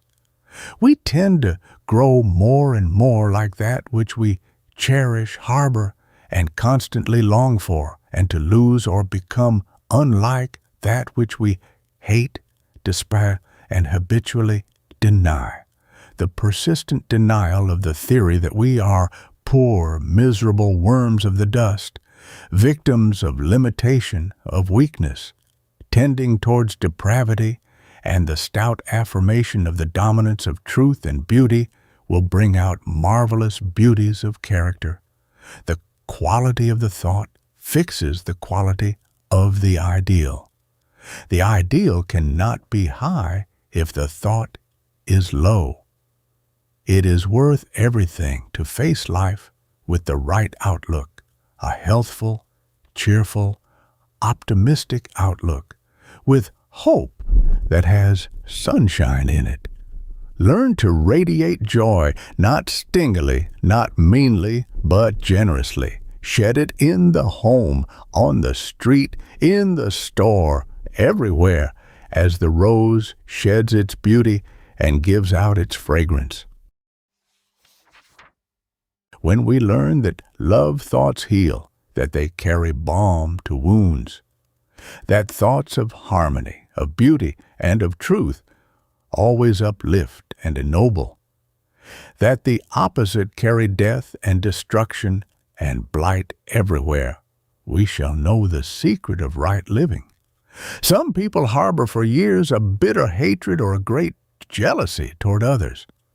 Although he may not be aware of it, such a mental attitude unfits the possessor for expressing the maximum of his ability and destroys his happiness. No one can do his best work while he harbors revengeful or even unfriendly thoughts toward others.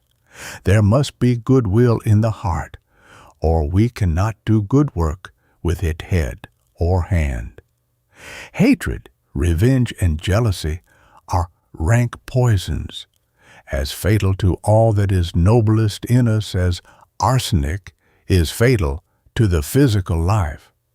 A kindly attitude, a feeling of goodwill toward others, is our best protection against bitter hatred or injurious thoughts of any kind, for they cannot penetrate the love shield, the goodwill shield.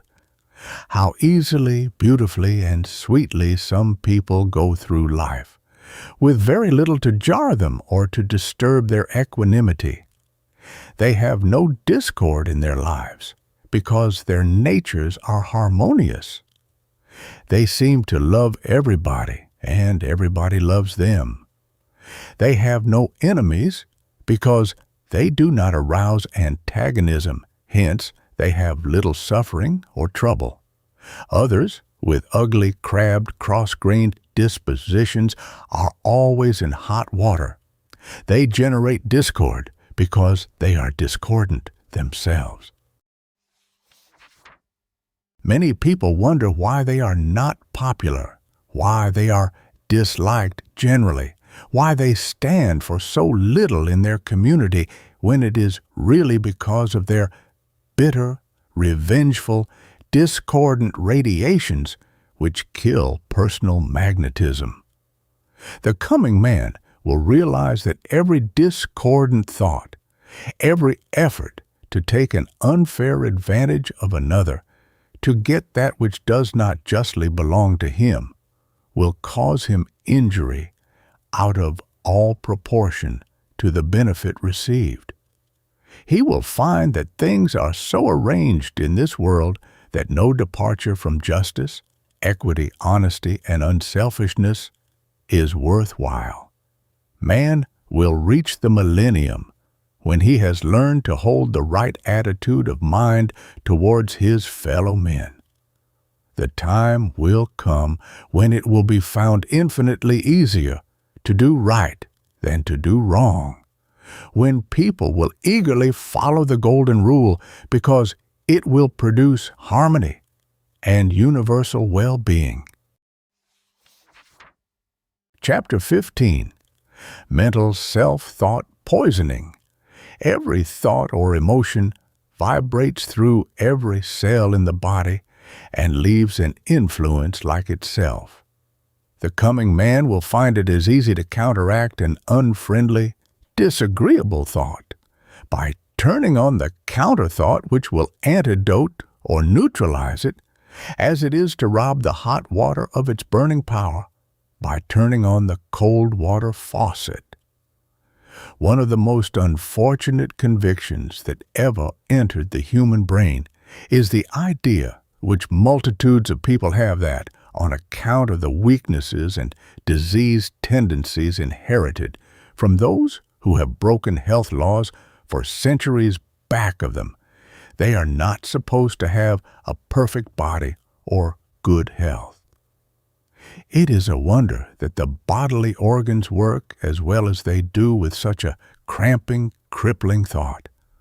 For the body is but a mass of billions of cells so closely tied together and interrelated that they are instantly affected by every vicious thought, mood, or unfortunate conviction.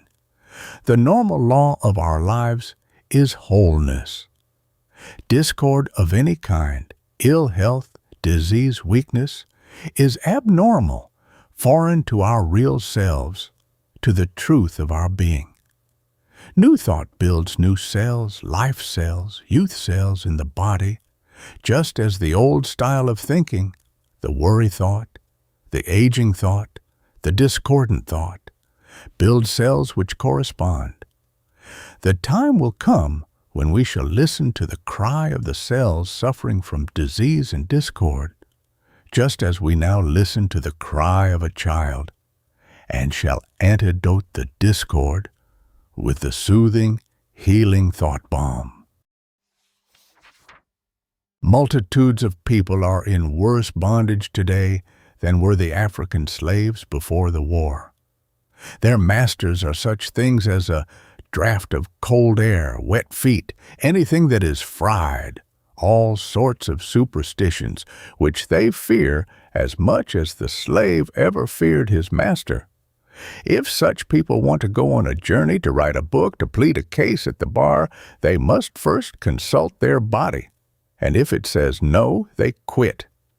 No matter what duty or the great life purpose may say, they must wait until the body is good and ready, but the time will come when we shall be ashamed to refer to our ailments, our physical weaknesses, because it will be regarded as an evidence that, at least in thought, we have sinned, an evidence that we have been holding unkind, unjust, vicious thoughts towards others, or that through fear or worry or some other form of mental discord, we have been the victims of self-thought poisoning. To be healthy, happy, and successful, we must be good. There is no other road to true happiness and real prosperity. In the phonograph records of some of our great singers, the slightest error, a note a little too sharp or flat, is faithfully reproduced. In just the same way, every mistake, every sidestep from virtue, every blunder we make in life is faithfully recorded in our cell phonograph. You will have to make a record which has on it the words, the sentiment you want the machine to repeat.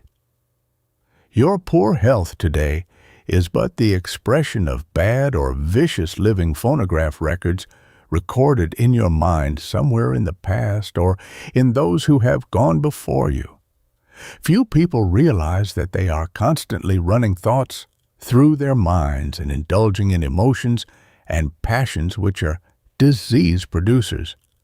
When we are sufficiently tired of expressing disease and physical discords generally, we shall be careful only to record that which we wish to express: harmony, health, truth, and beauty. Since we know that whatever we hold in the mental attitude will be reproduced in the body, how comparatively easy and scientific character building should become.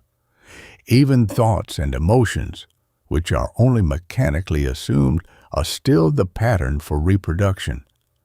Whatever we think about a great deal, we tend to become like. If we keep the mind concentrated much upon divine things, upon spiritual qualities, we not only tend to become spiritually minded, but the quality also is outpictured in our face and manner. How easily we can pick out of a crowd the clergyman, or one in whom the dominant thought has dwelt long upon sacred things. Whatever the mind has been habitually long concentrated upon becomes outpictured in the face, manner, and conversation.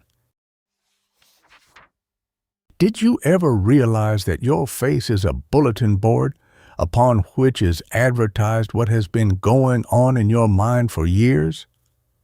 It was a saying of Swedenborg that a man writes his life in his physique, and thus the angels discover his autobiography in his structure. In reality, we can hide nothing, for we radiate the truth of ourselves. Our faces are covered with the scars, the wounds, which our boomerang thoughts have made, for every vicious thought is a boomerang and comes back by an inexorable law and wounds the thrower. It is just as possible to establish health on a solid, substantial, permanent basis as it is to establish a business. Right thinking and right living make a right life. The body, being a product of the mind, must necessarily be like it. If we think truth and harmony, if we carry the beauty thought, the love thought, these principles will be outpictured in the body. A discordant body cannot come from harmonious thinking. It is well known that inflammation or trouble of any kind anywhere in the body is aggravated by concentrating the mind upon it or worrying about it. The only way to attain perfect health is to grow into the complete realization of more health, greater vigor. We cannot be physically vigorous until we hold the vigorous thought. Always try to realize that truth, health, and harmony are not something far away from you, but are always with you, in you. Realizing their presence as an actual present fact will help you wonderfully.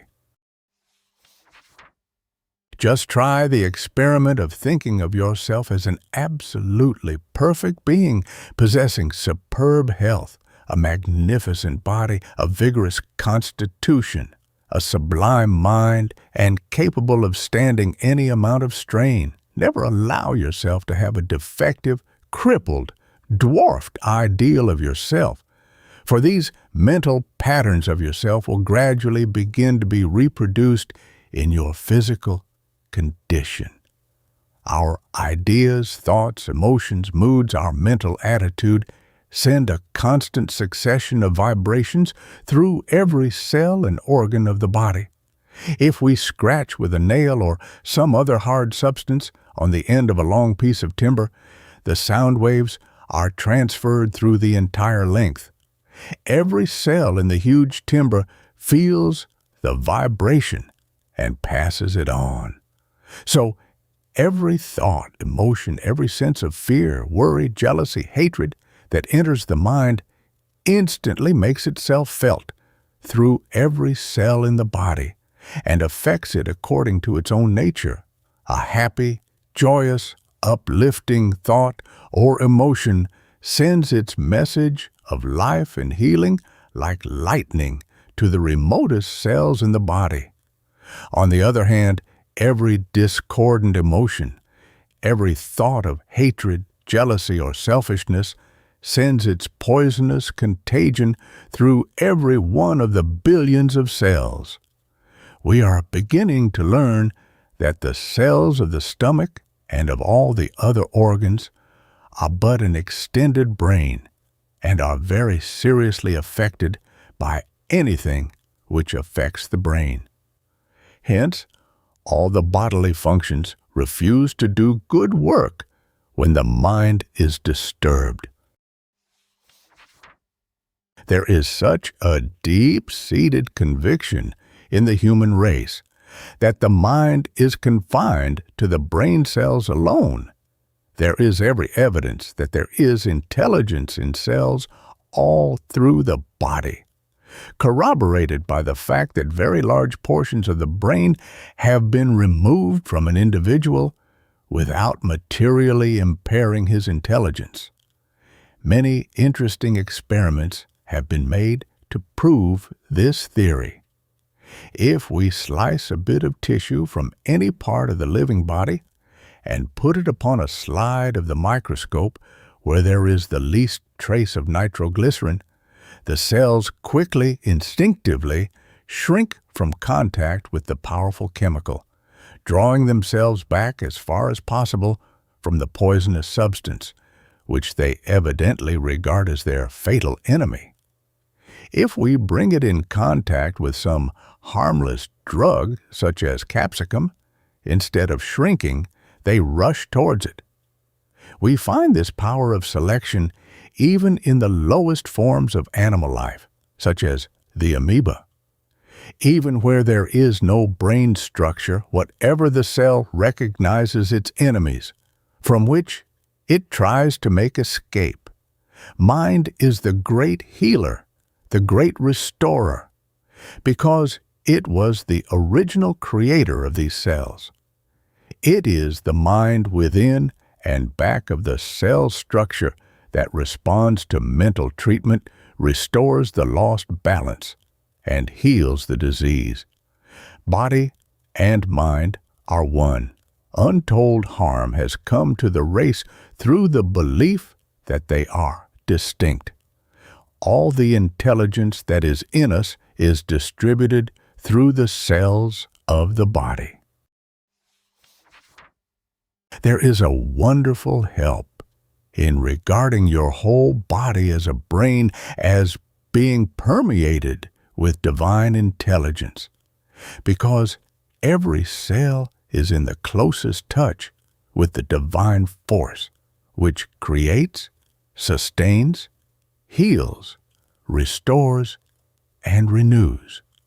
When we become conscious that every cell in our body is a divine thing, we shall then know what it is to taste power. The different organs are especially susceptible to certain kinds of mental influence. Excessive selfishness and envy seriously affect the liver, while the heart, liver, and spleen are strongly influenced by jealousy, especially when chronic. Violent, long-continued jealousy affects the heart's action most injuriously, as do all sorts of mental discord, such as worry, anxiety, fear, anger, especially where they become chronic. One night of mental agony has often caused the well to become invalids. I know a man who so poisons his system in a few minutes by a hot temper that he does not get over it for days. There is nothing which will burn out the life cells and ruin harmony and efficiency quicker than the violent indulgence of the explosive passions. Multitudes of people have died from heart trouble induced by uncontrolled passions. Intense hatred, violent fits of anger, and some forms of worry have a very irritating and poisoning influence upon the kidneys. Jaundice often follows great mental shocks and violent outbursts of hot temper. It does not follow because you eat a great deal, that you are properly nourished. Through mental poisoning, many of the tissues, even when there is plenty of food in the digestive organs, suffer seriously from starvation. During fits of anger and jealousy, acute worry, or when one is suffering from fear, the gastric juices are very deficient in digestive essentials, become much diluted, and hence can only partially digest the food. Some people so poison themselves mentally during their meals that they cannot digest their food. Whatever you do, do not take your troubles to the table with you, for there is nothing which will ruin digestion quicker than a troubled, worried mind. It is worth your while to make a determined effort to form the habit of good cheer during meals and before going to sleep, because it will have a powerful influence upon your health. A sudden shock caused by a telegram or letter containing bad news will often completely arrest the entire digestive processes, which will not be resumed until the mind is again in comparative harmony. Since physicians the world over now admit that dyspepsia, like many other ills, is a mental disease, it is clear that if you persist in holding the cheerful, harmonious, healthful thought, instead of the despondent, unhealthful thought which upsets and demoralizes digestion, you will be able to overcome it, as well as many other physical ills that result from wrong thought. The digestive processes follow the mental processes and coincide with them. If we persistently, habitually hold joy thoughts, contentment thoughts, goodwill thoughts, we tend to establish mental health. And when this is done, the body will fall into line. On the other hand, discordant, inharmonious thoughts will manifest themselves in various forms in the body, now rheumatism, now dyspepsia, headache, or some other form of ill health. The circulation of the blood is also very seriously affected by all thoughts which depress and discourage. Many people, after prolonged fits of anger or acute attacks of jealousy and fear, have colds, indigestion, bilious attacks, sick or nervous headaches. Poisons are generated in the brain cells by the chemical changes of the various thoughts, emotions, and explosive passions, no physical force being brought into play. A single fit of hot temper may sometimes burn out the nerve centers, just as a short circuit will burn out the electric wires. It is pitiful to see the wreckage of hopes, happiness, and ambition in a life after hurricanes of passion have swept through the mental kingdom. Why do we learn so quickly that on the physical plane hot things burn us, sharp tools cut us, and endeavor to avoid the things which give pain? While in the mental realm, we are constantly burning ourselves, poisoning our brain, our blood, our secretions with deadly destructive thoughts, moods, and emotions. How we suffer from these thought lacerations, these burnings of passion, and yet we do not learn to exclude the causes of all this suffering. When discordant from worry, anxiety, anger, revenge, or jealousy, you may know that these things drain away your energy and waste your vitality at a fearful rate, inducing premature age and shortening the life. 5 minutes of hot temper may work such a havoc in the delicate cell life of the nervous system that it will take weeks or months to repair the injury, or it may never be repaired. Many people keep themselves in a state of chronic self-poisoning by their embittered, revengeful, jealous thoughts. These self-poisoners not only destroy their present happiness and success, but also many years of their lives. When we fully realize that these emotions and all forms of animal passion are debilitating, demoralizing, and that their hideousness is outpictured in the body in pain and suffering, we shall learn to avoid them as we would avoid physical pestilence. There are authentic cases in our medical records of chronic invalids who have been completely cured by some sudden good news of relatives or friends whom they mourned as dead and who were found to be alive. These changes were produced by changing the thought. Men are often severely wounded in battle by shot or shell, yet during the excitement they are totally unconscious of pain until perhaps they discover their blood-soaked clothing or someone tells them that they are shot. Then, as soon as the excitement abates, the very consciousness of their condition, with the power of the imagination to exaggerate, causes them to collapse. Whatever improves the health of the mind improves the health of the body. The uplifting, inspiring, cheerful, and optimistic thought is not only a great mental tonic, but a physical tonic also. How can your body have resisting power to ward off disease when you are all the time acknowledging its weakness and inferiority? How can you expect harmony in your physical kingdom when you are constantly reflecting mental discord? Never allow yourself to be convinced that you are not complete master of yourself. Stoutly affirm your own superiority over bodily ills, and do not acknowledge yourself the slave of an inferior power.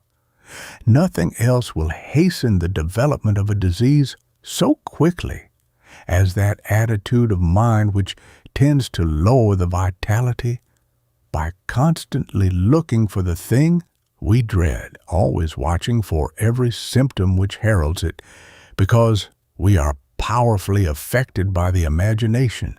which builds all sorts of hideous forebodings out of the things we fear. Think of the influence upon a sensitive nature of carrying for years the conviction that he has lurking in his system an incipient disease that will ultimately kill him. The quality of the blood is deteriorated by such a conviction, for it is well known that worry, anxiety, fear kill millions and millions of red blood corpuscles every day. When a physician is tactless enough to tell his patient of his critical condition, there is an immediate sinking, often a fatal collapse. So rapidly do the red blood globules die under a fatal dread and apprehension. Hope and cheer are infinitely better tonics than any drugs.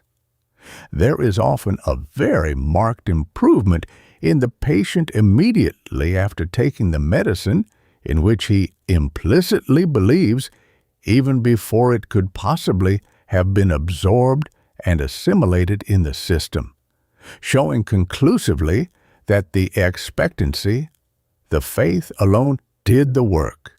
It is expectancy, implicit faith, complete change of attitude that heals disease, changes habit and character. Faith in the physician, in the reputation of the remedy, faith in the change of climate play a tremendous part in the healing processes. Faith has ever been the great miracle worker of the ages. It has endowed a spoonful of water, a bread pill, a black ring, a horse chestnut carried in the pocket with marvelous healing powers. Think of the tremendous curative force in the faith of the people who make pilgrimages of thousands of miles on foot to some shrine, often barefooted, and lacerating themselves because of their belief in the beneficence of it to heal. Those poor deluded people do not realize that there is no power whatever in these inanimate objects to give them health, but that they take the healing power with them in their faith, and might just as well exercise it upon themselves at home.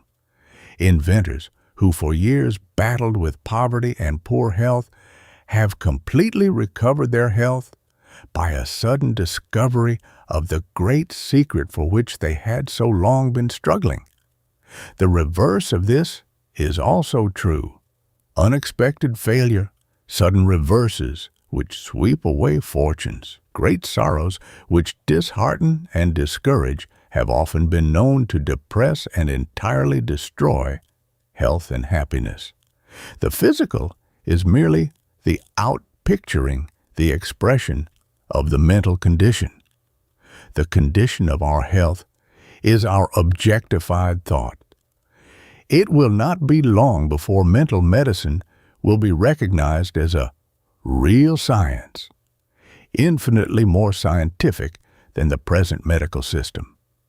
For ages man has searched the earth for mineral and vegetable remedies which would cure his ills, when all the time, without knowing it, he has had stored in his own brain, in the depths of his being, the sovereign panacea for all his aches and pains, a divine harmony which would antidote all his discords. The coming physician will teach his patient that life does not depend upon chance or a cruel fate, but that there is one steady, persistent, beneficent purpose, leavening and running through all creation, and that this purpose is ever moving upward and onward in one eternal progression. For years there has been a gradual, persistent, and progressive falling off in the use of drugs, medicine, and many of the old-time remedies. People are not drugging themselves as formerly. A magazine writer estimates that there are more than 15 million of people who do not believe in medicines and who resort to drugless healing. The tremendous reaction from the old-time medical methods is already beginning to be reflected in many of the best medical schools in this country and in Europe, where instruction is being given by eminent lecturers in mental therapeutics. Some of the very medical journals which have shown such bitter hostility to the drugless treatment are now seriously debating its adoption. Many regular physicians are gradually recognizing mental healing and employing it. A noted nerve specialist now instructs his patient to thoroughly relax his muscles and nerves at certain periods each day and imagine a vigorous life current flowing through his entire system. We are recognizing that it is not the drugs, but the power which created us, which heals our wounds and hurts, restores us, and heals all our physical discord. The future physician will be a man trained to help the sufferer find his God, his good. Then he will need no other remedy. Love is the normal law of our being, and any departure from the love thought must result in anarchy of the physical economy, because the law of our being has been violated.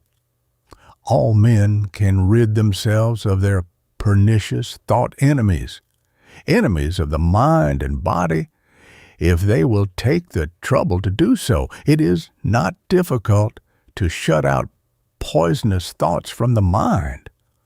All one need do is to substitute the opposite thought to that which produces the fatal poison, for it will always furnish the antidote. Discord cannot exist in the presence of harmony. The charitable thought, the love thought, will very quickly kill the jealousy, the hate, and the revenge thought. When we shall have learned to shut out all the enemies of our health, of our digestion, of our assimilation, the enemies which poison our blood and other secretions, when we shall have learned how to keep the imagination clean, the thought pure, the ideals bright, when we shall have learned the tremendous power of a great life purpose to systematize and purify the life, then we shall know how to live. When we shall have grasped the secret of antidoting all discordant thoughts with the harmony thought, when we shall have learned the mighty life-giving power in the holding of the right mental attitude and the awful tragedy and suffering, which come from holding the wrong mental attitude, then will civilization go forward by leaps and bounds.